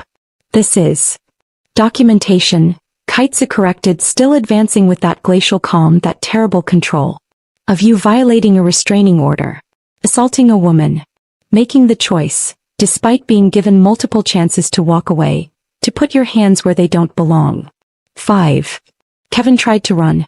He made it 3 steps before Kites' fist connected with his jaw. Surgical, precise, the same controlled violence from the restaurant but colder now, more final. Kevin went down hard and Kites followed him down, knee on his chest, phone pressed to his ear. 911. I'd like to report an assault in progress.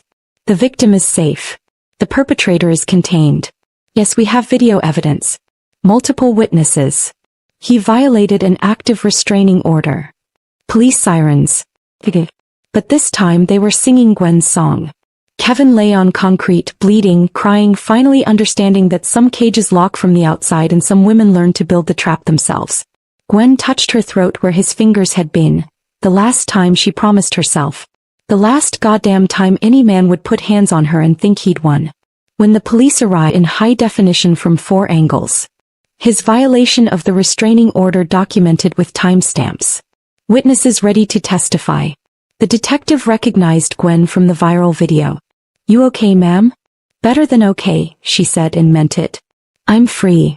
They arrested Kevin with additional charges. Felony stalking, assault, violation of a protective order. His lawyer couldn't make these disappear. Not with video. Not with witnesses. Not with a woman who'd stopped being a victim and become the architect of her own justice. Kaitsu waited until the police cars disappeared before pulling her close, his control finally cracking as he buried his face in her hair and trembled. You didn't flinch, he whispered. You stood there and you didn't flinch. I wasn't alone. She pulled back, cupped his face.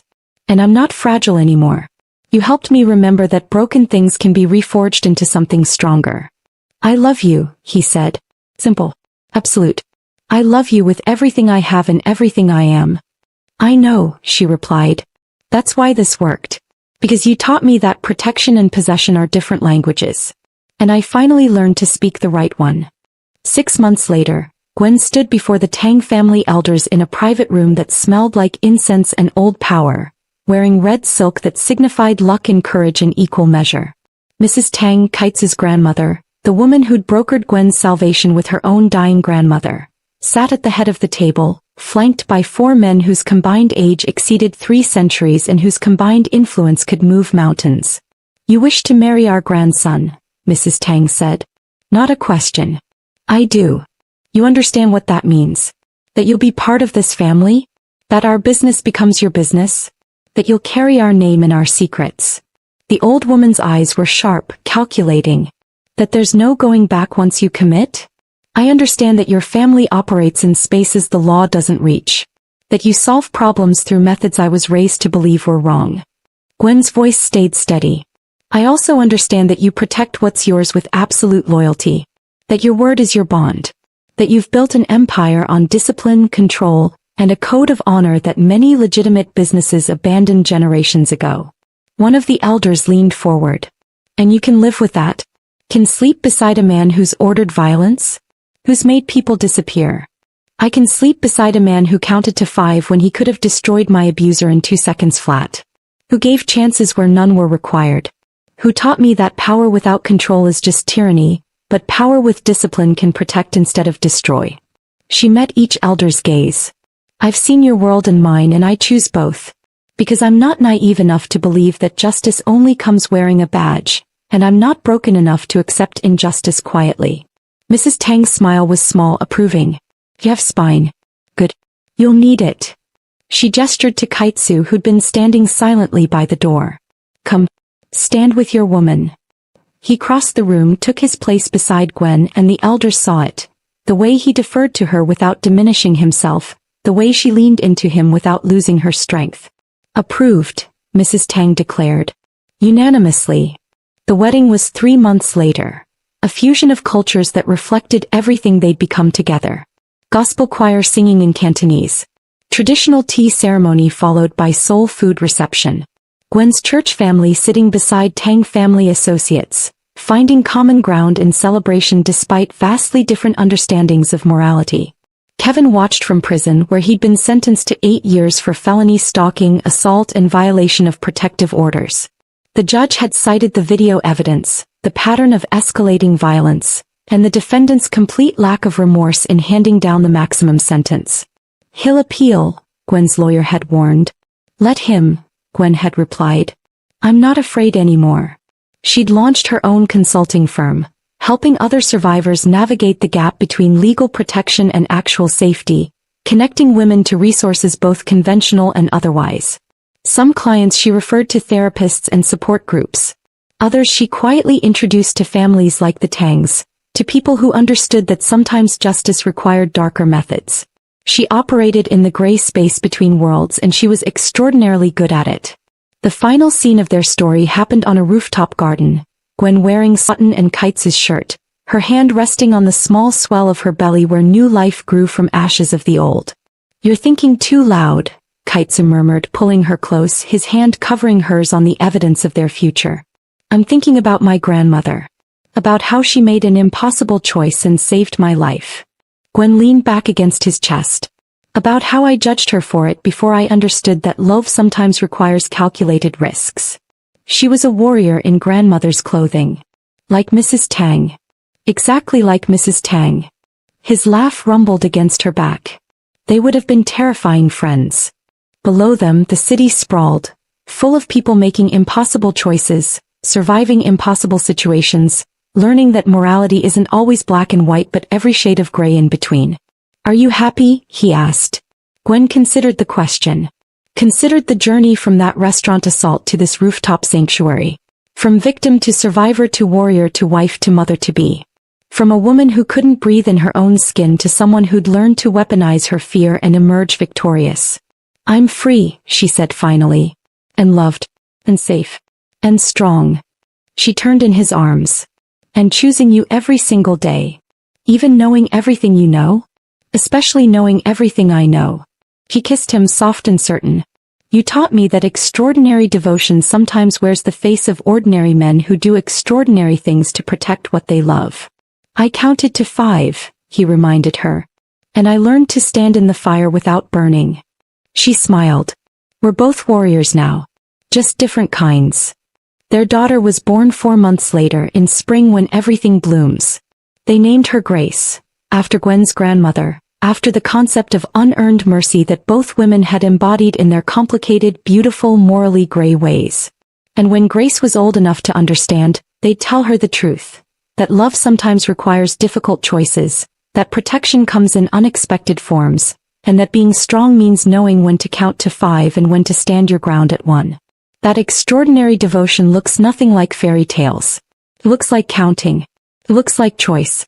It looks like 2 broken people who found each other in the darkness and built something beautiful from the shards. If you have enjoyed this story so far, kindly subscribe and hit the notification bell to ensure you're part of the inner circle for every new release. Tell me your favorite part of the story and why you think it's the best. I'd be in the comments section watching and replying to all your messages. The slap echoed through the ER like a gunshot. The guard's head snapped sideways, his cheek already blooming red. His Glock, which had been pressed against Yimika's temple 3 seconds earlier, clattered to the sterile floor. "In this room," Yimika said, her voice calm as death, "I am God. And if you ever point that toy at me again, I will put shit in your eyes and make you watch your boss die." The guard's hand moved toward the gun. Yimika's foot was faster. She kicked it across the room, never breaking eye contact. "Sit down." He sat. Tadahiro Kinjo was dying.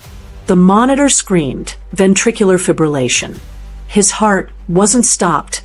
It was quivering, unable to pump blood. The glass from the car crash had punctured his left lung and nicked the pericardium. He had maybe 90 seconds before his brain started dying from oxygen. She grabbed the defibrillator paddles, checked the rhythm on the monitor, confirmed VFib, not asystole, which meant the shock could work, and charged them to 200 joules. Clear. She placed one paddle below his right clavicle, the other on his left side below the nipple, textbook hand placement to send the current straight through the heart. His body arced off the gurney, every muscle contracting. Nothing. The monitor still screamed. Charging to 300. Clear. This time, the monitor hiccuped. A single blip, then another, then a rhythm.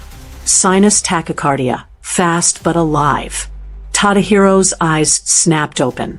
The first thing he saw was her, a woman with fire in her eyes and blood on her scrubs, standing over him like she'd just ripped him back from the afterlife by sheer will.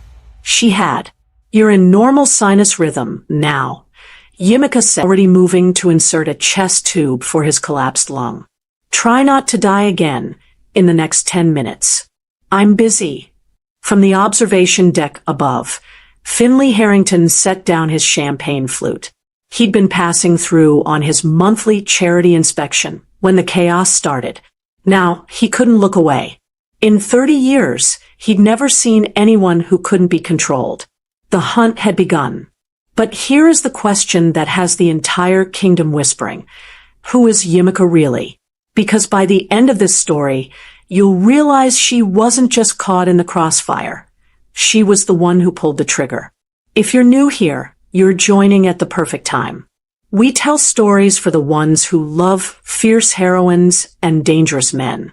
Before we reveal the next insane plot, hit that subscribe button and turn on the bell. You do not want to be the only one who misses the mind-bending twist if it changes everything you think you know about Yimika. Are you Team Mafia or Team Duke? Lock in your vote in the comments right now. I'm reading every single one to see whose side you're on before the blood starts to spill. Smash that like button and drop a comment telling me, what's your current situation right now, and where in the world are you listening from? Are you at work secretly binge-watching, lying in bed when you should be sleeping, or maybe escaping reality on your commute? Where are my story lovers tuning in from today? I love knowing where you all are. Now, let's get back to the hospital wing, where a Duke's pride is about to meet a nurse's Pepper. She didn't ask his name, didn't ask what happened, didn't flinch when she saw the full-body tattoos that marked him as Yakuza, as someone who lived in shadows and violence. To her, he was just another body that needed fixing. Tadahiro tried to speak, but his throat was raw. He watched her work instead. Her hands moved with brutal efficiency.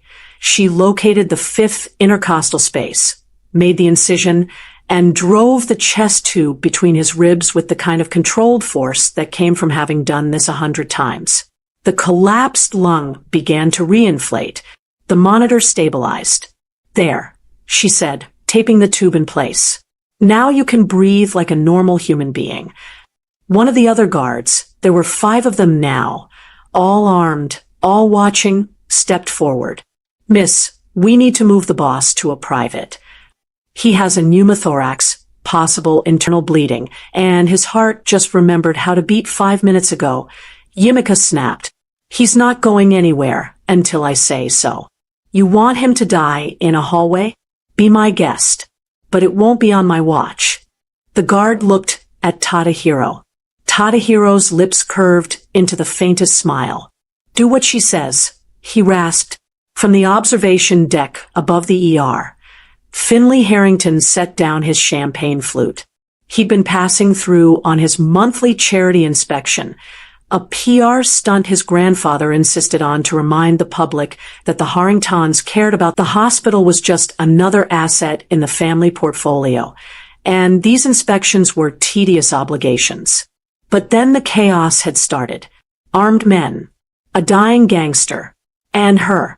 Finley watched as Yimika barked orders at a resident twice her age, as she moved through the trauma bay like she owned it.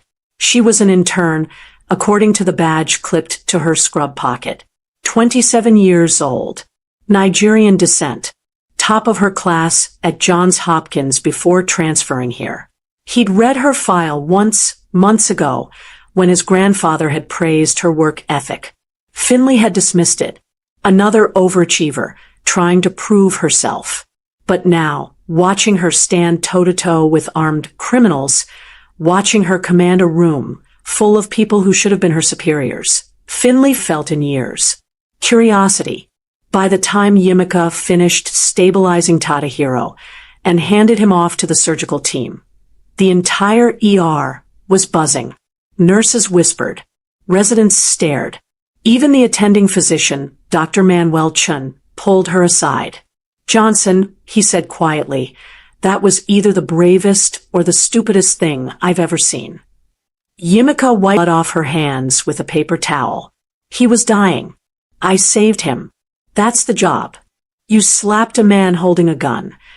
He was in my way." Dr. Chun studied her for a long moment, then shook his head. "You've got steel nerve, kid. Just try not to get yourself killed, all right?" Yimika nodded and walked away. She didn't even see the way people looked at her now, with a mix of awe and fear. She didn't see Finley Harrington still watching from above, his fingers drumming against the glass. And she didn't see Tadahiro Kinjo, now sedated and prepped for surgery, smile in his sleep. The legend of the nurse had begun.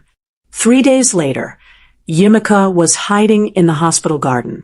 It wasn't really hiding. She was on her lunch break, eating a sad turkey sandwich on a bench beneath a cherry blossom tree.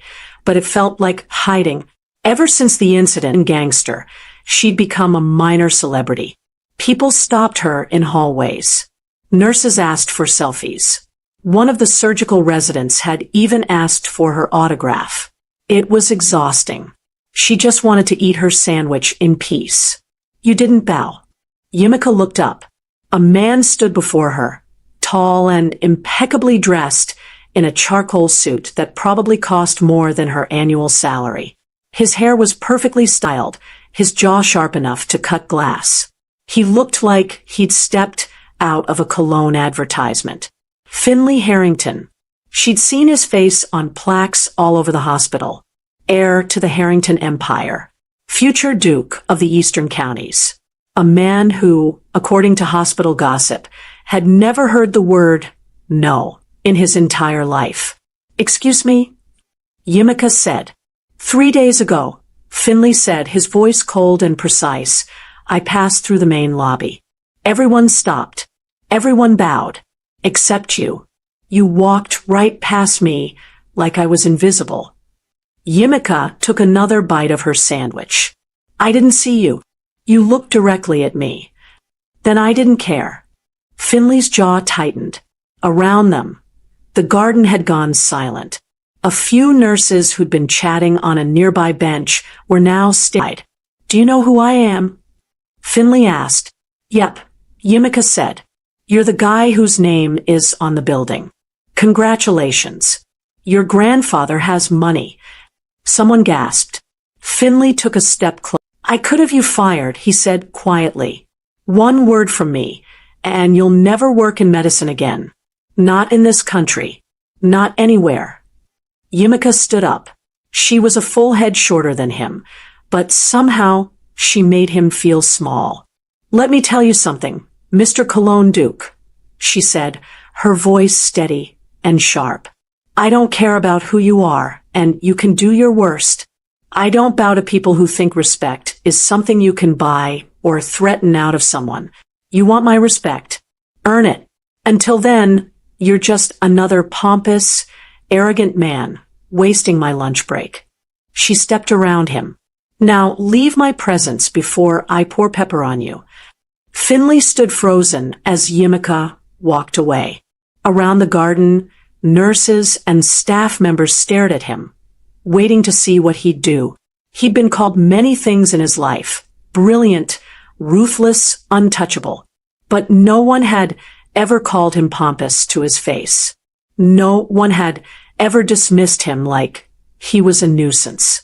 And Pepper? Why did she say Pepper? Wasn't he hot enough? Did she want to blind him? Most likely. His hands clenched into fists. He should fire her. He should destroy her career. He should make an example of her, so that no one else ever dared to speak to him that way again. But as he watched her disappear through the garden doors, he felt that same curious pull he'd felt 3 days ago in the observation deck. She wasn't afraid of him. And Finley Harrington had spent his entire life surrounded by people who were terrified of disappointing him. Finley was still standing in the garden, contemplating his next move, when someone brushed past him. Sorry, the man muttered. Finley turned. It was him, the Korean gangster from the ER. Tadahiro Kinjo. He was dressed casually now, in jeans and a black t-shirt that showed the edges of his tattoos. His chest was bandaged, but he moved like someone who'd been stabbed before and knew how to work through the pain. Watch where you're going, Finley snapped. Tadahiro stopped, turned, looked at him. I said I was sorry, Tadahiro said evenly. I don't care what you said. You. Finley shoved him. Not hard, but enough to make a point. Enough to reassert dominance. Tadahiro smiled. It wasn't a friendly smile. Okay, Tadahiro said softly. Then he walked away. 2 hours later, Finley stood in the hospital parking garage, staring at what was left of his car collection. All three of them, the Aston Martin, the Bentley, the custom Rolls-Royce, had been destroyed. Tires slashed. Windows shattered.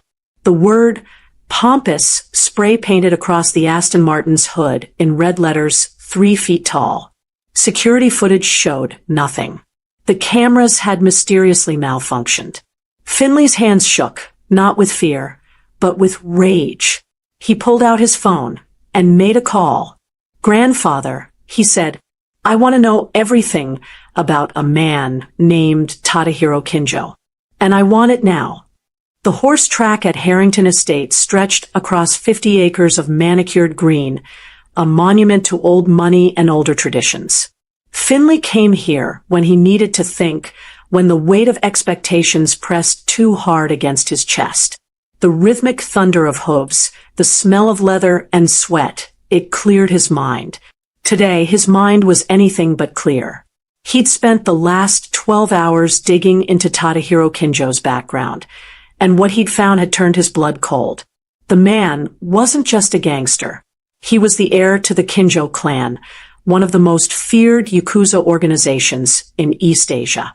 Tadahiro had been raised in the mountains of rural Korea, trained by his grandfather in combat, survival, and something the reports called the old ways. He'd killed his first man at 16.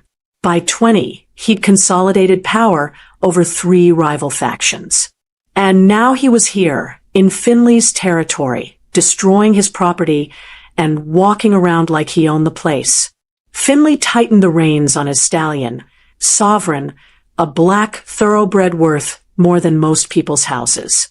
He urged the horse into a gallop, trying to outrun the rage that threatened to consume him.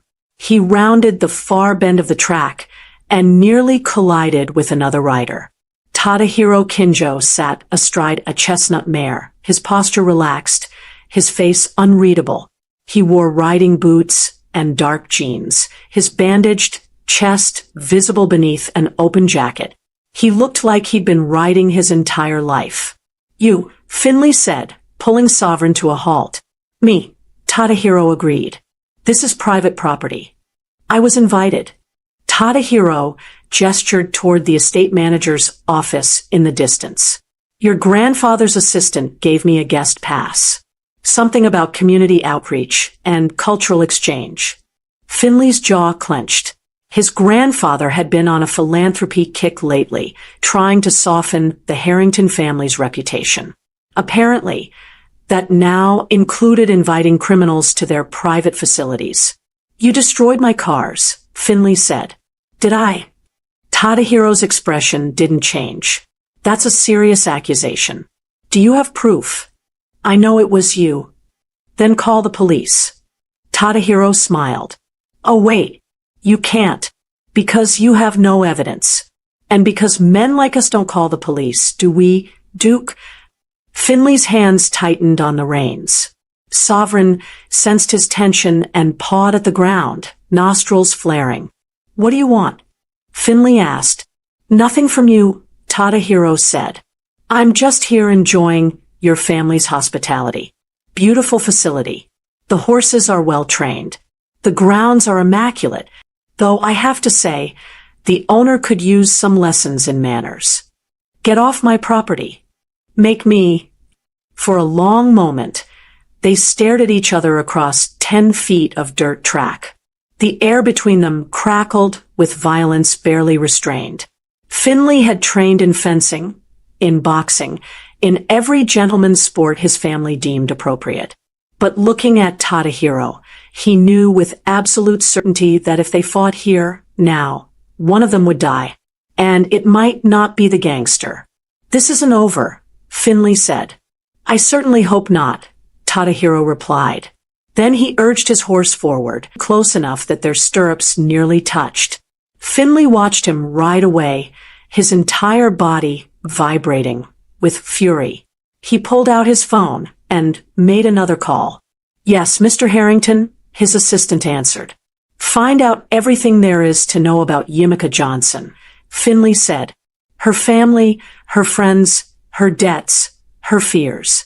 I want to know what makes her tick." "Sir, just do it." Because if Tadahiro Kinjo was here, it wasn't for the horses or the hospitality. It was for her.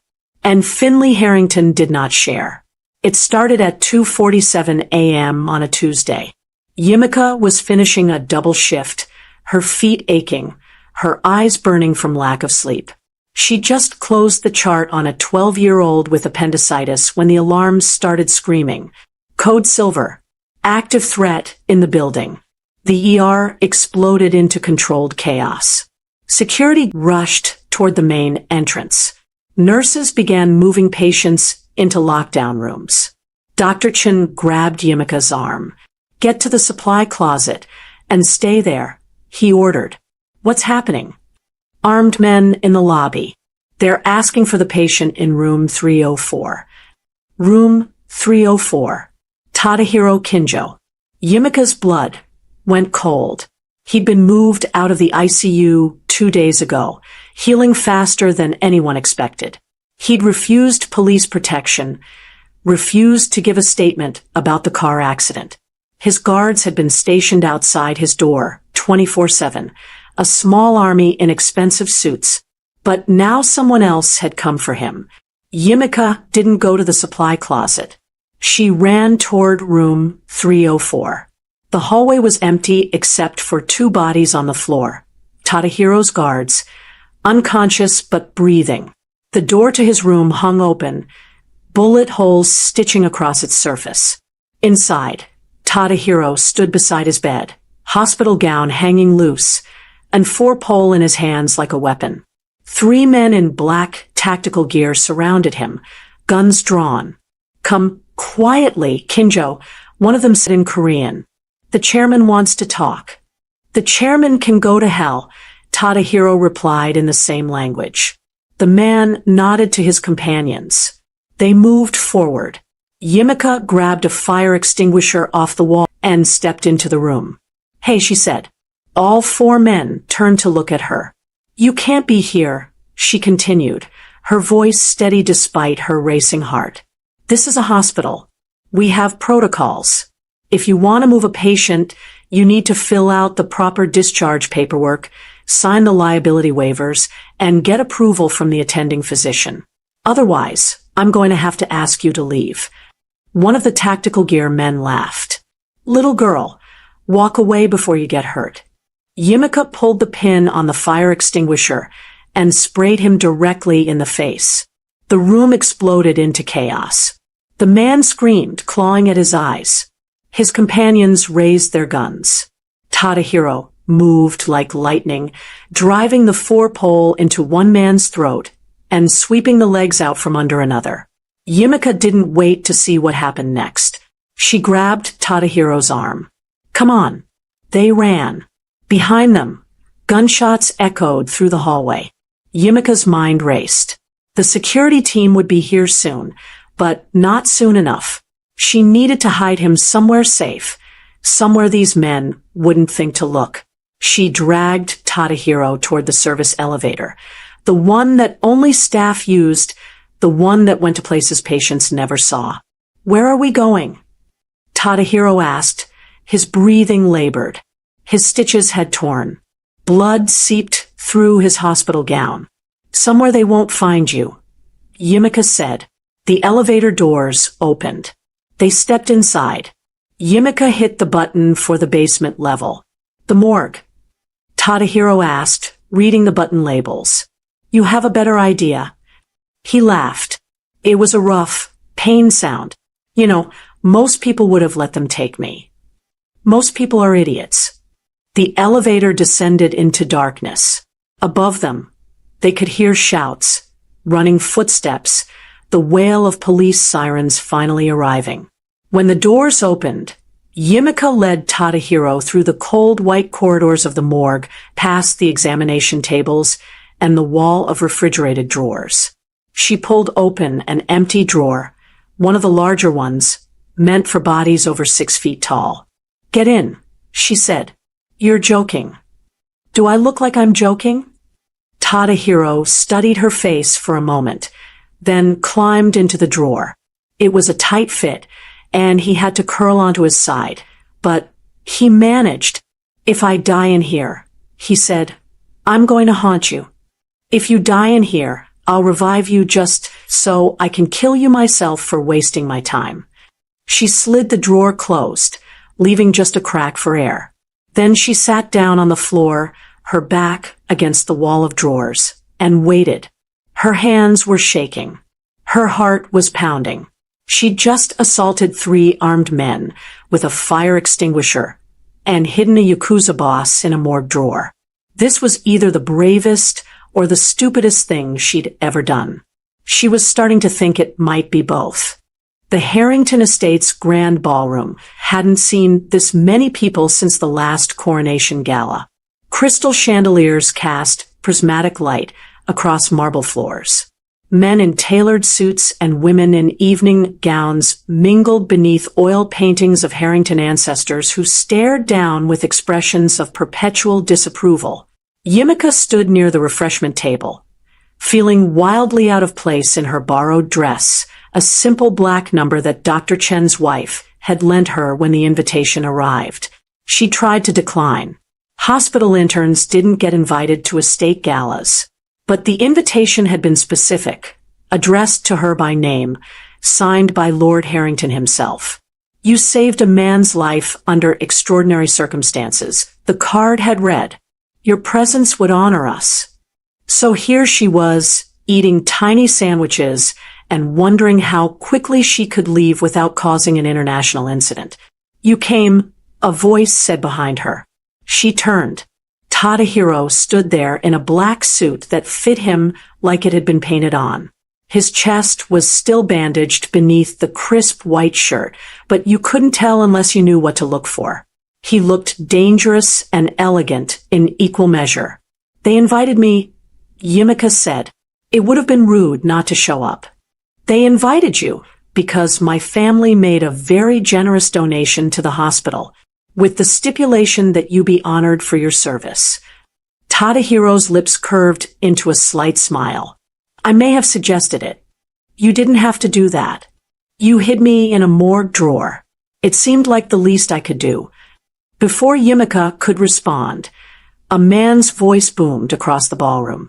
Lord Edmund Harrington, Finley's grandfather, stood on the raised platform at the far end of the room.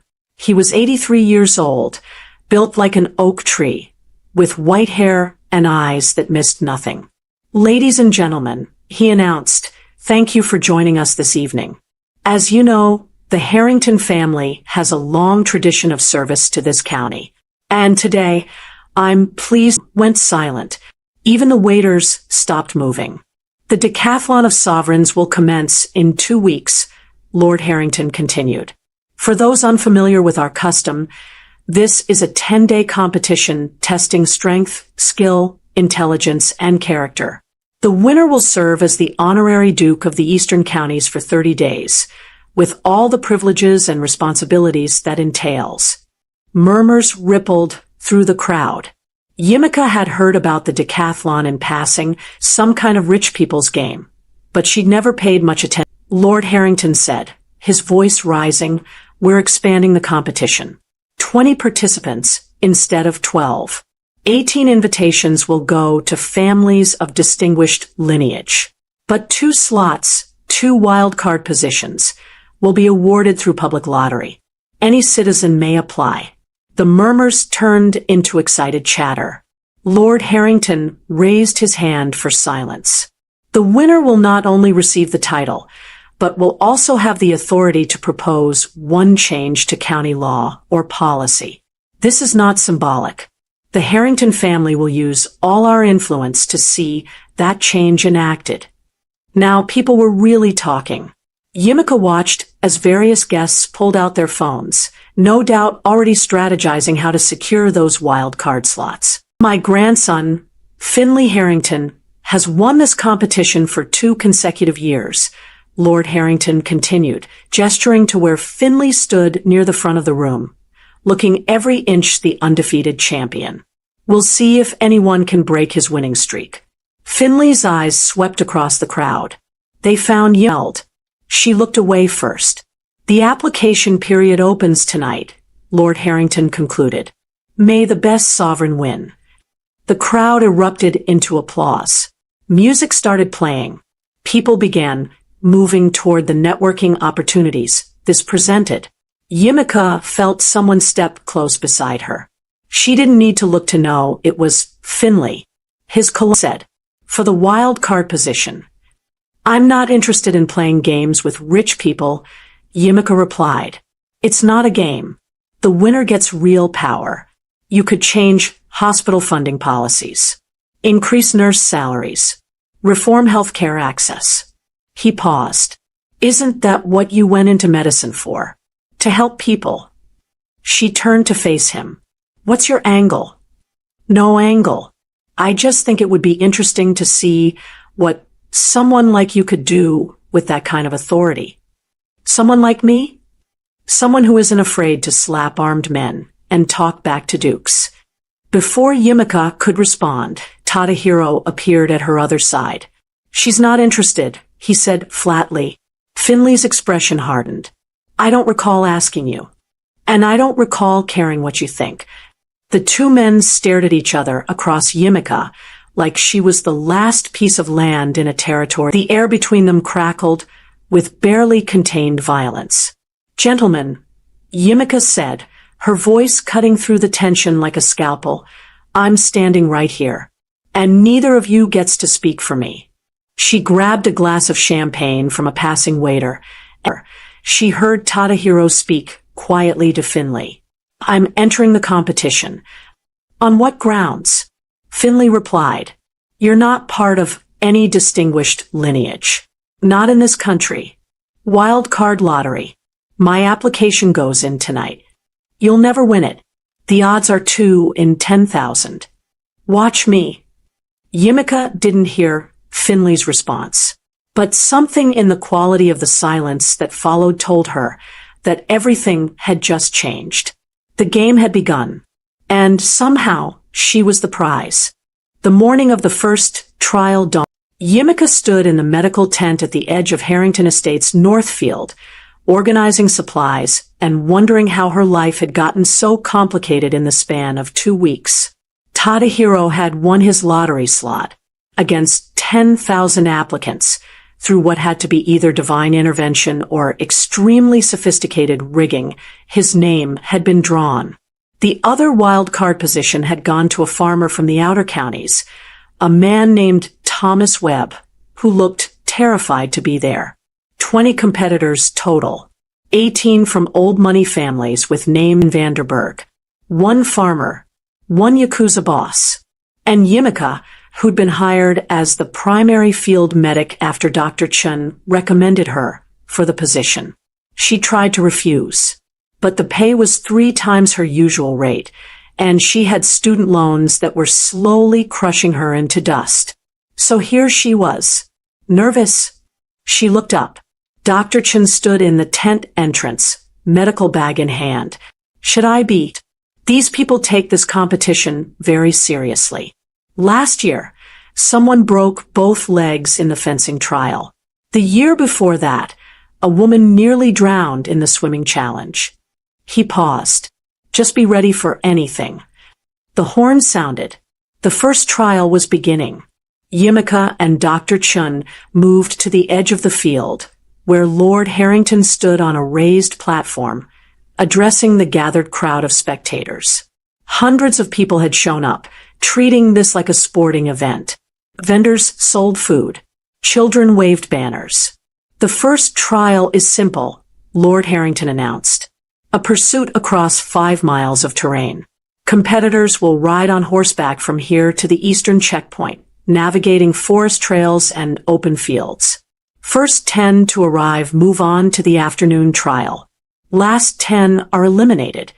Yimika's stomach dropped. Eliminated on day 1. However, Lord Harrington continued, there are red flags hidden along the route. Bring back a flag, and you're automatically safe, regardless of your finishing position. There are only 5 flags. The competitors mounted their horses. Yimika recognized most of them from the gala, sons and daughters of industrial empires, heirs to banking fortunes.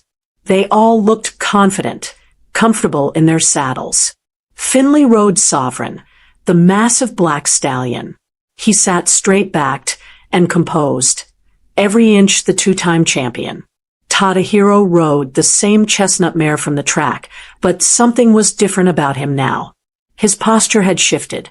He looked feral, dangerous, like someone who'd learned to ride bareback through mountain passes while being hunted. The starting pistol fired. 20 horses exploded forward in a thunder of hooves. The crowd roared. What happened next would become legend. Finley took an early lead, Sovereign's long stride eating up the ground. Behind him, the pack jostled for position, following the clearly marked trail into the forest. Tadahiro veered off the trail immediately. Yimika watched through binoculars as he guided his horse straight into the thick underbrush, disappearing into terrain that looked impassable on horseback. The crowd murmured in confusion. "What's he doing?" someone asked. "He's going to kill himself," someone else replied. But 8 minutes later, Tadahiro emerged from the forest at a completely different point, a red flag tied to his saddle, mud splattered across his face and chest. He'd cut straight through the terrain. Everyone else was avoiding, using what looked like animal trails and creek beds. The crowd went silent with shock. Then the cheering started. Finley crossed the finish line first, as expected. But his face was dark with fury because Tadahiro had already been there waiting, lounging against a fence post with that infuriating smile. "Good ride, Duke," Tadahiro said. "You've got excellent form." "You cheated," Finley said. "I took a shortcut. That's not against the rules. That terrain is impossible on horseback. For you, maybe."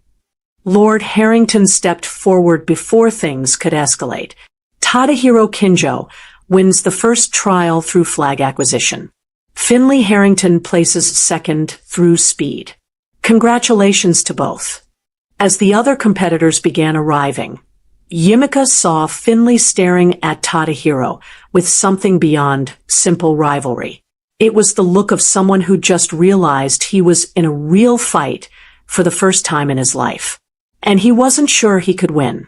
If you have been enjoying this story so far, kindly subscribe and hit the notification bell to ensure you're part of the inner circle for every new release. The screen might go black, but the legend continues. Don't miss the next epic story. Tadahiro limped into the medical tent an hour after the trial ended, mud caked in his hair, blood seeping through his shirt where his barely healed chest wounds had torn open. "You're an idiot," Yimika said, not looking up from the inventory sheet she was updating. "Nice to see you too. Sit." He sat on the examination table, wincing as he peeled off his shirt. The ride had been brutal on his healing body. Fresh blood, mixed with old bandages, and Yimika could see where the stitches had pulled loose. She snapped on gloves and began cleaning the wounds with methodical precision. Tadahiro didn't flinch, didn't make a sound, just watched her work with those dark, unreadable eyes.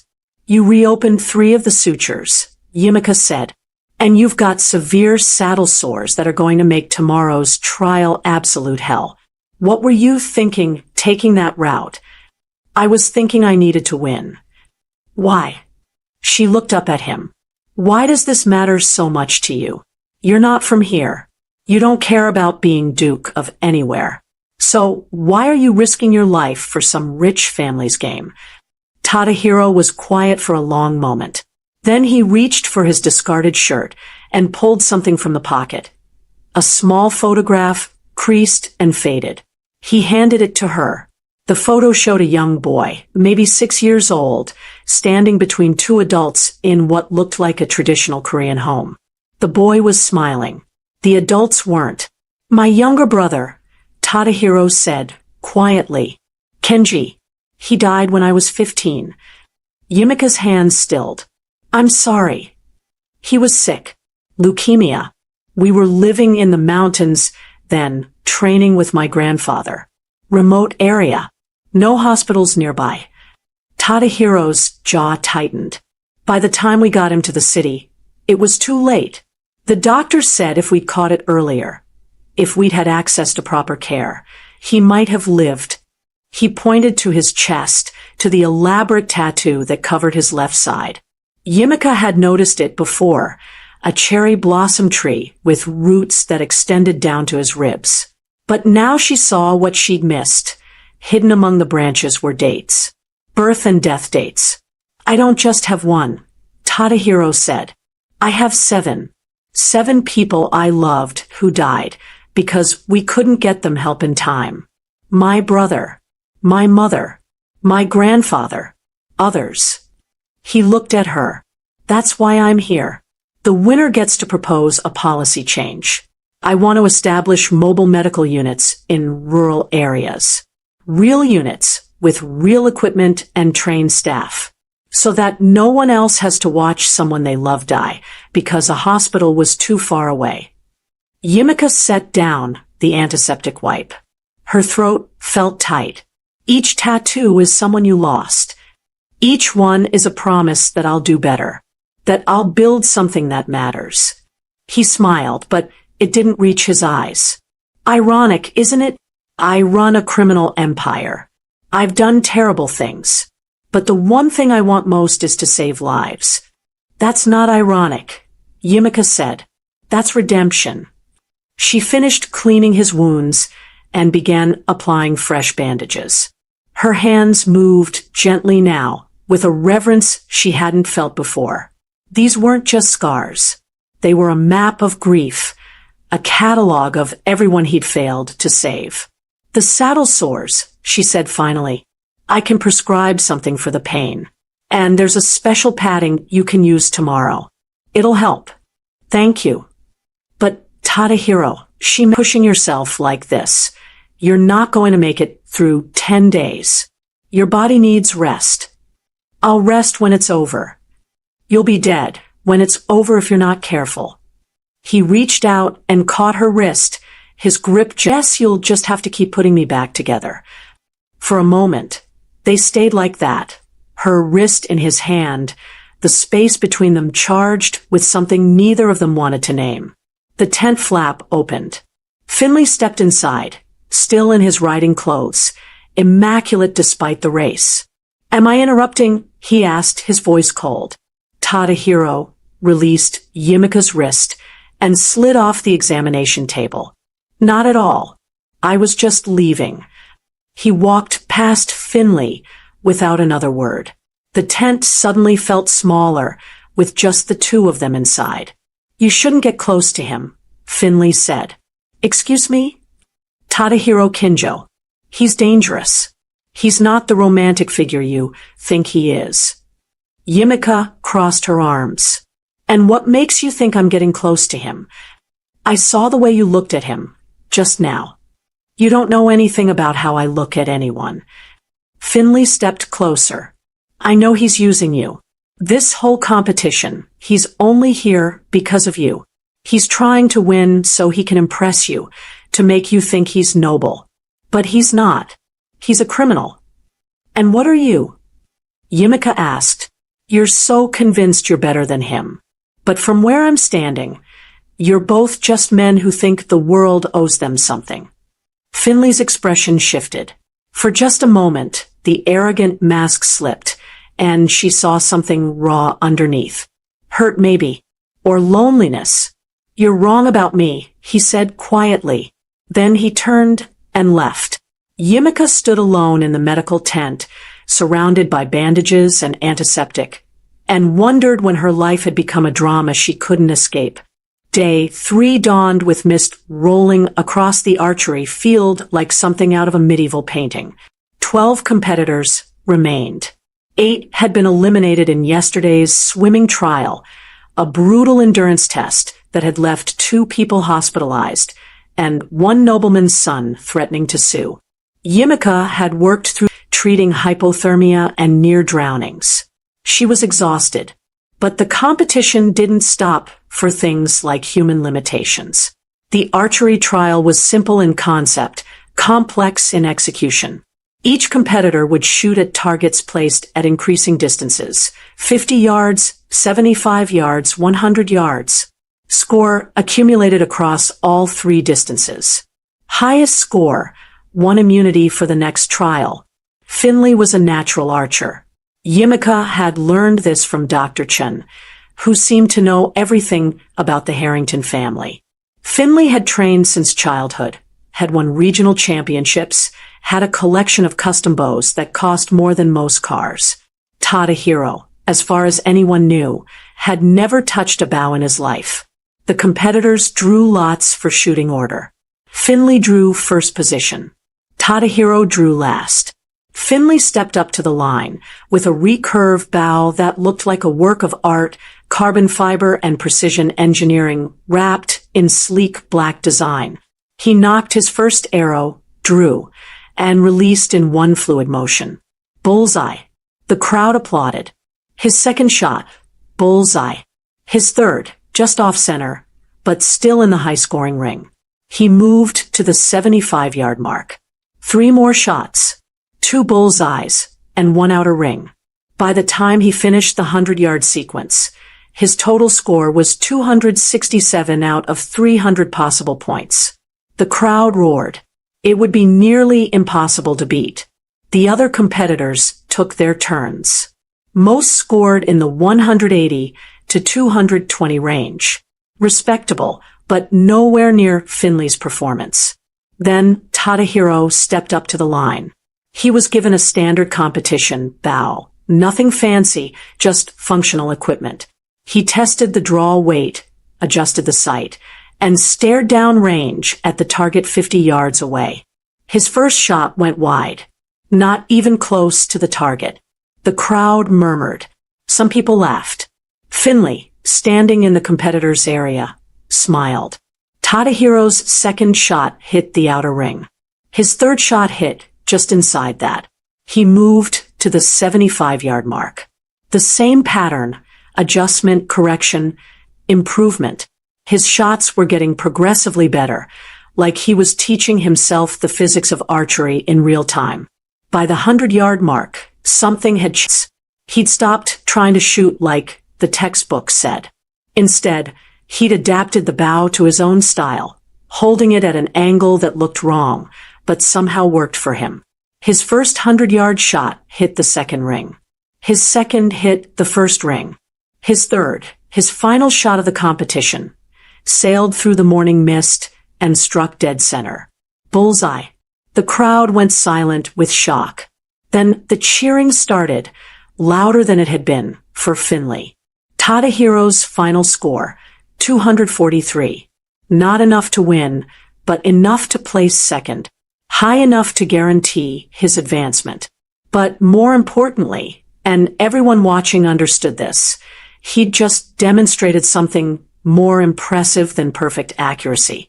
He'd shown the ability to learn and adapt under pressure. To take a skill he didn't have and forge it into competence through sheer focus and determination. Finley won the trial, but Tadahiro won the crowd. Yimika watched from the medical tent as Finley accepted his immunity award from Lord Harrington. His face was composed, professional, but she could see the tension in his shoulders, the tightness around his eyes. He'd won. So why did he look like he'd lost?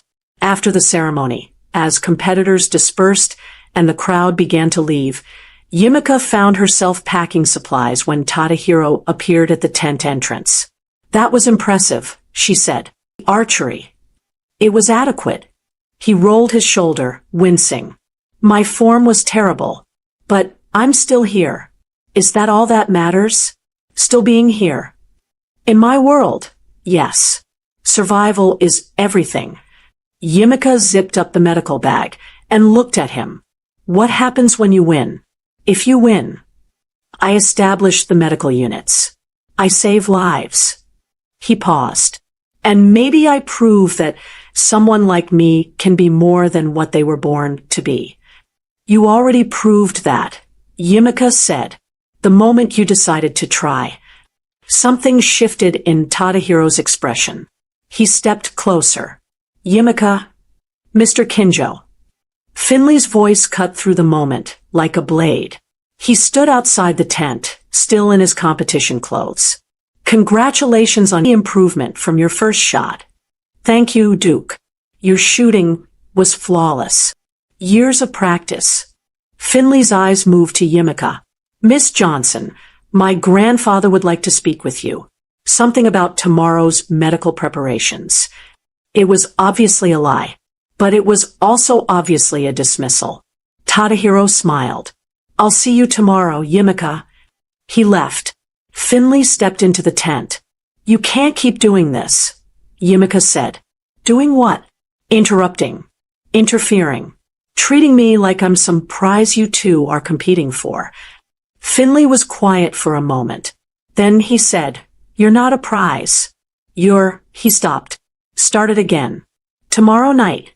After the trial, there's something I want to show you. I'm not interested in. Please. The word sounded foreign coming from him, like he'd never used it before, and wasn't sure if he was pronouncing it correctly. Yumika sighed. 1 hour. That's all you get. That's all I need. He turned to leave, then paused at the tent entrance. For what it's worth, he said, not looking back. I'm not trying to win you. I'm trying to deserve you. There's a difference. Then he was gone, leaving Yumika alone with the uncomfortable realization that this competition was going to break all three of their hearts before it was over. Yumika found Finley in the East Garden at midnight, exactly where his cryptic note had said to meet him. She'd worked a brutal 12-hour shift treating everything from heat exhaustion to a dislocated shoulder. And the last thing she wanted was to play whatever game this was. But something in his voice earlier had sounded different, vulnerable. And despite everything, she was curious. The garden was lit by paper lanterns strung between iron trellises. Rose bushes lined the paths, their fragrance heavy in the summer air. At the center was a fountain, water cascading over marble tiers carved with Harrington family crests. Finley sat on the fountain's edge, still dressed in his competition clothes, but with his jacket discarded, his sleeves rolled up. He looked tired. Human, for once. You came, he said, standing as she approached. I said I would. 1 hour. Right. He seemed nervous, which was so unlike him that Yumika felt her defenses soften slightly. Thank you. He gestured to a stone bench nearby. Spread across it were architectural blueprints, weighted down against the evening breeze with smooth river stones. What is this? Yumika asked. A hospital. Finley stepped closer to the blueprints, his fingers tracing the lines. Not just any hospital. A research and treatment center focused on underserved communities. Free clinics on every floor. Teaching facilities for nursing students. State-of-the-art emergency rooms designed with input from actual ER staff, not just administrators. Yumika moved closer, studying the designs. They were beautiful, functional, and thoughtful in ways most hospital architecture wasn't. The ER had 3 separate trauma bays. The pediatric wing had windows in every room. There was even a rooftop garden for patient recovery. When did you design this? She asked. I didn't. Not alone. Finley pulled out another sheet. this one covered in notes, some in his precise handwriting, others in different hands. I've been working with a team of architects and medical consultants for 3 years. Ever since, he stopped, started again. My mother died in a hospital. Cancer. The treatment was excellent. The doctors were skilled, but the facility itself was cold. Sterile. She spent her last months in a room that felt like a prison cell. Yimika looked at him, seeing him differently now. I'm sorry. She made me promise something before she died. She said, Finley, you're going to have power someday. Real power. Use it to make sure no one else feels as helpless as we do right now. His jaw tightened. I've been working on this project ever since. But my grandfather won't approve the funding. He says it's not economically viable, that hospitals need to turn a profit. So if you win the decathlon— When I win, Finley corrected, his arrogance returning for just a moment, I'll use my 30 days of authority to approve the project myself. My grandfather will honor the tradition. The hospital gets built. Yimika studied the blueprints again. This wasn't some vanity project. This was years of careful planning, of genuine care for details that only someone who'd spent time in hospitals would notice. Why are you showing me this? She asked. Finley turned to face her fully. Because you think I'm just an arrogant duke playing games. And maybe I am most of the time. But this— he gestured to the blueprints. This is the one thing I care about more than my pride. And I wanted you to know that I'm not doing this for glory. I'm doing it because my mother asked me to, and because I've watched good people die in bad systems. The vulnerability in his voice was startling. This was a man who'd spent his entire life maintaining perfect control, and here he was cracking open his armor to show her the wound underneath. It's a good plan, Yimika said quietly. It would help a lot of people. But you still think Tadahiro's plan is better. She wanted to lie, but she'd never been good at lying. I think both plans would save lives. His mobile units, your hospital. The world needs both. The world doesn't get both. Only one of us wins. Then maybe the world is broken, Yimika said. Maybe we shouldn't have to choose between two good things. Finley laughed, but it was a hollow sound. You're right. But that doesn't change reality. He began rolling up the blueprints. I need to win this, Yimika. Not because of you, though God knows that's become part of it. But because I made a promise to someone I loved, and I don't break promises. Neither does Tadahiro, Yimika said. His tattoos. Each one is a promise to someone he lost. I know. I had him investigated, remember? Finley secured the blueprints with a leather strap. That's what makes this so impossible. If he were actually a monster, this would be easy. But he's not. He's just a man trying to honor his dead. Same as me. He looked at her, and in the lantern light, she could see exhaustion written across his features. I don't know how to compete with that. I don't know how to fight someone whose cause is just as righteous as mine. Maybe you shouldn't fight at all. That's not how this works. Then maybe you need to change how it works. Finley smiled sadly. You really believe the world can be that simple? No, Yimika admitted. But I believe we should try anyway. They stood there in the midnight garden, two people on opposite sides of a conflict neither of them had chosen. And for just a moment, the competition fell away. There was just the sound of water and the smell of roses and the painful recognition that sometimes good people have to hurt each other to do good things. Your hour is up, Finley said finally. Yimika nodded. She turned to leave, then stopped. For what it's worth, your mother would be proud of you. She didn't wait to see his reaction. But as she walked back toward the medical tent, she heard him whisper something to the empty garden. I hope so. Day 5 began with thunder. Not the weather kind, though dark clouds gathered on the horizon, but the political kind. The kind that came when rich men realized the rules they'd written might not protect them anymore. Yimika was restocking the medical tent when she heard the shouting from the main pavilion. She grabbed her bag and ran, expecting injuries. Instead, she found chaos of a different sort.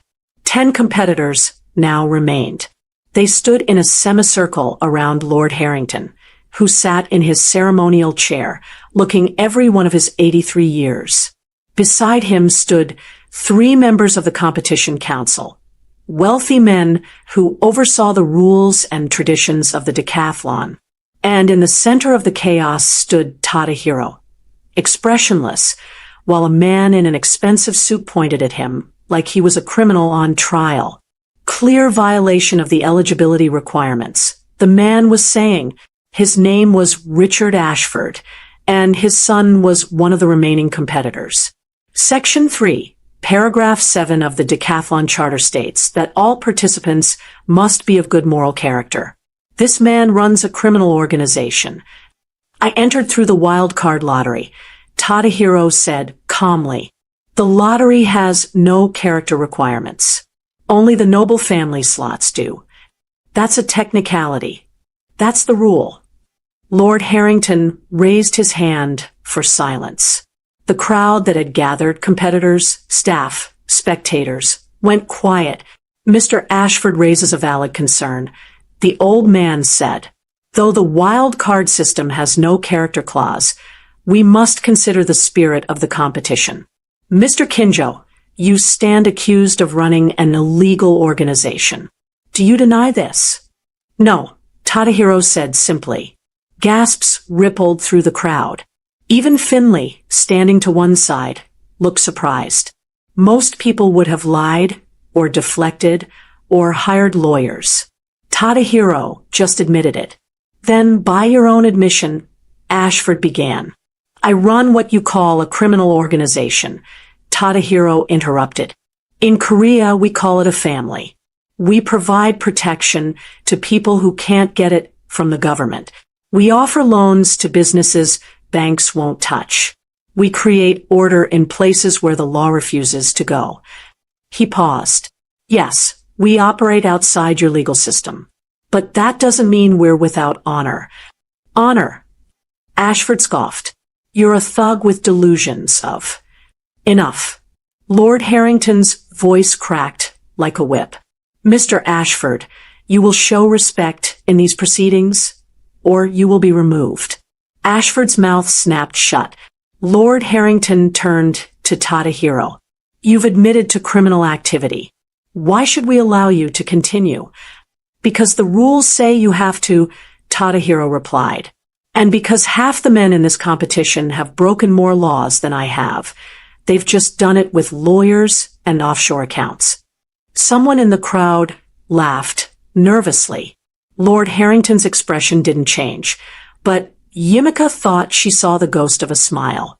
You're technically correct, the old man said. But perhaps... Wait. Everyone turned. Yimika was pushing through the crowd, her medical bag still clutched in one hand.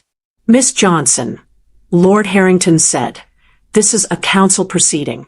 Unless someone requires medical attention. They require a reality check, Yimika said. She stopped beside Tadahiro. Her heart was pounding, but her voice was steady. You want to talk about moral character? Fine. Let's talk about it. Yimika, Tadahiro said quietly, you don't have to. Yes, I do. She turned to face the council members. I'm a nurse. I've worked in 3 different hospitals across 2 countries. And you know what I've learned? The system is broken. Patients die because they can't afford treatment. Families go bankrupt because someone got cancer. Rural communities have zero access to emergency care because it's not profitable to serve them. This has nothing to do with. Ashford tried. It has everything to do with it. Yimika's voice rose. You want to talk about criminals? The real crime is a healthcare system that lets people die because they're poor. The real crime is insurance companies denying coverage for life-saving treatments. The real crime is that we live in one of the richest countries in the world, and medical bankruptcy is the leading cause of personal bankruptcy. She pointed at Tadahiro. This man lost 7 people he loved because they couldn't access medical care. 7. And instead of just accepting that as the way things are, he's trying to change it. He's here, competing in your game, following your rules, so he can use whatever power he wins to make sure no one else has to bury their little brother because the hospital was too far away. The crowd was silent now, listening. So yes, Yimika continued. He runs an organization that operates outside the law. But at least he's using that to help people who have no one else. What's your excuse? She looked directly at Ashford. What are you doing with your power, except trying to keep people like him out? Ashford's face had gone red. How dare you? She makes a fair point. Everyone turned. Finley had stepped forward, his expression unreadable. The wild card system exists precisely to allow outsiders into this competition, he said.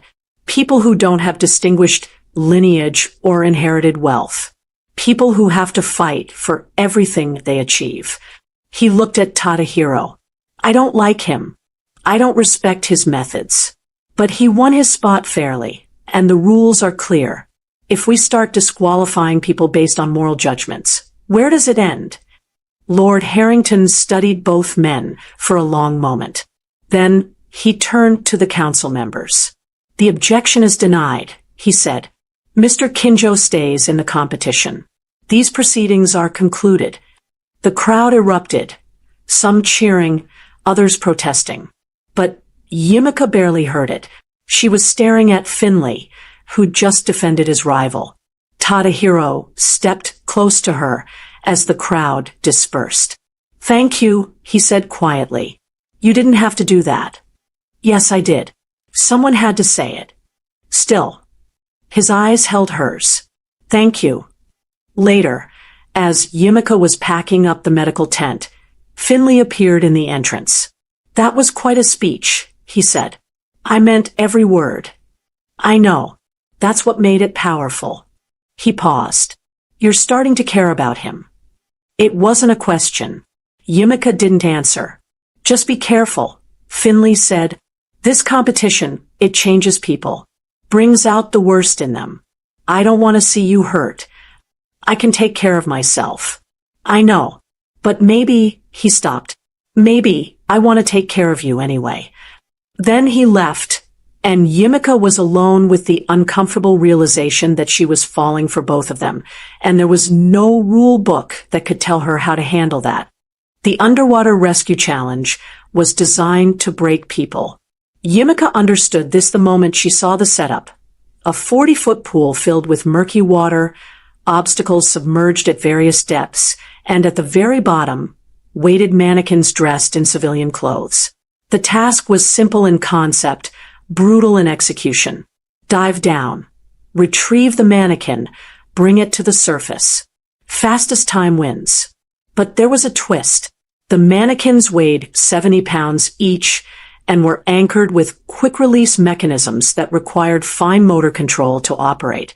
Underwater, while holding your breath, in near-zero visibility. This is insane, Yimika muttered. Someone's going to drown. That's why we're here, Dr. Chen said, checking the oxygen tanks they'd prepared for emergency intervention. 8 competitors remained after yesterday's elimination round, a grueling obstacle course that had claimed 2 more participants. Finley and Tadahiro had both placed in the top 3, but the gap between them was narrowing. Finley was winning on points. Tadahiro was winning hearts. The first competitor, Dove. He made it halfway down before his lungs gave out, and he had to surface, gasping and empty-handed. The second competitor managed to reach the mannequin, but couldn't operate the release mechanism. She surfaced after 90 seconds, face red, coughing water. Then it was Finley's turn. He stood at the pool's edge in a black wetsuit, breathing slowly, deliberately, oxygenating his blood. Yimika had seen him practice this. He'd trained with Navy diving instructors, could hold his breath for over 4 minutes in controlled conditions. The whistle blew. Finley Dove, his form perfect, cutting through the water like a blade. He reached the bottom in under 15 seconds, located his mannequin, the one with the red shirt, and began working the release mechanism. Yimika watched the timer. 30 seconds. 45. 60. The mechanism clicked. Finley grabbed the mannequin and kicked toward the surface, his powerful strokes propelling both upward. He broke the surface at 1 minute, 18 seconds, dragging the mannequin onto the deck with practiced efficiency. The crowd roared. It was the fastest time by 40 seconds. Finley climbed out, water streaming from his hair, and looked directly at Tadahiro. The message was clear. Beat that. 2 more competitors went. Both failed to even reach the bottom. Then it was Tadahiro's turn. He stood at the pool's edge, and Yimika noticed something wrong immediately. His breathing was too shallow, his shoulders too tight. The wounds from the horseback trial had never fully healed, and yesterday's obstacle course had reopened them.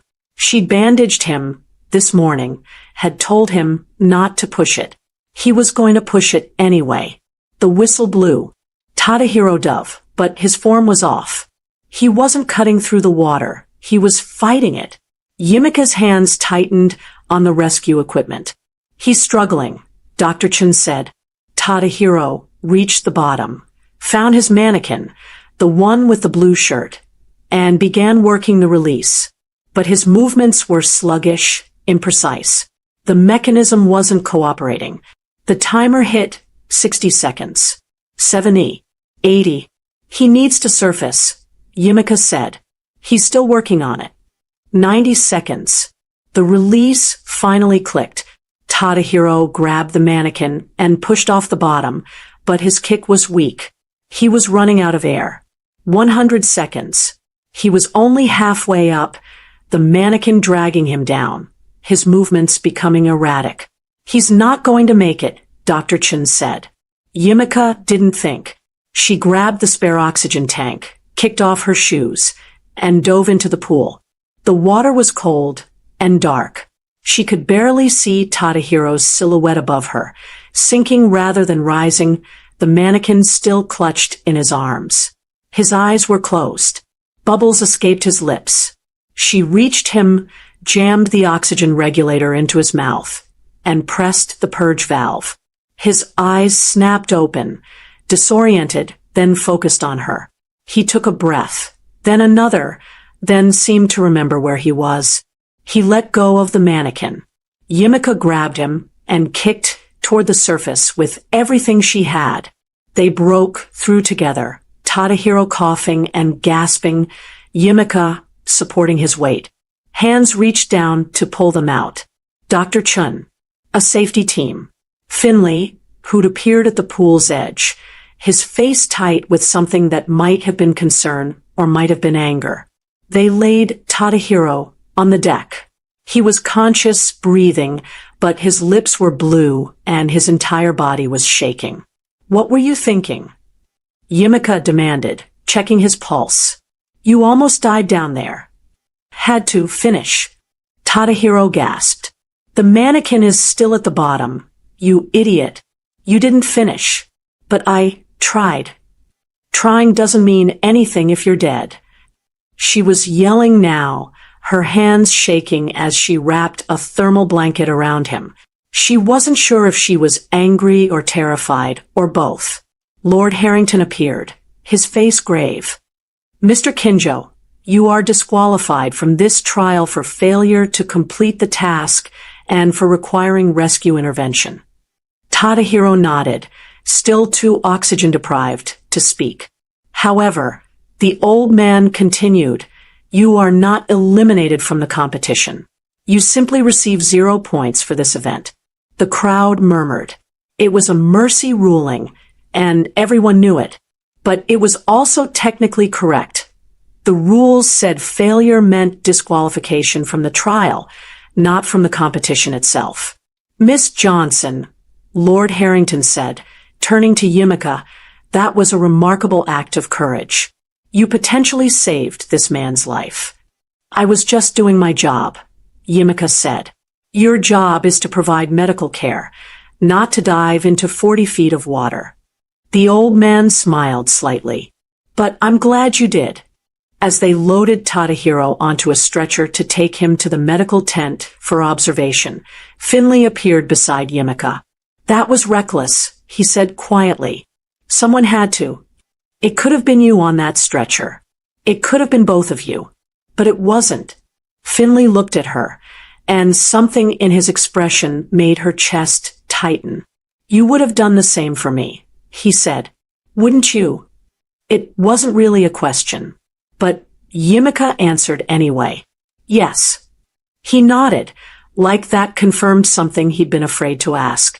Then he walked away, leaving Yimika standing by the pool in wet clothes, wondering when saving lives had become so complicated. The medical tent smelled like antiseptic and regret. Tadahiro lay on the examination table, vitals stable, color returning to his face. He was weak, but he was excited that Yimika was treating him. Yimika had spent the last hour monitoring him for secondary drowning symptoms, fluid in the lungs that could develop hours after a near drowning. So far, he was clear. "You should rest," she said, updating his chart. "I should train." He tried to sit up. She pushed him back down with one hand. "You almost died today. You're not training. You're not moving. You're lying here until I say otherwise." "I'm fine." "You're an idiot with a death wish." She set down the chart. "What is wrong with you? Why do you keep pushing yourself like this?" "Because if I don't win, then someone else will, and they'll do something good with the power, and the world will keep spinning." Her voice cracked. "Why does it have to be you?" Tadahiro was quiet for a long moment. Then he said, "Because no one else is trying to save the people I'm trying to save. Finley's hospital is beautiful. It's necessary. But it's still in the city, where people have options. The rural communities, the mountain villages, the fishing towns, the places so remote they don't even have names on maps. They'll still have nothing. So let someone else fight that battle. There is no one else." He looked at her, and his eyes were tired. "That's what you don't understand, Yimika. People like you, like Finley, you have options. You have systems that work for you, even if they're imperfect. But the people I come from, we have nothing but each other. And if I don't fight for them, no one will." Yimika felt something crack open in her chest. She'd been so focused on the competition, on the politics, on her own confusing feelings, that she'd forgotten what was actually at stake. "I'm falling for you," she said. The words came out before she could stop them. "And I hate it because you're killing yourself, and I can't watch someone I care about destroy themselves for a cause." Tadahiro stared at her. "Yimika, I'm also falling for Finley," she continued, the confession spilling out like blood from a wound. "Which makes even less sense because he's arrogant and entitled and everything I usually hate. But then he shows me blueprints for a hospital he's been planning for 3 years because he made a promise to his dying mother. And I see the person underneath the Duke. And she stopped. "I don't know what I'm doing anymore." Tadahiro sat up slowly, carefully, like he was afraid sudden movement might shatter the moment. "You don't have to choose," he said quietly. "Yes, I do. That's how this works. One of you wins. One of you loses. And I'm standing in the middle, tearing myself apart, because I care about both of you and both of your causes. And there's no world where everyone gets what they need. Then maybe we change the world. You can't just..." "Why not?" Tadahiro swung his legs off the examination table, ignoring her protests. "What if we stopped fighting each other? What if we found a different way?" "There is no different way. The decathlon has one winner. That's the rule. Rules can be rewritten." Before Yimika could respond, the tent flap opened. Finley stepped inside, still in his wetsuit, a towel draped around his shoulders. How is he? Finley asked. Alive, Yumika said. No thanks to his own common sense. Good. Finley turned to Tadahiro. That was stupid. What you did down there. You could have died. But I didn't. Because she saved you. Finley gestured to Yumika. She risked her life to pull you out of that pool. The least you could do is stop trying to throw yours away. Tadahiro's jaw tightened. I don't need lectures from.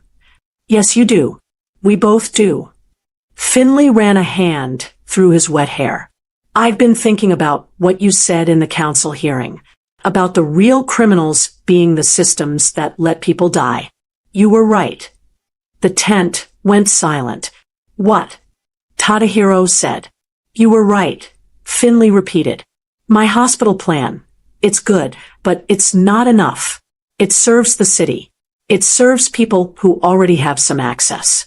But the rural communities you're trying to reach, they'll never benefit from a centralized facility, no matter how well designed. So what are you saying? Finley met his eyes. I'm saying maybe we're both wrong. Maybe the answer isn't mobile units or a research hospital. Maybe it's both. A integrated system where the hospital serves as a hub and the mobile units extend its reach. Yumika's breath caught. That would require both of you to win. Or neither of us, Finley said. What if we both withdrew from the competition? Pooled our resources outside the decathlon structure? That's insane, Tadahiro said.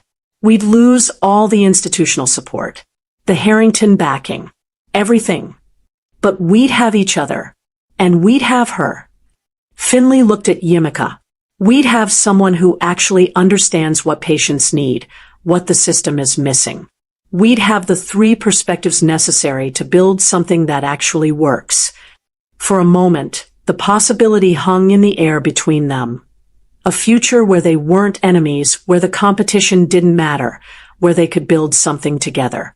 Then Tadahiro shook his head. It won't work, he said. My organization.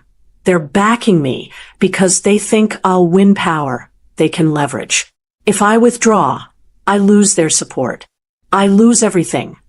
And my grandfather will never approve funding for a project I abandoned the decathlon for. Finley added, he'd see it as weakness. The possibility collapsed. Yumika felt it die between them. That brief, shining moment where things could have been different. So we keep fighting, she said quietly. We keep fighting, Finley agreed. Tadahiro nodded. May the best sovereign win. But as Finley left the tent and Tadahiro lay back down to rest, Yumika stood there thinking that maybe there was no such thing as the best sovereign. Maybe there were just good people trapped in bad systems, doing the best they could with the limited options they had. And maybe that was the real tragedy of the decathlon. If you have been enjoying this story so far, kindly subscribe and hit the notification bell to ensure this is the least you can do for us. You can also share this story to your groups and families. We'd appreciate that. Let's get back to the story. Day 7 dawned with the smell of burning rubber and gasoline. The racing trial was supposed to be straightforward. A 10-lap circuit around the estate's private track, modified sports cars, professional safety equipment. 6 competitors remained after yesterday's mental endurance challenge had broken 2 more participants. Finley, Tadahiro, and 4 others whose names Yumika had stopped bothering to remember because everyone knew this had become a 2-man race.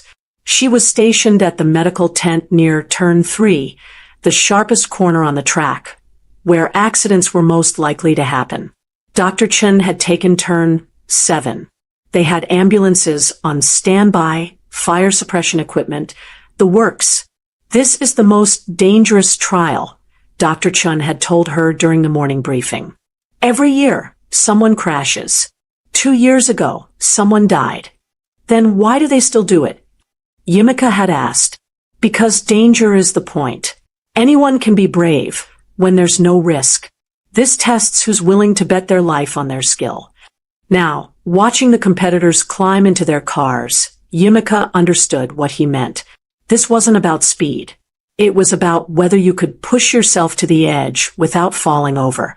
Finley's car was a midnight blue Porsche 911, custom modified for track racing. Tadahiro had drawn a red Nissan GTR, which seemed almost poetic, the Korean gangster in a Japanese muscle car. The other competitors had various European machines, all gleaming and expensive. The starting flag dropped. 6 engines roared to life. The cars launched forward in a symphony of controlled violence, jockeying for position into the first turn. Finley took an early lead, his racing line perfect, his shifts smooth. Tadahiro sat in third, patient, waiting. First lap, second lap, third.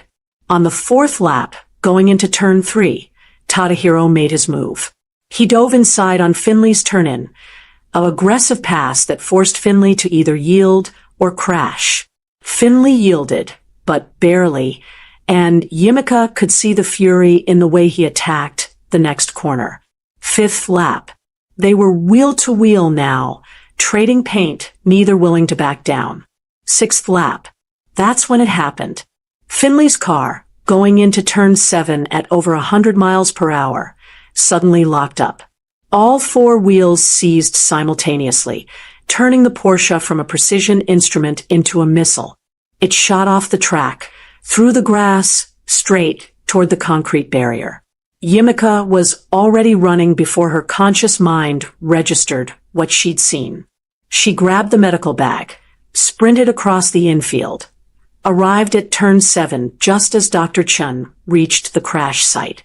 The Porsche had hit the barrier at an angle, crumpling the front end, but leaving the driver's cell intact. Finley was slumped over the wheel, unconscious, blood running down his face from a cut above his eyebrow. "He's breathing," Dr. Chun said, checking his pulse. "But we need to get him out. The fuel system could be compromised." The track marshals moved in with extraction equipment. Yimika climbed onto the wreckage, reached through the broken window, and stabilized Finley's head and neck while they cut away the door. His eyes fluttered open. "Don't move," Yimika said. "You crashed. We're getting you out." "The brakes," he whispered. "They failed. All at once. That doesn't just happen."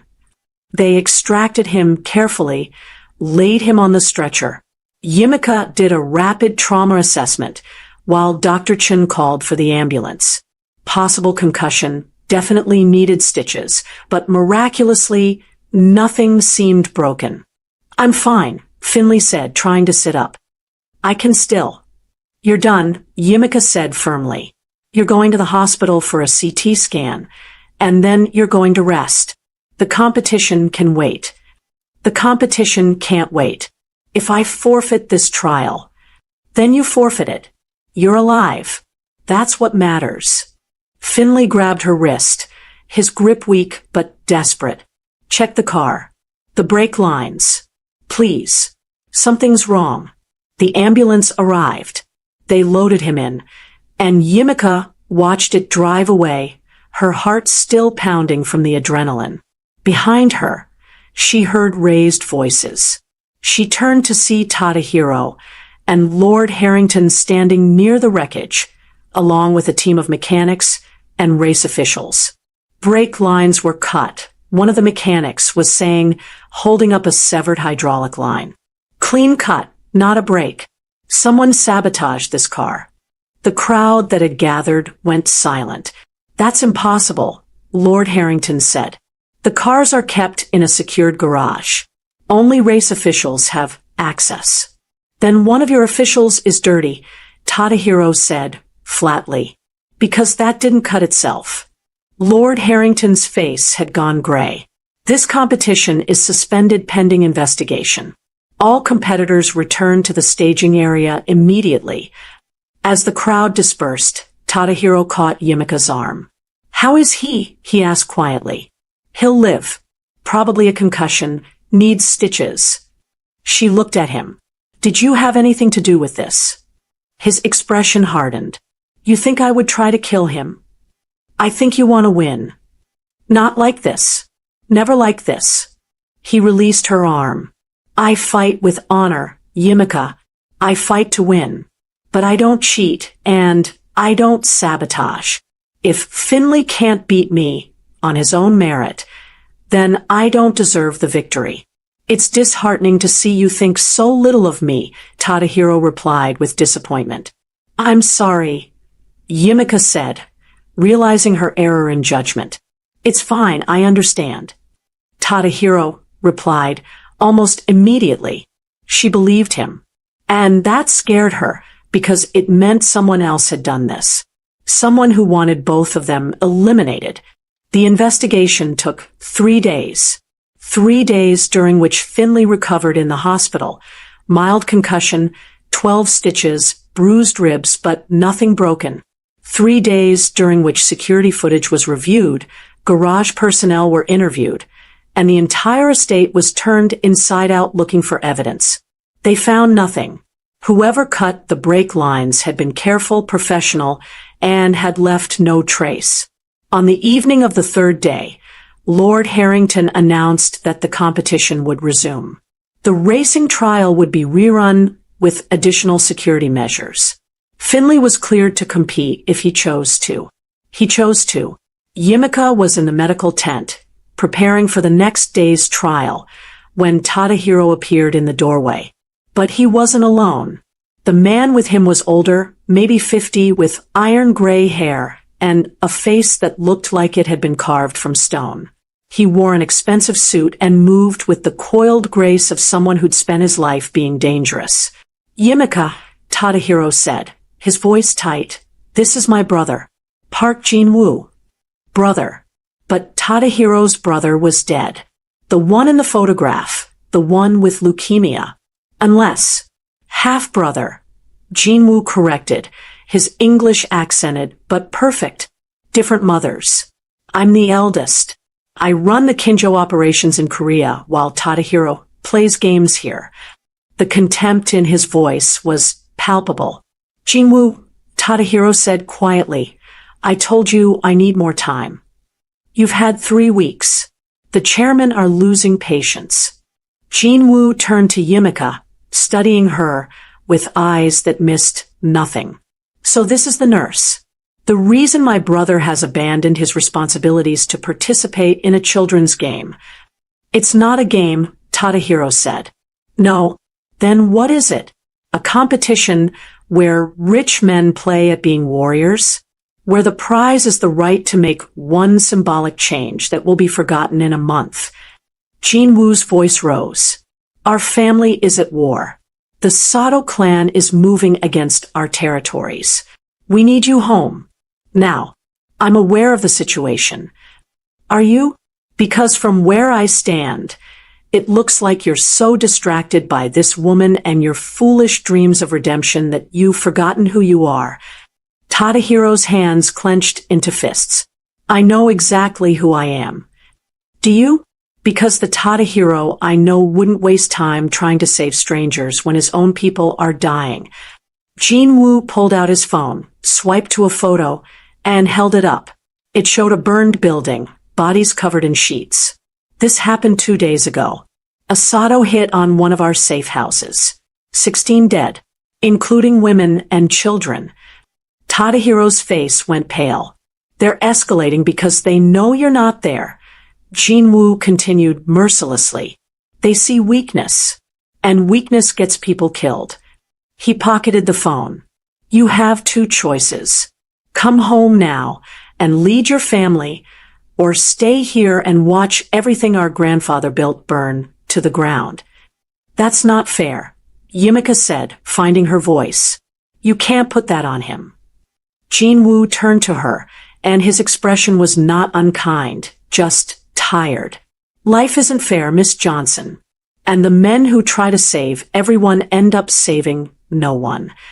He looked back at Tadahiro. I'm leaving tomorrow morning. If you're not on that plane with me, the chairman will name me as the new head.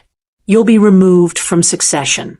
Everything you've worked for, everything grandfather wanted for you, gone. Then do it, Tadahiro said quietly. Jin Woo's eyes widened slightly.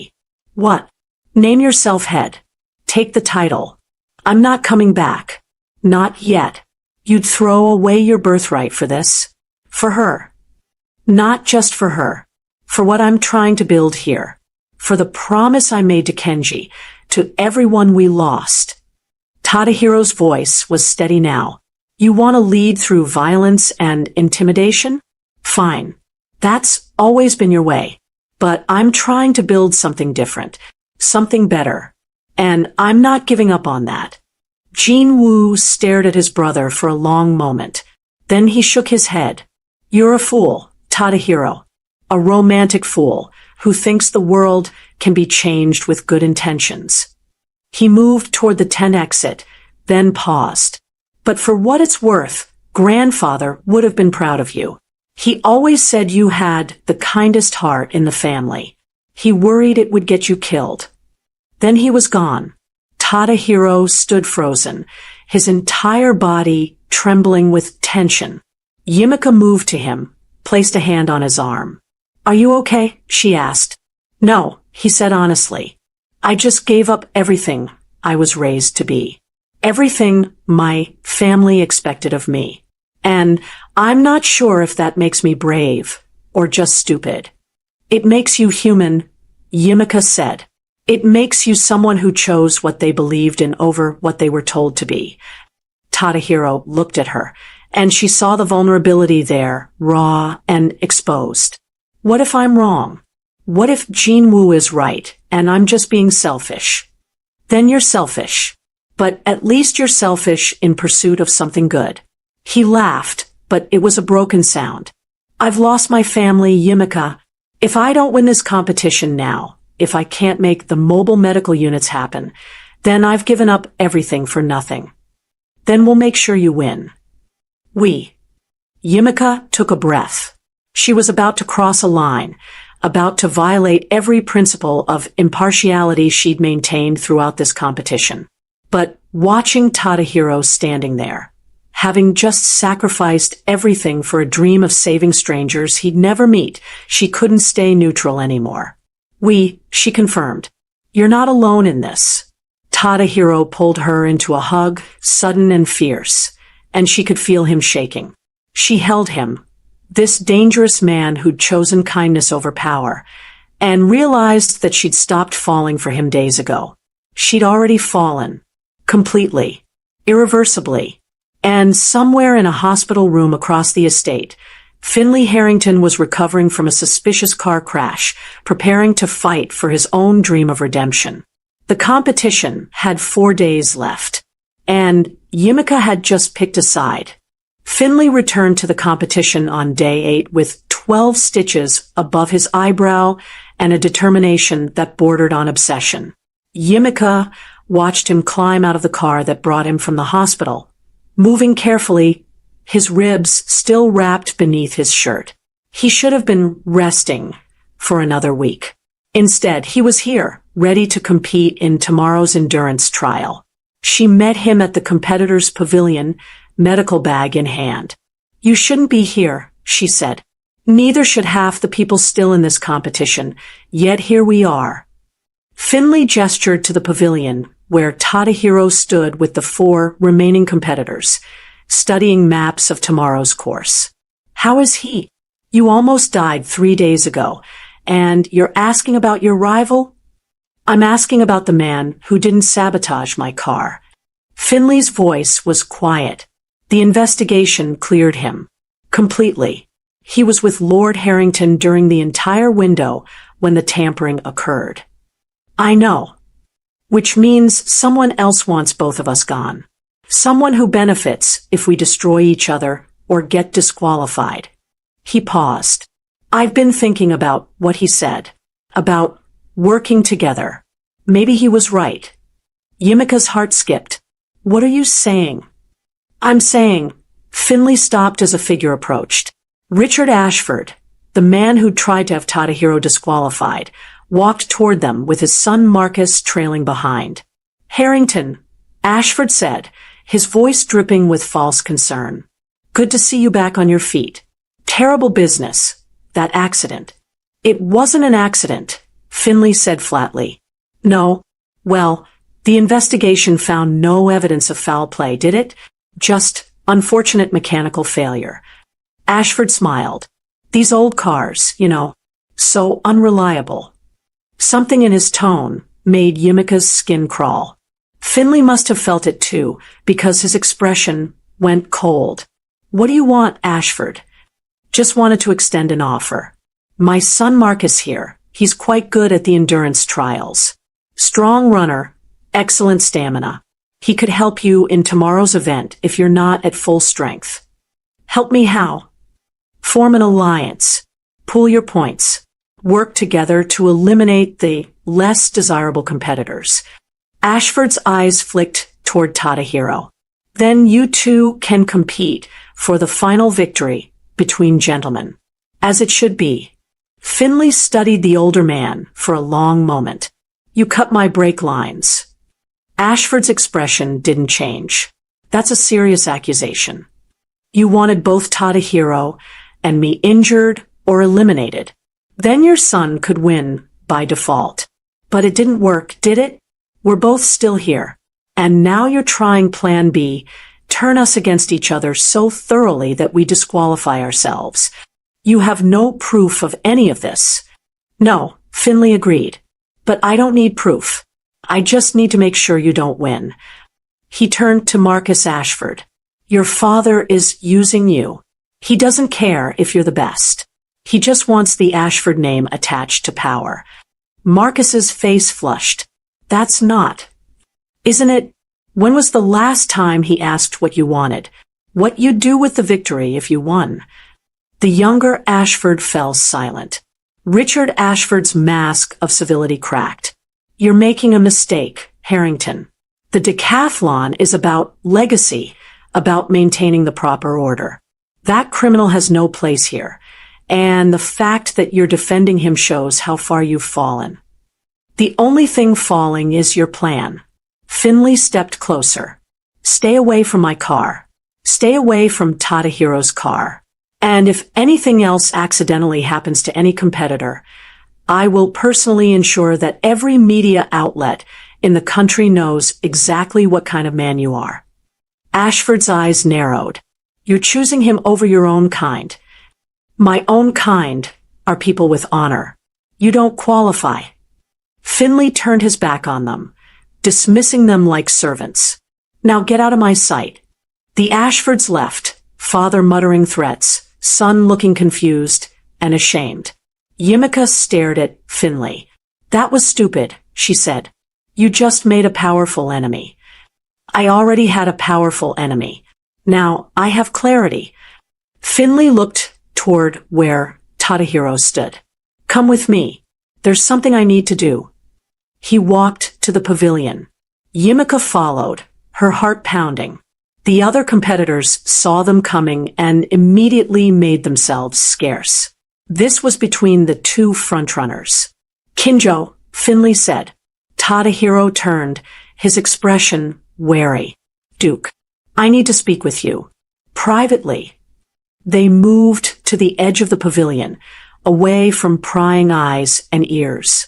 Yimika stood between them, translator of a language they were still learning to speak. Finley took a breath.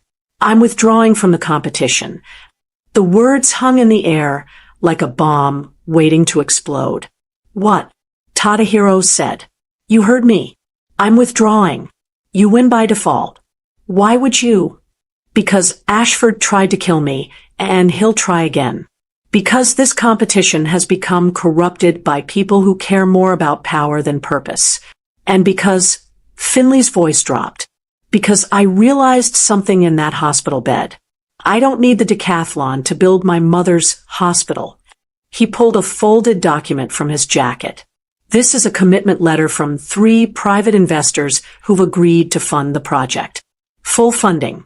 Construction can start immediately. I don't need my grandfather's approval. I don't need 30 days of ceremonial power. I just needed to stop being too proud to ask for help. Tadahiro stared at the document. So you're just giving up? I'm choosing a different path. There's a difference.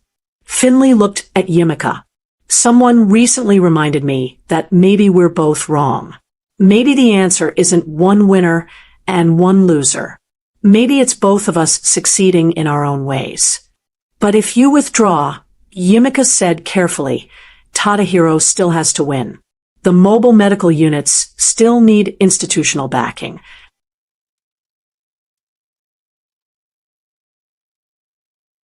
I know. That's why I'm not just withdrawing. Finley turned back to Tadahiro. I'm endorsing you. Publicly. The Harrington heir supporting a wild card competitor. It'll be a media sensation. My grandfather will hate it, which frankly makes it even better. Why? Tadahiro asked, genuine confusion in his voice. Why would you help me? Because you gave up your criminal empire to be here. Because you have 7 people tattooed on your body who deserve better than to have died for nothing. Because Finley's voice caught. Because she loves you. And I'd rather lose to someone worthy than win by destroying what she cares about. Yimika felt tears sting her eyes. Finley, don't. He held up a hand. Let me finish. I'm withdrawing from the competition, but I'm making you a promise. When you win, and you will win, I'll be there. My hospital and your mobile units will work together. Integrated care network. We'll build the system we talked about. Partners, not rivals.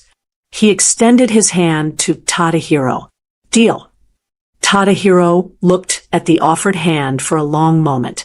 Then he pushed it aside and pulled Finley into a brief, fierce embrace. You're an arrogant bastard, Tadahiro said, his voice rough with emotion.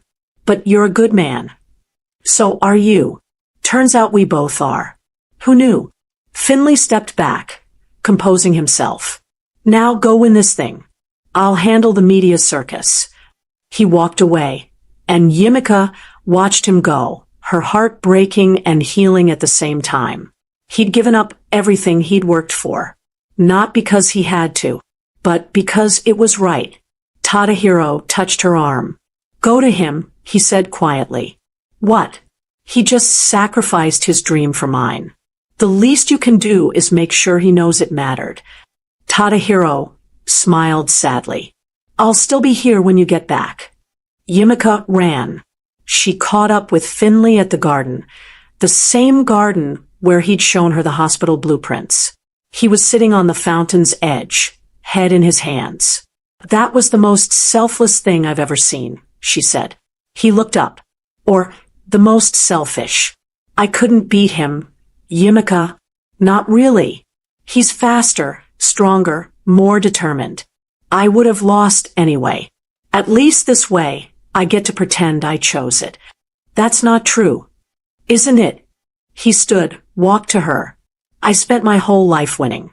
2 years straight. I won this competition. I thought that made me worthy. But watching you save his life, watching him give up everything for a cause, I realized I was competing in the wrong arena. What arena are you competing in now? The one where I try to be the kind of man you could love, even if I know I've already lost that competition too. He cupped her face gently. But that's okay, because losing to him doesn't feel like losing. It feels like clarity. Yimika's tears spilled over. I'm sorry. Don't be. Just when you're with him, when you're building your life together, remember that I tried. Remember that I saw what mattered and chose it, even when it hurt. Then he kissed her forehead, gentle and final, and walked away. Yimika stood alone in the garden, crying for the man who'd loved her enough to let her go, and wondering if doing the right thing was always supposed to hurt this much. If you have been enjoying this story so far, kindly subscribe and hit the notification bell to ensure you're part of the inner circle for every new release. And if you think we are almost done with this crazy story, you are in for a twist. Grab your popcorns and let's ride. The maze was a nightmare made of hedges and mirrors. Built specifically for the competition, It sprawled across 5 acres of the estate's northern grounds. 10-foot-tall boxwood walls formed the corridors, and at strategic points, floor-to-ceiling mirrors had been installed to disorient competitors. The goal was simple: navigate from the entrance to the center, where a flag waited. First person to reach the center and return with the flag won the trial. But there was a twist. The maze rearranged itself. Sections of the hedge walls were mounted on hidden tracks, controlled by a computer program that shifted the layout every 15 minutes. What was a dead end could become a corridor. What was a corridor could trap you in a box. For competitors, remained after Finley's withdrawal had shocked the entire competition. Tadahiro, Marcus Ashford, and 2 others, a woman named Victoria Chesterfield who'd stayed quiet and competent throughout, and a man named James Rothschild who'd survived more by luck than skill. They stood at the maze entrance at dawn, the air cold and damp, mist still clinging to the ground. "You will enter at 15-minute intervals," Lord Harrington announced from his platform. "Mr. Kinjo, as the current points leader, you enter first. The walls will shift on a random pattern. There are emergency exits marked with red lights for anyone who cannot continue. This trial tests not just navigation, but mental resilience." Tadahiro stepped to the entrance. He wore black running clothes, his chest finally healed enough that the bandages were gone. His tattoos were visible, dark ink against skin, a walking memorial to everyone he'd lost. The starting horn sounded. He vanished into the maze. 15 minutes later, Marcus Ashford entered. Then Victoria. Then James. Yimika stood in the medical tent near the maze's center, monitoring radio communications. Dr. Chun had other tents positioned at the cardinal points. If anyone triggered an emergency exit, they'd respond. The first hour passed in silence. Then the radio crackled. "Medical to center. We have a situation." "What kind of situation?" Dr. Chen's voice came through. 2 competitors encountered each other at Junction 7. "They are not leaving." Yimika grabbed the medical bag and ran. She navigated using the service paths, hidden corridors that let staff move through the maze without getting lost, and emerged at Junction 7. What she found made her stop dead. Tadahiro and Marcus Ashford stood face to face in a small clearing formed by 4 hedge walls. But they weren't fighting. They were talking. Didn't know what he was planning. Marcus was saying, his voice tight with emotion. "I swear, I thought we were just here to compete. I didn't know about the car, about any of it." "I believe you," Tadahiro said calmly. "But that doesn't change what your father did." "I know. And I'm sorry. For all of it." Marcus looked young suddenly, despite being 30. He's always been like this. Always trying to buy or intimidate his way to power. "I thought if I won this competition, maybe he'd finally see me as more than just a tool. He won't. Men like him don't change. Then what do I do? Stop competing for his approval. Start competing for yours." Marcus stared at him. "That's easy for you to say. You gave up your family for your principles. I don't have that kind of courage." "Yes, you do. You're here, aren't you? You could have left after your father was exposed. But you stayed." Tadahiro smiled slightly. "That's courage." Yimika cleared her throat. Both men turned to look at her. "Am I interrupting?" she asked. "No," Tadahiro said. "We were just forming an alliance." "An alliance?" "Marcus is going to help me find the center of the maze. In exchange, I'm going to help him figure out who he wants to be when this is over." Tadahiro extended his hand. Marcus shook it. "You're helping your competitor?" Yimika said, "I'm helping someone who needs it. There's a difference." They moved through the maze together, Tadahiro's instincts and Marcus's memory combining to navigate the shifting walls. Yimika followed through the service paths, watching this unlikely partnership form. At one point, they encountered Victoria, who'd injured her ankle in a fall.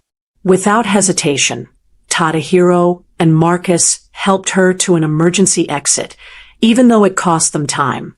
At another point, a wall shifted and trapped Marcus in a dead end. Tadahiro climbed the hedge, against the rules, probably, but no one was watching, and pulled him out. 3 hours into the trial, they reached the center. The flag stood on a pedestal, red silk gleaming in the afternoon sun. James Rothschild was already there, sitting with his back against the pedestal, looking exhausted. "I can't find the way out," he said. "I've been here for an hour.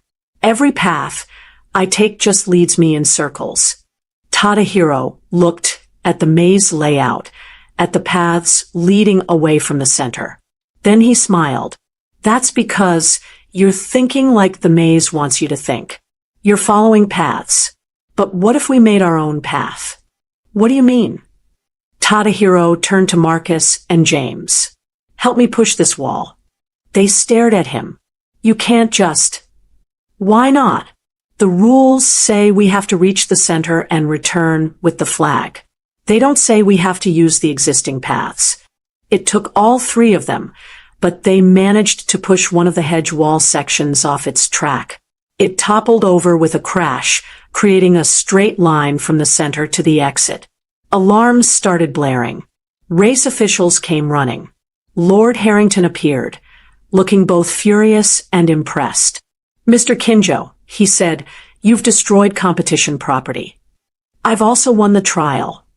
Tadahiro held up the flag. "I reached the center and returned with the flag, as required. You never said I had to use the maze as designed." For a long moment, Lord Harrington stared at him. Then the old man laughed. "You're absolutely right. Congratulations, Mr. Kinjo. You win by creative interpretation of the rules." The crowd that had gathered erupted in cheers. Marcus and James were helping Victoria to the medical tent. Tadahiro stood in the wreckage of the maze he'd literally broken through, and Yimika realized something. He hadn't just won a trial. He'd shown everyone watching that when the system doesn't work, you change the system. You don't accept the walls you're given. You push them down and build something better. That night, as Yimika was closing the medical tent, Tadahiro appeared. 2 days left, he said. The discovery trial tomorrow, then the final duel. Are you ready? No, but I'll do it anyway. He stepped closer. Yimika, when this is over. Don't. She put a finger to his lips. Don't make promises about after. Just focus on winning. We'll figure out the rest later. He kissed her then, deep and desperate, like he was trying to memorize the moment before it disappeared. And she kissed him back, knowing that in 2 days, everything would change. For better or worse, the decathlon was almost over. And the hardest trials were still ahead. Day 9 began, with Yimika searching for gauze in the storage room beneath the main hospital building. The final competitors, Tadahiro, Victoria Chesterfield, and Marcus Ashford, would face the penultimate trial in a few hours, a test of knowledge and problem-solving that Lord Harrington had designed personally. Medical supplies were being moved to the trial location, and Yimika needed to inventory everything before transport. The storage room was old, part of the original Harrington Hospital built 60 years ago. Concrete floors, metal shelving units, and that particular smell of disinfectant and age that clung to every basement medical facility. She was counting 4 bags when she noticed the box. It sat on the highest shelf, covered in dust, labeled in faded marker. New Harrington Archive, 1995. The year didn't mean anything to her at first. She almost ignored it. But something made her pull it down, made her open it. Inside were old competition records, photographs, documents. She flipped through them idly, contestants she didn't recognize, trial results from before she was born. Then she found the medical bag. It was leather, cracked with age, The initials AJ embossed on the flap. Inside were outdated instruments, old medication bottles, and tucked into a side pocket, a photograph. Yimika's hands started shaking. The photograph showed a young man in his early 20s standing in front of New Harrington Hospital, wearing scrubs, and holding that same leather medical bag. He was smiling, his arm around a woman who looked radiant despite the exhaustion in her eyes. Between them, barely visible, was a rounded belly. The woman was pregnant. Yimika flipped the photo over. Written on the back in careful handwriting, Yinka and Adewale Johnson. First day as attending physician. March 1996. Her parents. But that was impossible. Her father had been a traveling doctor who died when she was 3. Her mother had always said he'd worked in rural clinics, that he'd never been associated with the Harrington family. Yimika dug deeper into the box. Found more photographs. Found a competition certificate dated December 1995, declaring the winner of that year's decathlon, Dr. Adewale Johnson. Her father had won the decathlon. Her father had been the wild card competitor who'd beaten 18 nobles and won the right to propose a policy change. And according to the documents, he'd used that victory to establish rural medical outreach programs, the precursor to exactly what Tadahiro was fighting for now. There was more. Letters from Lord Harrington to her father. Official correspondence that grew increasingly hostile. Her father had refused to leverage his victory for personal gain. Had refused to join the Harrington inner circle, to marry into their legacy, to become part of their power structure. Instead, he'd taken his victory and disappeared into the very rural communities he'd fought to serve. The Harringtons had erased him from their official records, scrubbed his name from the winners list, pretended he'd never existed, and they'd been watching his daughter ever since. The invitation to work at New Harrington Hospital, the scholarship that had brought her from Nigeria to Johns Hopkins, the job offer she thought was merit-based. None of it had been coincidence. They'd been tracking her, waiting for her to show the same stubborn idealism as her father. The wild card lottery that Tadahiro won wasn't random. They'd been testing both of them, the gangster with a heart and the doctor's daughter with her father's fire, seeing if they'd make the same choices, seeing if they'd be easier to control than Adewale Johnson had been. You weren't supposed to find that. Yimika spun around. Lord Harrington stood in the doorway, leaning heavily on his cane. He looked ancient suddenly, and tired. My father won, Yimika said, her voice shaking with anger. He won, and you erased him. We honored his victory. Every promise we made, we kept. The rural programs were established. The funding was allocated. Lord Harrington stepped into the room. But your father rejected everything else. He refused the title, refused the power, refused to play the game the way it's meant to be played. Because he understood something you never did. Power isn't the point. Helping people is. And where did that idealism get him? The old man's voice was sharp. Dead at 30, treating patients in a village without proper equipment, without backup, without resources. He could have changed the entire system from the inside. Instead, he saved a few hundred people, and then died, leaving a widow and a 3-year-old daughter with nothing. Yimika felt tears burning her eyes. He died doing what he believed in. He died because he was too proud to accept help. Lord Harrington moved closer. You're making the same mistake, girl. You and that Korean boy, you think you can change the world through sacrifice and noble intentions. But the world doesn't change that way. It changes through power, through institutions, through people who are willing to compromise.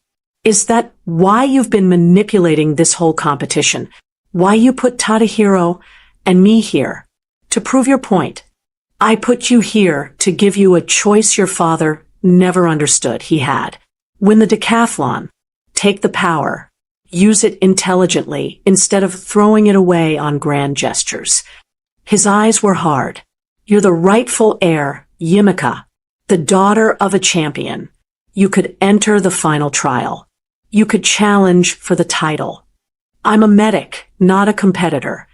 You're a Johnson, and Johnsons have always been fighters, even when they claimed otherwise. He gestured to the documents. Your father's victory came with a clause. Any direct descendant has the right to invoke champion succession, to enter the competition at any point and compete for the title. That's insane. That's tradition. And tradition is the only thing that's kept this competition meaningful for 200 years. Lord Harrington's expression softened slightly. I liked your father, despite everything.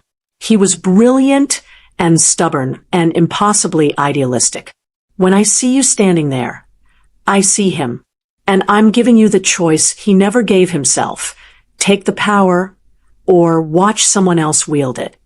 Tadahiro is going to win, Yimika said, and he's going to use that victory to help people.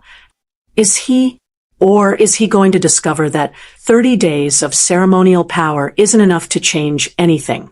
That the mobile medical units he dreams of require ongoing funding, political support, institutional backing, all the things he doesn't have and can't get without becoming part of the system he despises. The words hit like a punch. Because Lord Harrington was right. Winning the decathlon wasn't the end. It was just the beginning of a much longer, harder fight. Think about it, the old man said. You have until tomorrow morning to decide. Enter the final trial as your father's heir, or watch from the sidelines while history repeats itself. He left her alone in the storage room, surrounded by her father's legacy and the terrible weight of choice. Yimika sat down on the concrete floor, clutching her father's medical bag, and cried for the man she'd never really known and the impossible decision he'd left her with. Night fell over Harrington Estate like a curtain dropping on the final act. Yimika sat in the medical tent, staring at her father's medical bag. She hadn't told anyone about the discovery, hadn't told Tadahiro about the champion's succession clause. She kept thinking about what Lord Harrington had said. Watch from the sidelines while history repeats itself. Her father had won and walked away, and he died young, having changed very little in the grand scheme of things. The rural programs he'd established had been defunded within 5 years. The policies he'd fought for had been quietly reversed. His victory had meant something for a moment, then been swallowed by the system. Would Tadahiro's victory be any different? The tent flap opened. Tadahiro stepped inside, and Yimika quickly wiped her eyes. Hey, he said softly. You okay? No, but I will be. She set down the medical bag. Shouldn't you be resting? The final trial is tomorrow. Couldn't sleep. He sat beside her on the examination table. Keep thinking about what comes after. If I win, I get 30 days to establish the mobile units. But 30 days isn't enough to build the infrastructure, train the staff, secure ongoing funding. I'll start something I can't finish. So you finish it after the 30 days. With what resources? I gave up my organization. I have no money, no power, no institutional backing. He laughed bitterly. I'm starting to think Finley was smarter than both of us. He found private investors. He's building something real while I'm chasing a symbolic victory. Yimika took his hand. You're not chasing a symbol. You're chasing a promise. That's different. Is it? Because from where I'm sitting, it feels like I gave up everything for a title that means nothing. She wanted to tell him about her father, about the champion's succession clause, about the choice Lord Harrington had laid at her feet. But the words stuck in her throat. If she entered the competition, she'd be competing against Tadahiro, fighting the man she loved for a victory he'd sacrificed everything to achieve. But if she didn't enter, she'd be abandoning the legacy her father died protecting. Tadahiro, she said carefully, what if there was another way? What if? A knock on the tent post interrupted her. Finley stood in the entrance, looking uncomfortable. Sorry to interrupt, he said, but I need to talk to both of you. Tadahiro tensed. If this is about the competition, it's about what comes after the competition. Finley stepped inside, carrying a leather portfolio. I've been doing research, looking into past decathlon winners, what they accomplished, how their victories played out. And I found something interesting. He opened the portfolio, spread documents across the examination table. Every winner who tried to work outside the establishment failed, Finley said. Their policy changes were reversed, their initiatives defunded, their victories forgotten within a decade. But the winners who leveraged their victory to build institutional partnerships, who used the 30 days to forge alliances rather than implement solutions, they actually created lasting change. What are you saying? Yumika asked. I'm saying Tadahiro can't do this alone. Neither could I. But together with proper institutional backing, we could build something that lasts. Finley pulled out a contract. This is a partnership agreement. If Tadahiro wins tomorrow, my investors will provide seed funding for the mobile medical units. The Harrington Foundation will offer logistical support. And I'll personally oversee the integration between the mobile units and my hospital project. Tadahiro stared at the document. Why would you do this? Because you were right. The system is broken. But burning it down and rebuilding from scratch takes generations. Working within it to change it from the inside. That's faster. Not as satisfying, maybe, but more effective. This is everything I walked away from. Institutional backing. Corporate partnerships. Becoming part of the system. No, Finley said. This is using the system as a tool rather than being used by it. There's a difference. He looked at Yumika. Someone very smart taught me that good people shouldn't have to destroy themselves to do good things. Maybe the same applies to systems. Yumika felt something crack open in her chest. This was it. This was the answer she'd been searching for. Not symbolic victories or lone heroes sacrificing themselves on the altar of principle, but people working together, leveraging their combined resources to create something sustainable. Her father hadn't failed because he lacked conviction. He'd failed because he tried to do it alone. I'm in, she said. Both men looked at her. I'm entering the final trial. Yumika continued, her voice steady now. As my father's heir. Champion's succession. It's my right under the competition rules. What? Tadahiro stood up. Yumika, no. You can't. My father was Adewale Johnson. He won the decathlon in 1995. The Harringtons erased his victory from the records, but it still counts. I'm his daughter. I have the right to compete. Finley was staring at her, something like understanding dawning in his eyes. That's why you were invited here. Why they've been watching you. You're the heir. And I'm done watching from the sidelines while men fight over who gets to save the world. Yumika looked at Tadahiro.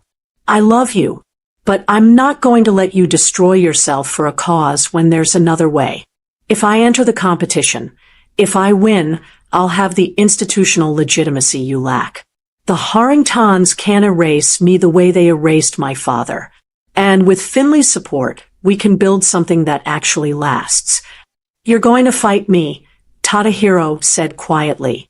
I'm going to save you. From yourself, from this impossible standard you've set, from the belief that you have to sacrifice everything to matter. She took his face in her hands. You already matter. Now, let me help you make it count.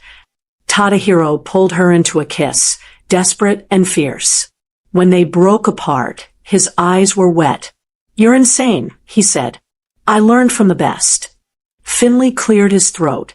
So tomorrow, the final trial will be between the two people I care about most in the world fighting for a cause I believe in.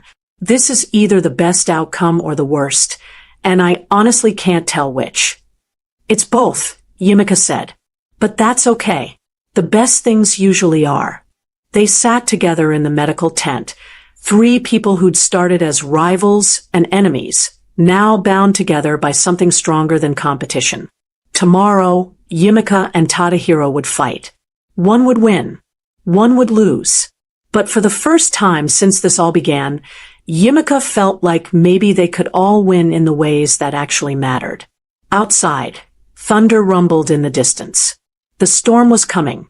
And with it, the final trial. If you have been enjoying this story so far, kindly subscribe and hit the notification bell to ensure you get notified for every new release. Let's get back to this wonderful piece. The arena had been transformed overnight into something ancient and terrible. Gone were the modern safety measures, the comfortable seating, the sterile efficiency of previous trials.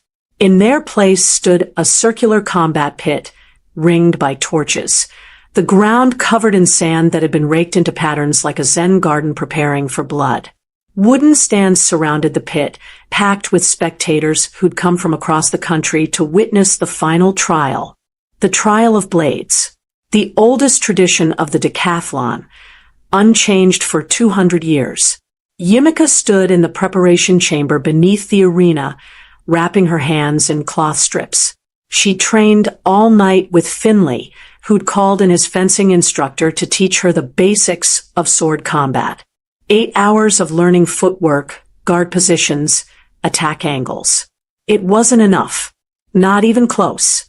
Across the chamber, Tadahiro sat in meditation, his eyes closed, his breathing slow and controlled. He'd been trained in kenjutsu since childhood. The sword was as natural to him as breathing. This was going to be a massacre, and everyone knew it. You don't have to do this, Finley said quietly, standing beside her. You've made your point. You've entered the competition, invoked your father's legacy. You can withdraw now with honor. That's not how this works, Yumika said, testing the weight of the practice sword she'd been given. It was blunted steel, designed not to kill but capable of breaking bones if wielded with enough force. If I withdraw, Tadahiro wins by default. But the Harringtons will never respect a victory given rather than earned. We need this to be real. Real could mean you get seriously hurt. Then you'll be there to patch me up afterward. Dr. Chin appeared in the doorway. They're ready for you. Yumika took a deep breath. Across the chamber, Tadahiro opened his eyes. They stared at each other across 30 feet of stone floor, and in that moment, all the words between them became unnecessary. This was love expressed as combat. Trust expressed as the willingness to hurt each other in pursuit of something greater. It was insane and beautiful and absolutely terrifying. They walked into the arena together, emerging from opposite sides of the pit. The crowd roared. Yumika's heart hammered against her ribs, so hard she thought it might break through. Lord Harrington stood in the ceremonial box, looking every inch the ancient king presiding over trial by combat. His voice carried across the arena through speakers hidden in the torch posts. The final trial, he announced. Single combat between the two remaining competitors. First to yield, or first to be rendered unable to continue loses. The victor becomes the sovereign of the eastern counties for 30 days and earns the right to propose one change to county law or policy. He paused, his eyes finding Yumika. This is also the first time in decathlon history that a champion's heir has invoked succession rights. Miss Johnson carries not just her own claim, but her father's legacy. Mr. Kinjo carries the hopes of those forgotten by the system. May the most worthy sovereign prevail. The ceremonial drum began to beat. Slow at first, then faster, building to a crescendo. On the final beat, both competitors drew their swords and stepped into guard positions. The arena went silent. Then Tadahiro attacked. He came in fast, testing her defense with a series of strikes that Yumika barely managed to parry. The impact of steel on steel sent shockwaves up her arms. He was holding back. She could tell, but even his restraint was overwhelming. She tried to counterattack, a clumsy thrust that he sidestepped easily. His return strike caught her on the shoulder, not hard enough to injure, but enough to make the point. First blood, metaphorically speaking. The crowd gasped. "Fight me," Tadahiro said quietly, circling her. "Really fight me, Yumika. Don't hold back." "I'm trying." He struck again, faster this time, his blade coming in from 3 angles in rapid succession. Yumika blocked the first 2, but the third caught her sword arm. Pain exploded through her wrist. The practice sword flew from her hand, landing in the sand 10 feet away. The drum stopped. The match was over. Tadahiro had won in less than 2 minutes. But as Yumika dropped to her knees, clutching her injured wrist, something strange happened. The sky, which had been gray with approaching storm clouds all morning, suddenly opened up. Rain poured down in sheets, drenching the arena in seconds. Thunder cracked overhead, so loud it drowned out the crowd's confusion. And then the arena began to collapse. Not metaphorically, literally. The wooden support beams that held up the northern section of the stands gave way, with a groan of tortured wood. People screamed as the structure tilted, threatening to spill hundreds of spectators into the combat pit below. Yumika looked up through the rain and saw where the collapse was headed, directly toward a section packed with children, a school group that had been given special permission to attend. She ran, not away from the danger, toward it, her injured wrist forgotten, her defeat irrelevant, every instinct screaming at her to save them. Tadahiro was already moving. He dropped his sword and was sprinting to the same spot, arriving just as the first support beam came down. He caught it, his entire body straining against the weight of collapsing architecture. Yumika grabbed another beam, feeling something in her shoulder tear as she took the weight. The pain was excruciating. She screamed through it, holding on. "Get them out." Tadahiro roared to the nearby security team. "Get the children out now." Finley appeared, climbing over the arena wall with a group of staff members. They began evacuating the threatened section, moving people as fast as they could while Yumika and Tadahiro held up thousands of pounds of collapsing structure. "I can't hold it much longer," Yumika gasped. "Yes, you can," Tadahiro said through gritted teeth. "Just a little longer." But the rain had made everything slippery. Yumika's grip was failing. The beam was sliding through her hands, splinters driving into her palms. Her vision was starting to go dark at the edges from the strain. The last child was carried out just as Yumika's grip gave way entirely. She fell backward as the structure came down. Tadahiro caught her, throwing them both clear of the collapse. They hit the sand together, a tangle of limbs and pain, as the northern section of the arena crashed down where they'd been standing seconds before. Silence. Then chaos. People were shouting, crying, calling for medical assistance. Yumika tried to sit up and immediately regretted it. Everything hurt. Her wrist was definitely broken. Her shoulder might be dislocated. She tasted blood. "Are you okay?" Tadahiro asked, his face inches from hers, rain streaming down his cheeks. "No. No." He laughed, a pained, desperate sound. "But we saved them." "We did." Finley appeared above them, his face pale with shock. "That wasn't an accident. The support beams, someone cut through them. Deliberately. Like the car brakes." Lord Harrington was there too, being helped down from his box by security. His expression was murderous. "Ashford," he said. "It had to be Ashford. He's been sabotaging the competition from the beginning." "Where is he?" Finley demanded. Gone. He fled as soon as the collapse started. The old man looked at Yumika and Tadahiro, still lying in the sand, both injured but alive. The trial is suspended. Both competitors require medical attention. We'll reconvene when... No. Yumika pushed herself to her feet, swaying but standing. Every part of her screamed in protest, but she stood anyway. No suspension. We finish this now. Miss Johnson, you're injured. So is he. She pointed to Tadahiro, who was climbing to his feet, his left arm hanging at an odd angle. Dislocated shoulder. We both are. So we're even. Restart the trial. The crowd, which had been evacuating, stopped, turned, watched. This is insane, Dr. Chen said from the medical area. Both of you need immediate treatment. After, Yumika said, first, we finish what we started. She retrieved her practice sword from where it had fallen. Her broken wrist made holding it agony, but she gripped it anyway, switching to her left hand. Tadahiro picked up his sword with his good arm. They faced each other across the sand, both broken, both bleeding, both refusing to quit. You're the most stubborn woman I've ever met, Tadahiro said. You're the most reckless man I've ever loved, Yumika replied. Lord Harrington looked between them, seemed to make a decision, and signaled to the drummer. The beat began again. The rain poured down, and two people who loved each other prepared to finish the fight that would determine not just who won, but what winning even meant.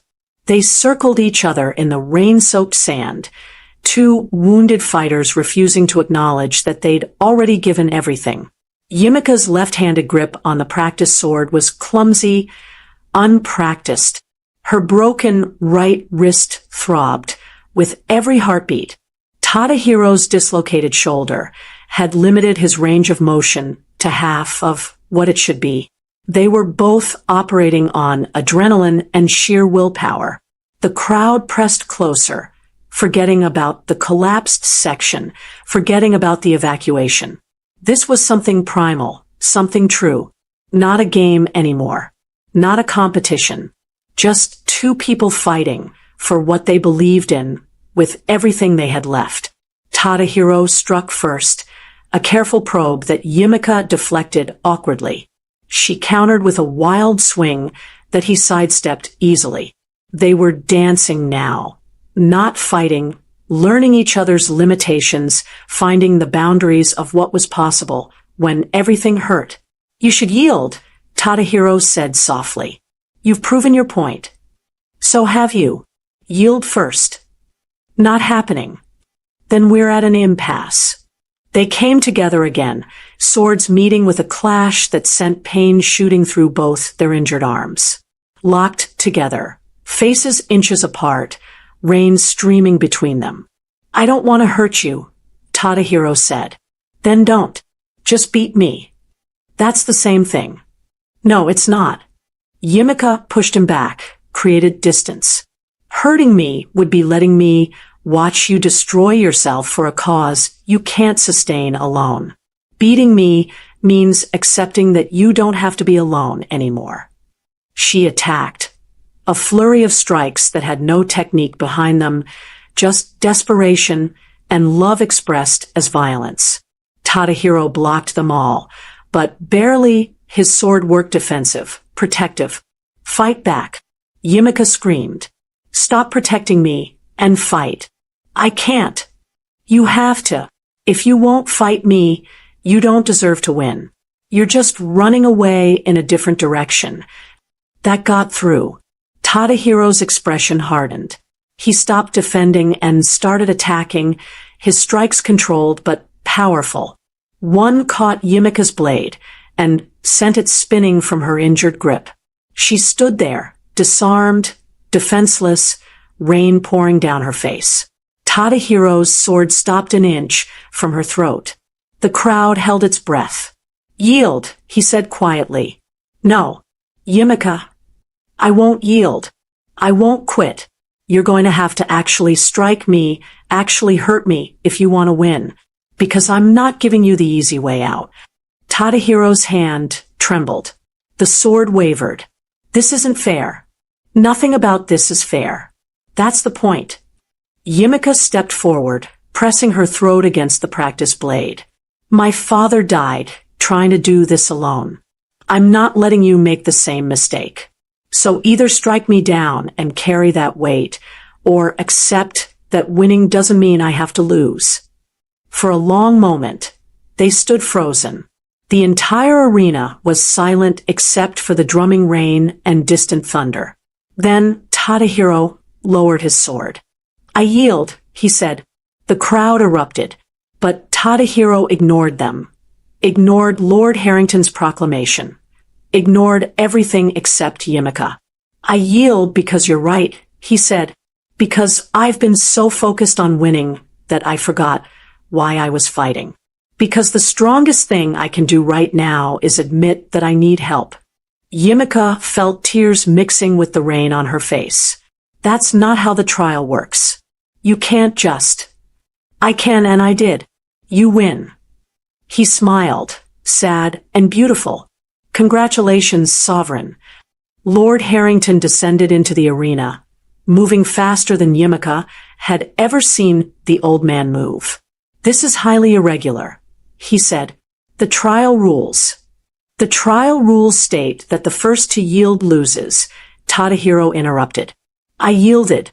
She won. It's over. But you had her disarmed. You had victory. No.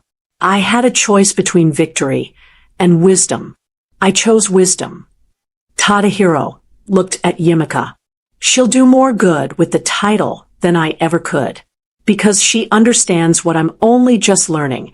That power is worthless if it isolates you from the people you're trying to help. Lord Harrington opened his mouth, closed it, then turned to Yimika. It seems you've won by default. Do you accept the title of sovereign?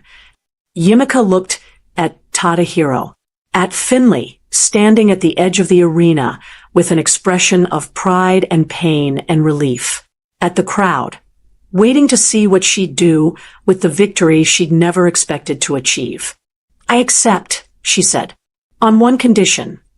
Conditions are not part of the tradition. Then it's time tradition changed. Yimika's voice carried across the arena, amplified by acoustics and conviction. I accept the title, and I'll use my 30 days to establish the policy change. But I'm not doing it alone. Tadahiro's mobile medical units, Finley's research hospital, and whatever institutional support the Harrington family can provide, we combine them. Integrated healthcare network serving both urban and rural communities. All of it or none of it. That's 3 policy changes. No, it's 1. The change is this. We stop thinking of healthcare as a zero-sum game where someone has to lose for someone else to win. We build something that serves everyone, or we've failed everyone. She turned to the crowd. My father won this competition 30 years ago. He had a vision of rural healthcare access that this family erased from the records because he wouldn't compromise. Well, I'm his daughter. I have his vision and his stubbornness. But I also have something he didn't, partners who won't let me do this alone. The crowd was listening now, really listening. So here's my proposal. Yimika continued. The Harrington Foundation provides land and funding. Finley's investors provide capital and oversight. Tadahiro's experience with underserved communities guides the implementation. And she looked at Lord Harrington. I spend my 30 days not implementing the solution, but forging the partnerships that will sustain it after I'm gone. We build something that lasts beyond one person's victory. Lord Harrington stared at her for a long moment. Then, impossibly, he smiled. Your father would be proud, he said quietly, and furious. You've just used the decathlon to completely reshape how the decathlon operates. That takes a special kind of audacity. I learned from the best. Yimika said, both of them. She looked at Tadahiro and Finley, her rivals, her partners, her. She never finished the thought, because that's when the woman appeared. She stepped out of the crowd, moving with purpose, and the rain seemed to part around her like she was walking through a different world. She was tall, dark-skinned, her features so similar to Yimika's that several people in the crowd gasped. She had the same bone structure, the same eyes, the same way of holding herself like she was ready to fight or save someone at a moment's notice. Yimika's breath stopped. The woman walked across the sand, stopped 3 feet away, and when she spoke, her voice carried the same Nigerian accent that Yimika had worked years to soften. "Hello, twin sister," the woman said. "I'm Yinka, and we need to talk about what our father really died for." The arena went silent. Yimika stared at this impossible woman, this mirror image, this sister she'd never known existed. What? She tried to speak, couldn't find the words. How? If you have enjoyed this story, let us know in the comment section. As we step into this brand new year of 2026, I want to take a moment to speak a blessing over you, our wonderful viewers. May this year bring you the strength of Yimika to stand your ground against any obstacle. May you find a loyalty as fierce as Tadahiro's and the courage to change for the better, just like Finley. We pray that your paths be made straight, your hearts be filled with peace, and your homes be overflowing with the kind of love that transcends every border and battle. May 2026 be your year of breakthrough, health, and divine favor. I really love our community, and I want to hear from you. Drop a comment right now and tell me what your current situation is. Are you at work secretly binge-watching, lying in bed when you should be sleeping, or maybe escaping reality on your commute? Where in the world are you listening from? Are you in the US, UK, Trinidad, Jamaica, Nigeria, India, Barbados, Kenya, or South Africa? Tell me your city. I want to see how far the sovereign family reaches today. Happy New Year. Subscribe today, and let's make this story legendary together. The knife went in just as Lucy pushed open the basement door. She heard it, the wet punch of steel through flesh, the gasp that followed. Her phone's flashlight caught him in pieces. Blood-slicked abs, a face swollen beyond recognition, chains bolted into concrete. He should have been dead. Everything about the scene screamed corpse. But his eyes snapped open, locked onto hers, and in flawless English whispered, "Run." She didn't. Biggest mistake of her life. Or maybe the first smart thing she'd ever done. Because the men who'd left him there were already climbing the stairs behind her, and the half-dead Korean with the dragon tattoo wasn't asking for help. He was giving her a warning. Here's something you should know. According to trauma psychology research, people who run toward danger instead of away, like firefighters and emergency responders, often have what's called an approach orientation linked to specific brain patterns in the prefrontal cortex. It's not recklessness. It's a neurological predisposition to prioritize others' survival over self-preservation. Lucy inherited this from her firefighter father, and it's about to change everything. Too late now. She'd seen his face. She'd seen theirs. And in exactly 90 seconds, Lucy Jacobson's ordinary life would detonate into something she couldn't run from. And there you have it. A forbidden romance forged in blood, chains, and a basement where one woman's hero complex collided with a mafia boss's darkest hour. If you're obsessed with dangerous men who'd burn the world for the right woman, ordinary heroines who become extraordinary, and love stories where survival and devotion are the same thing, you're exactly where you need to be. Hit that subscribe button because we're bringing you more intense romances, powerful men brought to their knees, brave women who refuse to walk away, and all the emotional chaos that comes when danger meets desire. Smash that like button and drop a comment telling me, what's your current situation right now, and where in the world are you listening from? Are you at work pretending to be productive, lying in bed scrolling when you should be sleeping, or maybe on your commute using this story as your escape? Where are my story lovers tuning in from today? I love knowing you're out there. Chicago, Lagos, Tokyo, London, wherever you are, you're part of this community now. The scream hit Lucy Jacobson like a fist to the sternum. She stopped dead in the alley behind Morrison Street, her hand flying to the earbuds still pumping Kendrick into her skull. She yanked it out. Silence rushed in, thick, pre-dawn Chicago silence that smelled like garbage and yesterday's rain. Then it came again. Raw. Guttural. A man's voice shredded by agony. Lucy's fingers tightened around her phone. 5:23 a.m. glowed back at her. She had exactly 22 minutes to clock in at Rosie's Diner, or Sheila would fire her ass on the spot. 2 write-ups already this month. 1 more and she'd be scrolling through Craigslist ads for waitressing gigs that paid even less than her current $2.13 an hour plus tips. Her bank account flashed through her mind like a neon sign. $1,847. Rent due Friday. $1,400. That left $447 for groceries, gas, her phone bill, and the student loan payment she'd already deferred 3 times. The math was choking her. She should keep walking. The abandoned textile warehouse loomed to her right, a skeleton of rust and broken windows that everyone in this part of town had learned to pretend didn't exist. But you couldn't pretend away screaming. Even muffled, even distant. The sound carved through the morning like something alive and dying all at once. Lucy's father had been a firefighter, died running into a burning building on the south side when she was 16. Everyone said he was a hero. Her mother said he was reckless.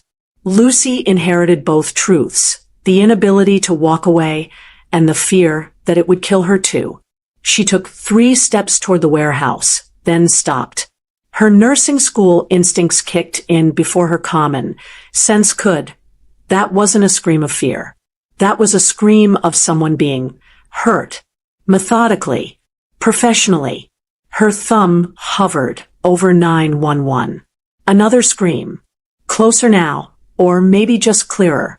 It cut off abruptly, like someone had stuffed something into his mouth. Every survival instinct Lucy had developed growing up in Englewood told her to run. Don't get involved. Don't be a witness. Don't make yourself a target. She'd learned that at 12 when she saw a drive-by, and spent the next 6 months sleeping with a knife under her pillow. But her feet were already moving. Toward the chain-link fence. Toward the gap she could squeeze through.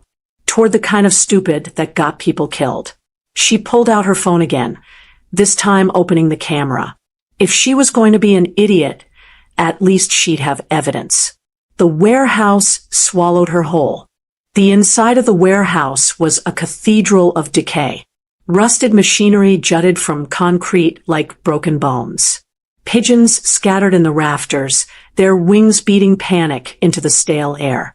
Lucy's phone flashlight cut a thin white line through the darkness, illuminating years of graffiti and rat droppings. The screaming had stopped. That was worse. Lucy moved deeper, her worn Nikes silent against the grime-slicked floor. Her heart hammered, so hard she could feel it in her throat. She passed through what must have been the main floor. Empty spools of industrial thread still mounted on rusted frames, a foreman's office with its door hanging by one hinge. Then she heard voices. Low. Clipped. Speaking Korean. She froze behind a concrete pillar, killing her flashlight. Her eyes adjusted slowly. Ahead, maybe 30 feet, a heavy metal door was set into the floor, a basement entrance she hadn't known existed. Yellow light leaked from its edges. 2 men stood guard, both in dark suits that looked expensive even in the dimness. Both with the kind of stillness that came from training. One checked his watch. The other lit a cigarette, the ember flaring orange. Lucy's breath caught. These weren't junkies or squatters. These were professionals. The metal door had a bolt lock on the outside. Someone was locked in. She crouched lower, her mind racing. She could leave. Should leave. Call the cops from 3 blocks away and let them handle it. But by the time they arrived, if they arrived for a call about an abandoned warehouse in this neighborhood, whoever was down there would be dead. Or disappeared. The man with the cigarette said something in Korean. Laughed. It was the kind of laugh that made Lucy's skin crawl. From below, through the metal, came a sound. Not a scream this time. A wet, meaty thud. Then another. The rhythm of a beating. Lucy's hand moved to her pocket, fingers closing around the only thing she had. Her keys. Pathetic. But her eyes caught on something else. A chunk of concrete near her foot, broken off from a crumbling support beam. She picked it up. Hefty. Maybe 3 pounds. This was insane. This was suicide. But Lucy Jacobson had never been good at walking away. She threw the concrete hard to the left, where it crashed into a stack of metal drums with a sound like a car accident. Both guards spun, hands going inside their jackets. They barked to each other in Korean and moved toward the noise, weapons drawn. Lucy ran for the door. Lucy's hands were shaking so badly, she almost couldn't grip the bolt. Metal scraped against metal as she yanked it back, the sound impossibly loud in her ears. Behind her, the guards were shouting, footsteps pounding back toward her position. She hauled the door open. Stairs descended into yellow light, and the smell of copper and piss, and something worse, infection, maybe, or just pure human suffering. She didn't think, couldn't think, just lunged down the stairs and slammed the door shut above her head. The bolt. She needed to lock it from the inside. There wasn't one. Fuck. The word came out as a whisper. She looked around frantically. The basement was small, maybe 12 by 12 feet. Concrete walls weeping moisture. A single bare bulb, swinging from a wire. And in the center, chained to a support beam, was a man. He lifted his head. What was left of his face was a nightmare of swelling and dried blood. One eye swollen, completely shut. The other, dark, alert, tracking her with an intensity that should have been impossible given the state of him. Run, he said in English. His voice was ruined gravel. Run now. The door above them shuddered. Someone kicked it. Once. Twice. Lucy spotted a metal filing cabinet against the wall, rusted but heavy. She threw her weight against it, muscles screaming as she shoved it toward the stairs. It scraped across concrete with a shriek that set her teeth on edge. Another kick. The door held. She wedged the cabinet under the door handle just as the first gunshot cracked through the air. The bullet punched through the metal door, sparking off the cabinet. Lucy hit the ground, hands over her head. You're going to die down here, the man said. He wasn't panicking, wasn't even surprised, just stating a fact. So are you if I don't do something? Lucy shot back. She crawled toward him, keeping low. More gunshots. 1, 2, 3. They were trying to shoot through the bolt mechanism. The chains around the man's wrists were padlocked to the beam. His ankles too. But his injuries. Lucy's nursing training kicked in despite the terror. Broken ribs, definitely. Contusions covering his torso. His left shoulder sitting wrong, probably dislocated. Blood crusted around his hairline from what looked like repeated blunt force trauma. Who are you? She asked. Someone you shouldn't have saved. The door shuddered again. Wood splintered. They were kicking it in synchronized rhythm, now professional and methodical. Lucy looked around desperately. No windows. No other exits. They were trapped in a concrete box with 2 trained killers about to break through. Her eyes landed on a piece of rebar, leaning against the wall. then back to the padlocks. "I'm going to get you out," she said. "You're insane." "Yeah." Lucy grabbed the rebar. "I really am." The padlock was cheap. That was the only mercy. Lucy wedged the rebar into the shackle and threw her whole body weight against it, leveraging it like a pry bar. The metal groaned. Her shoulders screamed. Nothing. Above them. The door was giving way. She could hear wood cracking, the filing cabinet shifting. "Left wrist first," the man said. His voice had changed, steadier now, like he'd made some decision. "Then you run while I buy you time. You can't even stand. I can kill them sitting down." Lucy reset the rebar, angled it differently. This time when she pulled, something gave. The padlock's shackle bent, just slightly.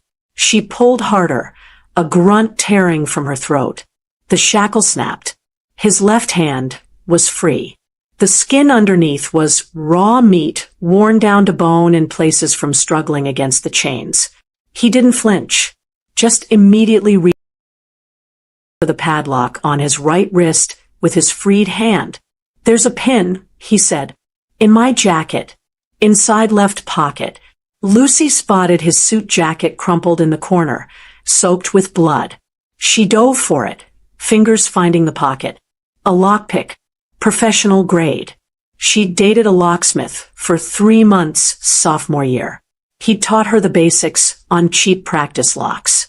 This was not a cheap practice lock, and her hands were shaking like she had Parkinson's. The door above them exploded inward. The filing cabinet screeched across the floor. Footsteps on the stairs. "Down!" the man barked. Lucy dropped flat. As the first guard appeared at the bottom of the stairs, gun raised. The man, still chained by one wrist and both ankles, grabbed the length of chain attached to the beam and whipped it in a wide arc. It caught the guard across the throat with a wet crunch. He went down gurgling. The second guard was already firing. The bullet caught the chained man in the shoulder, the already dislocated one. He didn't make a sound, just yanked the chain back and hurled it again, like a medieval flail. Lucy's fingers found the lock mechanism. Twisted. The pick slipped. She swore and tried again. Click. His right wrist was free. He moved like something unleashed. Even broken, even bleeding, he was fast.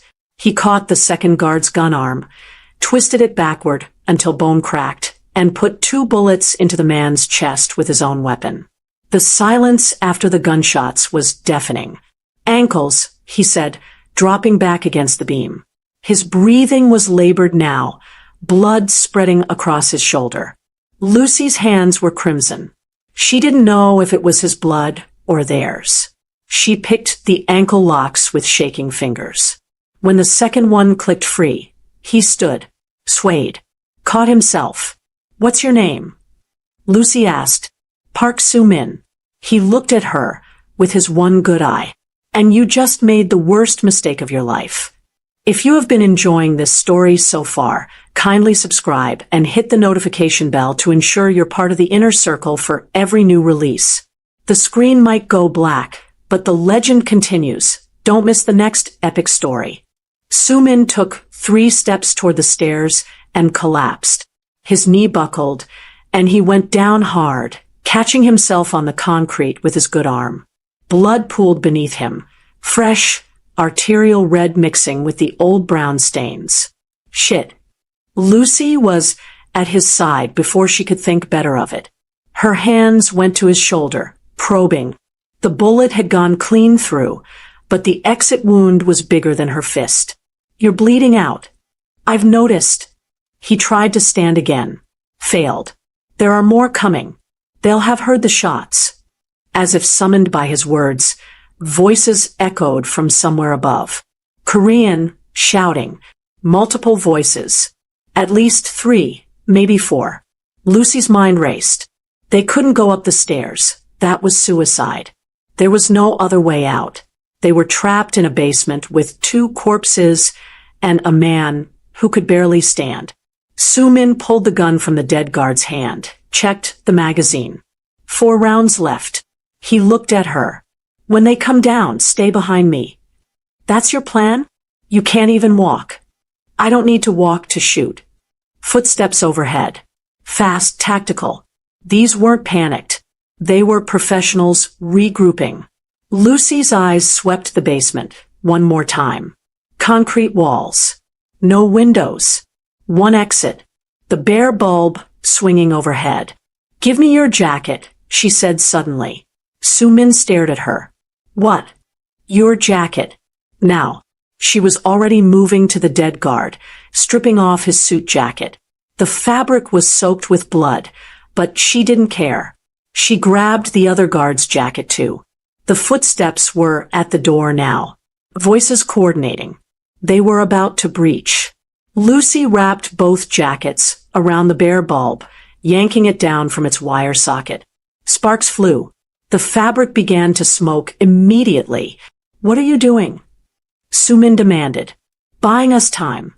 She dropped the smoking bundle near the base of the wooden stairs. The old, dry wood. Then she lungs and screamed at the top of her voice. Fire! Fire! Oh God, there's a fire! Soo-min's eye widened. Understanding clicked. Lucy screamed again, this time adding coughing for effect. Help! Someone call 911.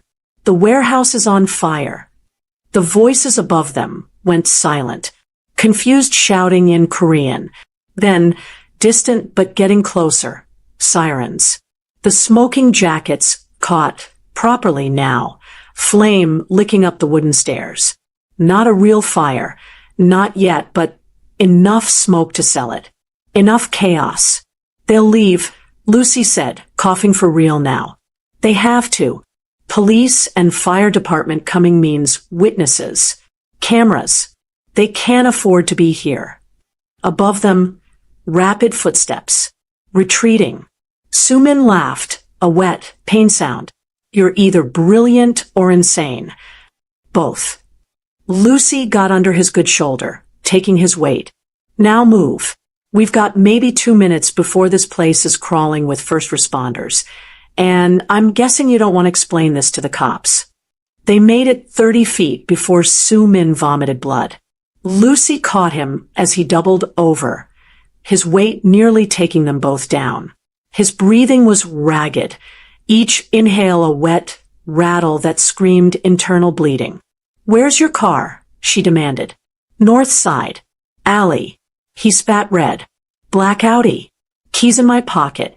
Lucy dug into his pants pocket, trying not to think about the intimacy of it, the warmth of his body against her palm.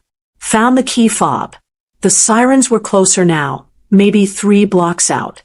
She could see the reflection of red and blue lights starting to bounce off buildings. Getting Soo-min through the warehouse was a nightmare. He was easily 190, all of it deadweight muscle. Lucy's legs burned. Her shoulders screamed. But she'd done clinical rotations, moving patients twice his size. She knew how to leverage body weight, how to keep moving even when everything hurt. The alley. The black Audi sat like a shadow. Expensive, understated, probably worth more than Lucy made in 2 years. She hit the unlock button, and the lights flashed once. Passenger seat, Soo-min muttered. I need to see the street. You need a hospital. I need to not get arrested for quadruple homicide. He looked at her with his one good eye. 4 bodies down there. The police will want someone to blame. Right now, you're covered in blood and carrying a suspected gang member. How do you think that plays? Lucy's stomach dropped. She looked down at herself. Her waitress uniform was soaked crimson. Her hands looked like she'd bathed in it. Her fingerprints were on the rebar, the lockpicks, the filing cabinet. DNA everywhere. Oh God. The reality hit her like a freight train. Oh God, what did I do? Save my life. Soo-min grabbed the car door frame, hauled himself into the passenger seat with a grunt of agony. Now save yours. Drive. Lucy slid behind the wheel. The Audi's engine purred to life. Smooth, powerful, Nothing like her piece of shit Honda with its check engine light and grinding transmission. The leather seat was heated. The dashboard looked like a spaceship cockpit. Where? She asked. Away. Anywhere. Just drive. She pulled out of the alley as the first fire truck screamed past on Morrison. Took the next, right, then another, putting distance between them and the warehouse. Her hands were shaking on the wheel. Her mind was racing. She'd just committed about 15 felonies. Tampering with a crime scene. Aiding a criminal. Fleeing. Grand theft auto, if you counted driving his car. Obstruction of justice. The list went on. I had $1,847 in my bank account, she said, almost to herself. Rent's due Friday. I was worried about rent. Sumin was pressing his hand against his shoulder wound. You'll never worry about rent again.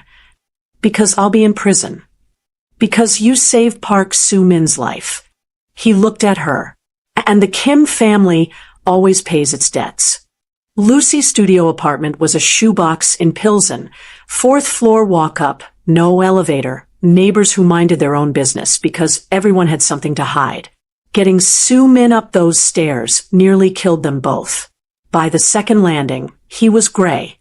By the third, he'd stopped making sounds entirely, which was worse than the groaning.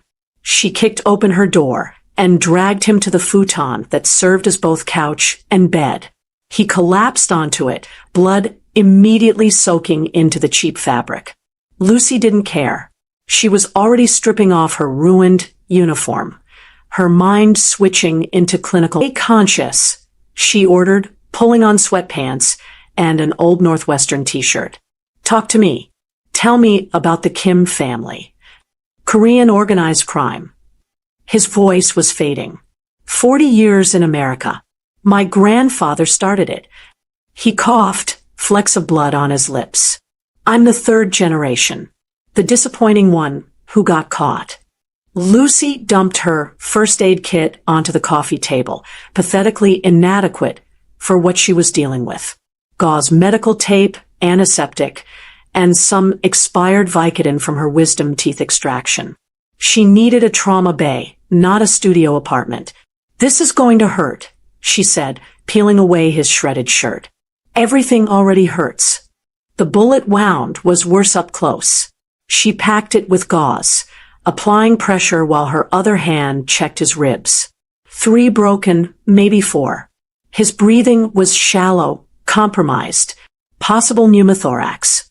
The dislocated shoulder, she could fix, had fixed dozens of times in clinical rotations, but the internal bleeding was beyond her. You need surgery, she said. Real surgery. Hospital surgery. Can't. He grabbed her wrist, surprisingly strong despite everything. The Choi organization has people everywhere. Hospitals, police, morgues. I walk into an ER. I'm dead within the hour. Their faces were inches apart. His one good eye locked onto hers. And for the first time, Lucy saw past the blood and swelling to the man underneath. Sharp cheekbones. A jaw that looked carved from stone.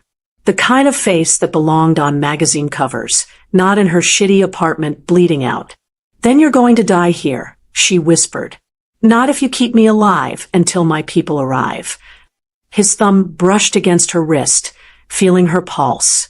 You're terrified. I'm covered in blood and harboring a mafia boss. Terror seems appropriate. Something that might have been a smile ghosted across his ruined lips. You ran toward screaming. Locked yourself in a room with killers.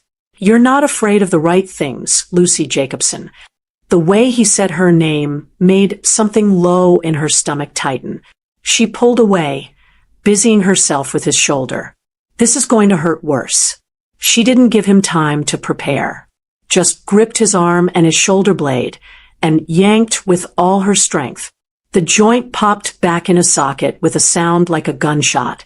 Soo-min made a noise that was barely human, a growl torn from somewhere primal. When his breathing steadied, his good eye opened again. Where did you learn that? Nursing school. 2 years before I ran out of money. She was wrapping his ribs now, her hands moving on autopilot. Dropped out. Started waiting tables.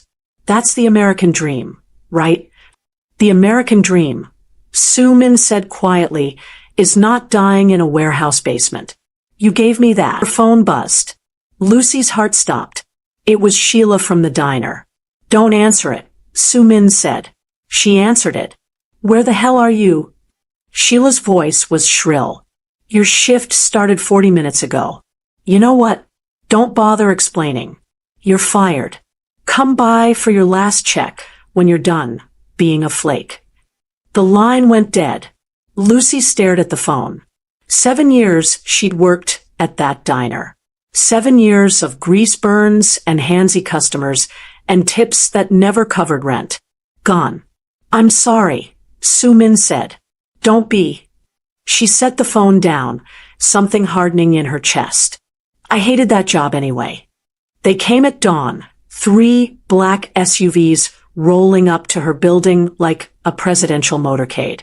Lucy watched from her window as men in expensive suits filed out, moving with the same predatory grace as the ones in the warehouse. Her heart hammered against her ribs. They're here, she said. Soo-min was barely conscious on her futon, his breathing shallow but steady. She kept him alive through the night, checking his pulse every 15 minutes, forcing him to drink water, changing his bandages when they soaked through. Her hands still shook when she thought about how close she'd come to losing him. The knock was polite. 3 measured taps. Lucy opened the door to find a woman in her 50s, elegant in a charcoal suit, her silver hair pulled into a perfect bun. Behind her stood 2 men built like defensive linemen, and a thin man carrying a doctor's bag. Miss Jacobson. The woman's English was unaccented, crisp. I am Minji Park, Soo-min's aunt. May we enter? It wasn't really a question. Lucy stepped aside, and they flowed in like water, professional and efficient. The doctor was at Soo-min's side immediately, snapping orders in Korean. The 2 bodyguards took positions by the window and door. Minji studied Lucy with eyes that missed nothing. You kept him alive. Barely. Barely is enough. She gestured to the futon where the doctor was setting up in 4, pulling out surgical instruments. Dr. Huang, we'll need 4 hours. Your apartment will become an operating room. This will be traumatic to witness. I'm not leaving him. Something flickered in Minji's eyes. Approval, maybe. Then you'll need coffee. She produced a thermos from her bag, like a magician. It's going to be a long morning. The surgery was brutal. Lucy had seen procedures in clinical rotations, but never like this. Never in her own apartment with a man she'd known for less than 12 hours. Dr. Huang worked with terrifying efficiency, cutting away dead tissue, stopping internal bleeding, reinflating a collapsed lung. Soo-min was under anesthesia, but Lucy felt every incision in her own chest. Minji stood beside her, a silent presence. You know what he is, she said eventually. Not a question. A criminal. A leader. The heir to everything my brother built. Minji poured more coffee into Lucy's mug. The Choi organization has been trying to eliminate our family for 3 years. They nearly succeeded last night. Why are you telling me this? Because you saved his life, and now you're part of this, whether you want to be or not. Minji's gaze was steady. The Choi family knows someone freed him. They'll be looking for a woman. A black woman, late 20s with nursing skills and a hero complex. Lucy's blood went cold. How do you? We know everything, Miss Jacobson. Your father, the firefighter. Your student loans. Your last paycheck from Rosie's Diner. Minji set down her coffee. You're not safe in this apartment. You're not safe anywhere they can find you. On the futon, Dr. Huang was closing the chest incision with neat, precise sutures. Soo-min's face had more color now, his breathing stronger. What are you saying? I'm saying the Kim family protects its own. And as of last night, you became one of us. Min-ji pulled out a phone, sleek and expensive. We have a property in Lincoln Park. 3 bedrooms, doorman, security. You'll move in today. I can't afford. You misunderstand. The Kim family is in your debt. Everything you need will be provided. Min-ji's smile was sharp. Consider it payment for saving the life of our most valuable asset. Lucy looked at Soo-min, unconscious and stitched together on her futon. 12 hours ago, she'd been worried about rent. Now she was being offered a luxury apartment by the Korean Mafia. And if I say no? Min-ji's expression didn't change. Then you'll be dead within a week. And Soo-min will have lost the only person brave enough to run toward his screaming. She paused. He asked about you. Before the anesthesia. Wanted to make sure you were safe. Something in Lucy's chest twisted. She thought about his thumb on her wrist, feeling her pulse. The way he'd said her name like it meant something. The apartment in Lincoln Park, she heard herself say. Is there a lock on the bedroom door? Min-ji's smile widened. Miss Jacobson, there's a panic room. Smash that subscribe button and let us know in the comments who you are rooting for. Your support keeps these epic tales coming, so subscribe and join our community of today. The Lincoln Park apartment was obscene.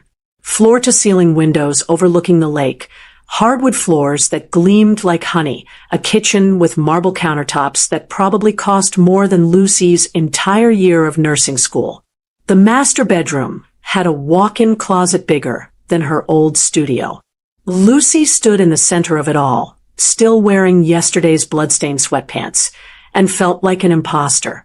Your clothes will arrive this afternoon, Min-ji said, scrolling through her phone. I took the anything doesn't fit, we'll have it tailored. I don't need new clothes. You need everything. Min-ji looked up, her expression softening slightly.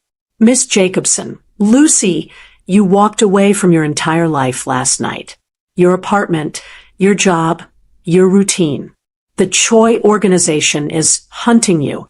You can't go back to any of it. The reality of it hit Lucy like a physical blow. She sank onto the leather couch, her legs suddenly unable to hold her. I didn't think. I just heard him screaming, and I couldn't. I know.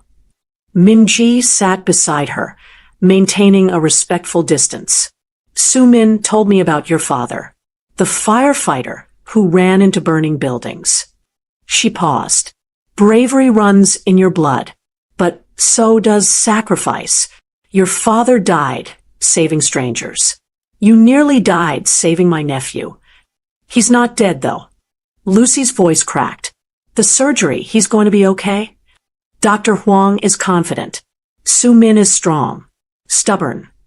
Min-ji allowed herself a small smile. He gets that from his grandfather. The man survived a bullet to the lung and still lived to see 80. The doorbell chimed. Soft, melodic, probably cost $1,000. One of the bodyguards answered it. Lucy heard wheels on hardwood, voices conferring in Korean. They were bringing Soo-min in on a gurney. Lucy was on her feet before she could think, following as they wheeled him into the master bedroom. He was still unconscious, his chest wrapped in fresh bandages, and 4 running into his arm. His face was clean now. Someone had washed away the blood, and she could finally see him properly. The sharp angle of his jaw. The way his dark hair fell across his forehead. Even battered and broken, he was beautiful. He'll sleep for another 6 hours, Dr. Huang said, adjusting the 4-drip. When he wakes, he'll be in significant pain. I've left medication. Administer every 4 hours. Keep the wounds clean. Change the dressings twice daily. He looked at Lucy. You have medical training? 2 years of nursing school. Then you'll manage. He snapped his bag shut. I'll return tomorrow to check his progress. Min-ji ushered the doctor out, leaving Lucy alone with Soo-min. She pulled a chair to the bedside, studying the rise and fall of his chest, counting breaths like she'd been trained to do. 20 per minute. Strong. Steady.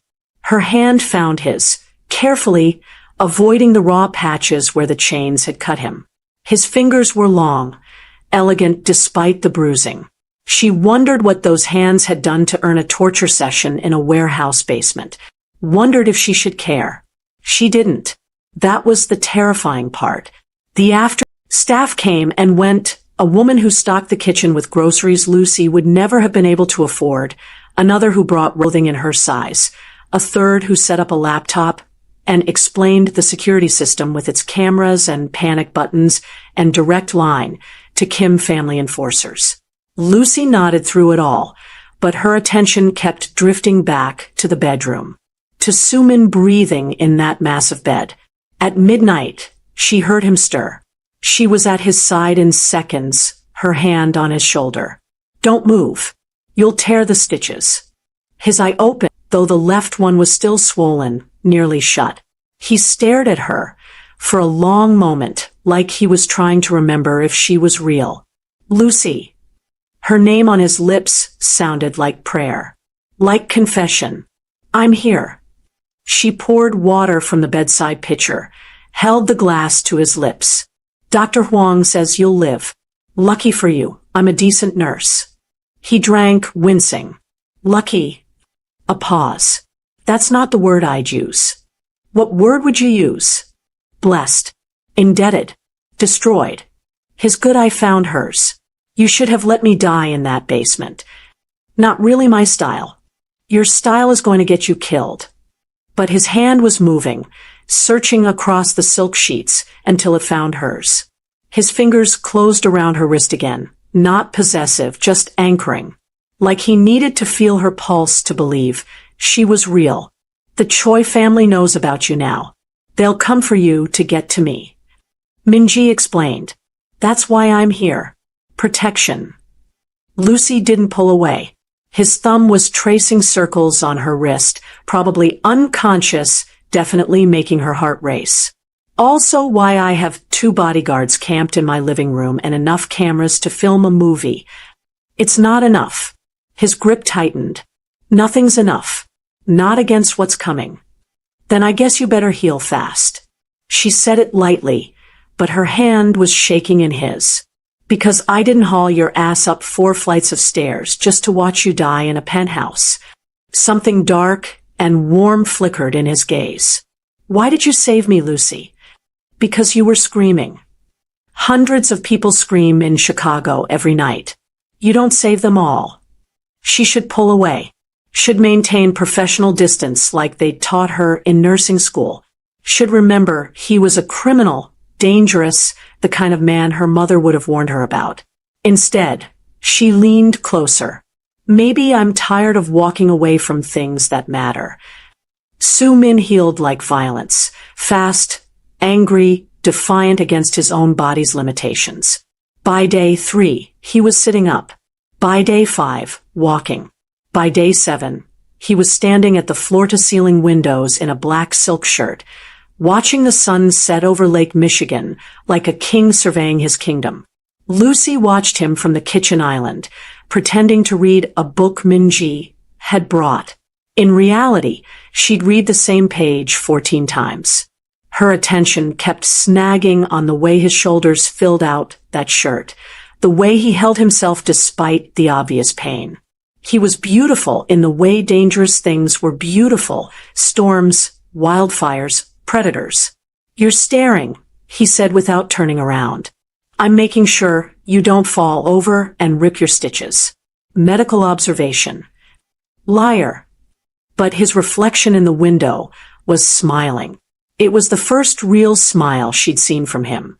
He crossed to the island, moving with only a slight hitch in his stride. Up close, she could see the stitches along his hairline, the yellowing bruises that covered half his face.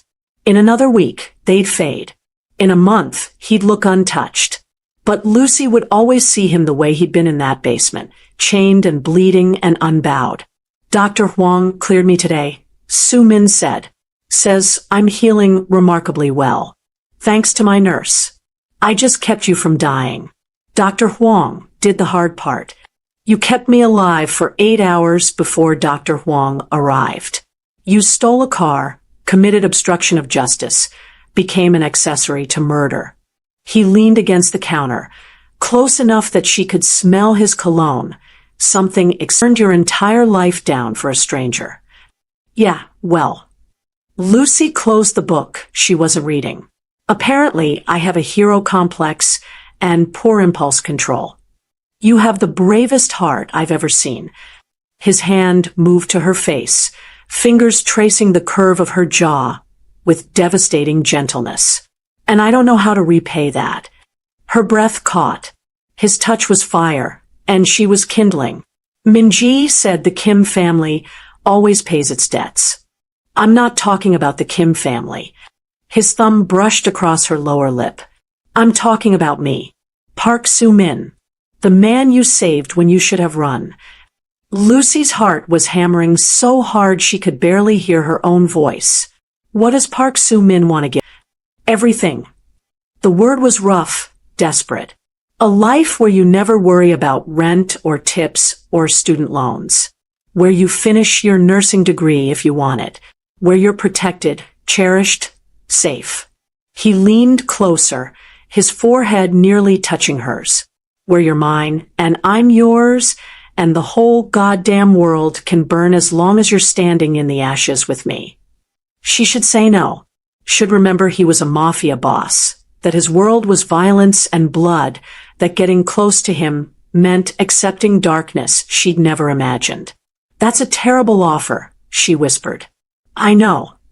I'd have to be crazy to accept. Completely insane. His lips were an inch from hers now. But you ran towards screaming. Sanity was never your strong suit. She closed the distance. The kiss was hunger and salvation, desperate and tender all at once. His hand cupped the back of her neck, pulling her closer. Her fingers tangled in his hair, careful of his healing wounds. He tasted like expensive whiskey and bad decisions, and everything she'd never let herself want. When they broke apart, they were both breathing hard. I'm not a good man, Soo-min said against her lips. I've done things that would make you run if you knew. I know exactly what you are. Lucy's hands framed his face, mindful of the bruises. I saw what they did to you in that basement. That's not random violence. That's earned. This. She thought about her studio apartment with its broken lock and water-stained ceiling. Thought about 7 years of invisible labor, scraping by, drowning slowly in debt and deferred dreams. Thought about her father running into burning buildings because some people were worth the fire. I want everything, she said. The debt repaid in full. The nursing degree. The life where I matter. She kissed him again, softer this time. And I want you, Park Soo-min. The dangerous parts included. His smile was wicked and warm and completely hers. Then you'll have it all, Lucy Jacobson. I promise you. He pulled her close, careful of his healing ribs. The Kim family always keeps its promises. Outside the windows, Chicago glittered like a galaxy of possibilities. Inside, Lucy Jacobson, former waitress, dropout, woman who'd walked towards screaming, stood in the arms of a mafia boss and felt, for the first time in her life, like she'd found exactly where she belonged. In the darkness. In the danger. In the shelter of someone who'd looked at her hero complex and her poor impulse control and her devastating bravery and said, yes, this you, always. She'd saved his life in a basement. He'd save hers by giving her a reason to live it. The debt was paid. The story was just beginning. So tell me, what was your favorite moment? Was it when Lucy threw that concrete to distract the guards? The basement showdown, where Soo-min fought while still chained? Or maybe that final kiss where she chose the darkness over safety? Drop a comment below and let me know which scene had you holding your breath. And if you made it all the way to the end of Lucy and Soo-min's story, do me a favor. hit that subscribe button so you never miss another intense romance like this one. We've got dangerous men, fearless women, and forbidden love stories dropping regularly, and trust me, miss what's coming next. Thanks for being here, story lovers. Until next time, stay dangerous, stay curious, and keep running toward the screaming. They called her the Beast of the 42nd floor. Not because she was strong, not because she was dangerous, but because they thought looking at her ruined their expensive view. The exact moment Alara stopped being human to them was Tuesday, 3:47 p.m. Marketing intern Yuna held her phone steady while director Choi poured his iced Americano over Alara's head. Even the coffee can't make you hot, he laughed. 3 million views in 6 hours. She didn't cry. Beasts don't cry. But that night, in a rain-soaked alleyway reeking of blood and garbage, she found a dying man in a suit worth more than her yearly salary. His eyes were cold, empty, beautiful. "Save me," he whispered, "and I'll give you anything." She didn't ask for money. She asked him to teach her how to make them bleed without touching them. He smiled through the blood on his lips. 7 days. The man's name was Junesio, and he was the last person anyone should ever save. If you're obsessed with brutal makeovers, underdogs who become apex predators, and stories where pain becomes power and weakness becomes weaponized, you're exactly where you need to be. Hit that subscribe button because we've got more intense transformations coming your way, cold-blooded fixers with hidden agendas, survivors who start conquering all the psychological warfare and empire building you crave. Smash that like button and drop a comment telling me, what's your current vibe right now, and where in the world are you watching from? Are you at work pretending to be productive, lying in bed when you should be sleeping, or maybe plotting your own glow-up on your commute? Where are my revenge arc lovers tuning in from today? I love knowing where you all are and what transformations you're manifesting. The mop bucket tipped over at 3:43 p.m., 4 minutes before Alara's life ended for the first time. Dirty water spread across the polished marble of the 42nd floor executive lounge like a stain on white silk. She lunged for it, but her knee caught the edge, sending her sprawling. Laughter erupted from the leather sofas where the marketing team lounged, their designer shoes safely elevated. The beast strikes again. Yuna's voice carried that particular pitch of cruelty that came so naturally to beautiful people. Alara's hands trembled as she reached for the mop. Just get through it. Just survive. The mantra that had carried her through 3 years of this hell. Wait. Director Choi stood, his $1,000 loafers clicking against marble. He held his iced Americano like a weapon. I think she needs help cooling down. She's so hot and bothered. The phone came out. Yuna's manicured fingers steadied the frame. Time crystallized. Alara saw it all. The smirks, the eager phones, the way they'd position themselves for optimal lighting. This wasn't spontaneous cruelty. This was choreographed. The coffee was cold. It soaked through her uniform, dripped from her hair, ran mascara down her cheeks like war paint. Even coffee can't make you hot, Choi announced to his audience of millions yet to come. Something inside Alara didn't break. It calcified, hardened, turned to stone.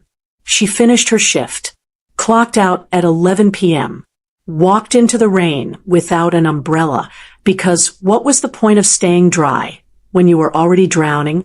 The alleyway behind Gangnam Tower wasn't on her usual route home, but her feet carried her there anyway, drawn by some magnetic pull of fate or destruction. That's where she found him. A man in a charcoal suit that probably cost more than her car, slumped against a dumpster, blood blooming across his white shirt like poppies in snow. His face was sharp, elegant, untouched by the violence that had clearly found his torso. His eyes opened, dark, cold, empty of everything except a predator's calculation. "Help me," he whispered, "and you can have anything." Ilera knelt in the dirty water, in the blood, in the filth of the alley. She knew what she wanted. Make me unbreakable. Junesio's penthouse smelled like money and danger, leather, whiskey, and something metallic Ilera couldn't quite place. Blood, maybe. Or fear. She called the ambulance. Waited until the expensive SUVs arrived instead, filled with men who looked at her like an inconvenient witness. Junesio had stopped them with one raised finger, his voice steady despite the bullet wound. "She comes with me." Now she sat on a velvet sofa, worth more than her entire apartment, watching a doctor in Prada stitch up Seoul's most notorious fixer, while he studied her with those dead, beautiful eyes. "You want to be unbreakable," he said finally, waving away the doctor.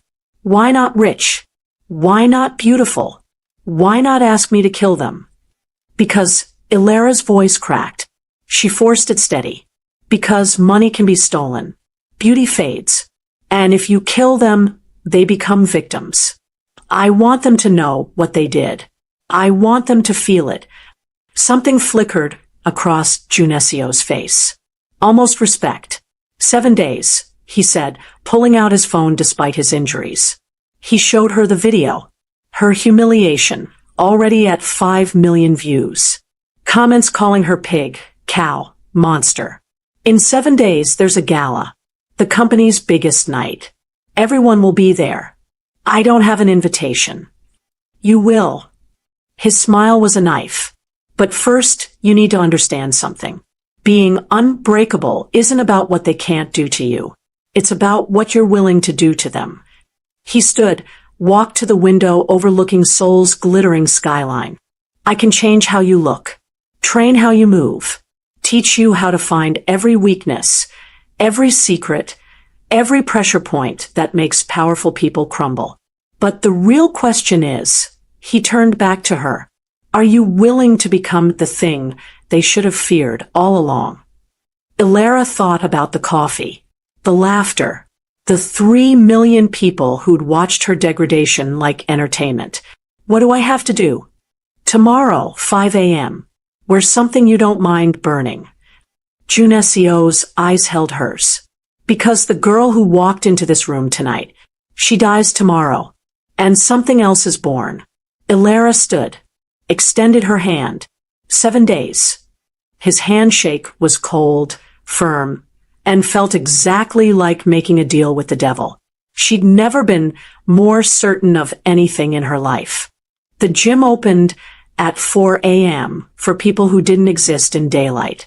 Ilera arrived in her baggiest sweats, the armor she'd worn for 3 years.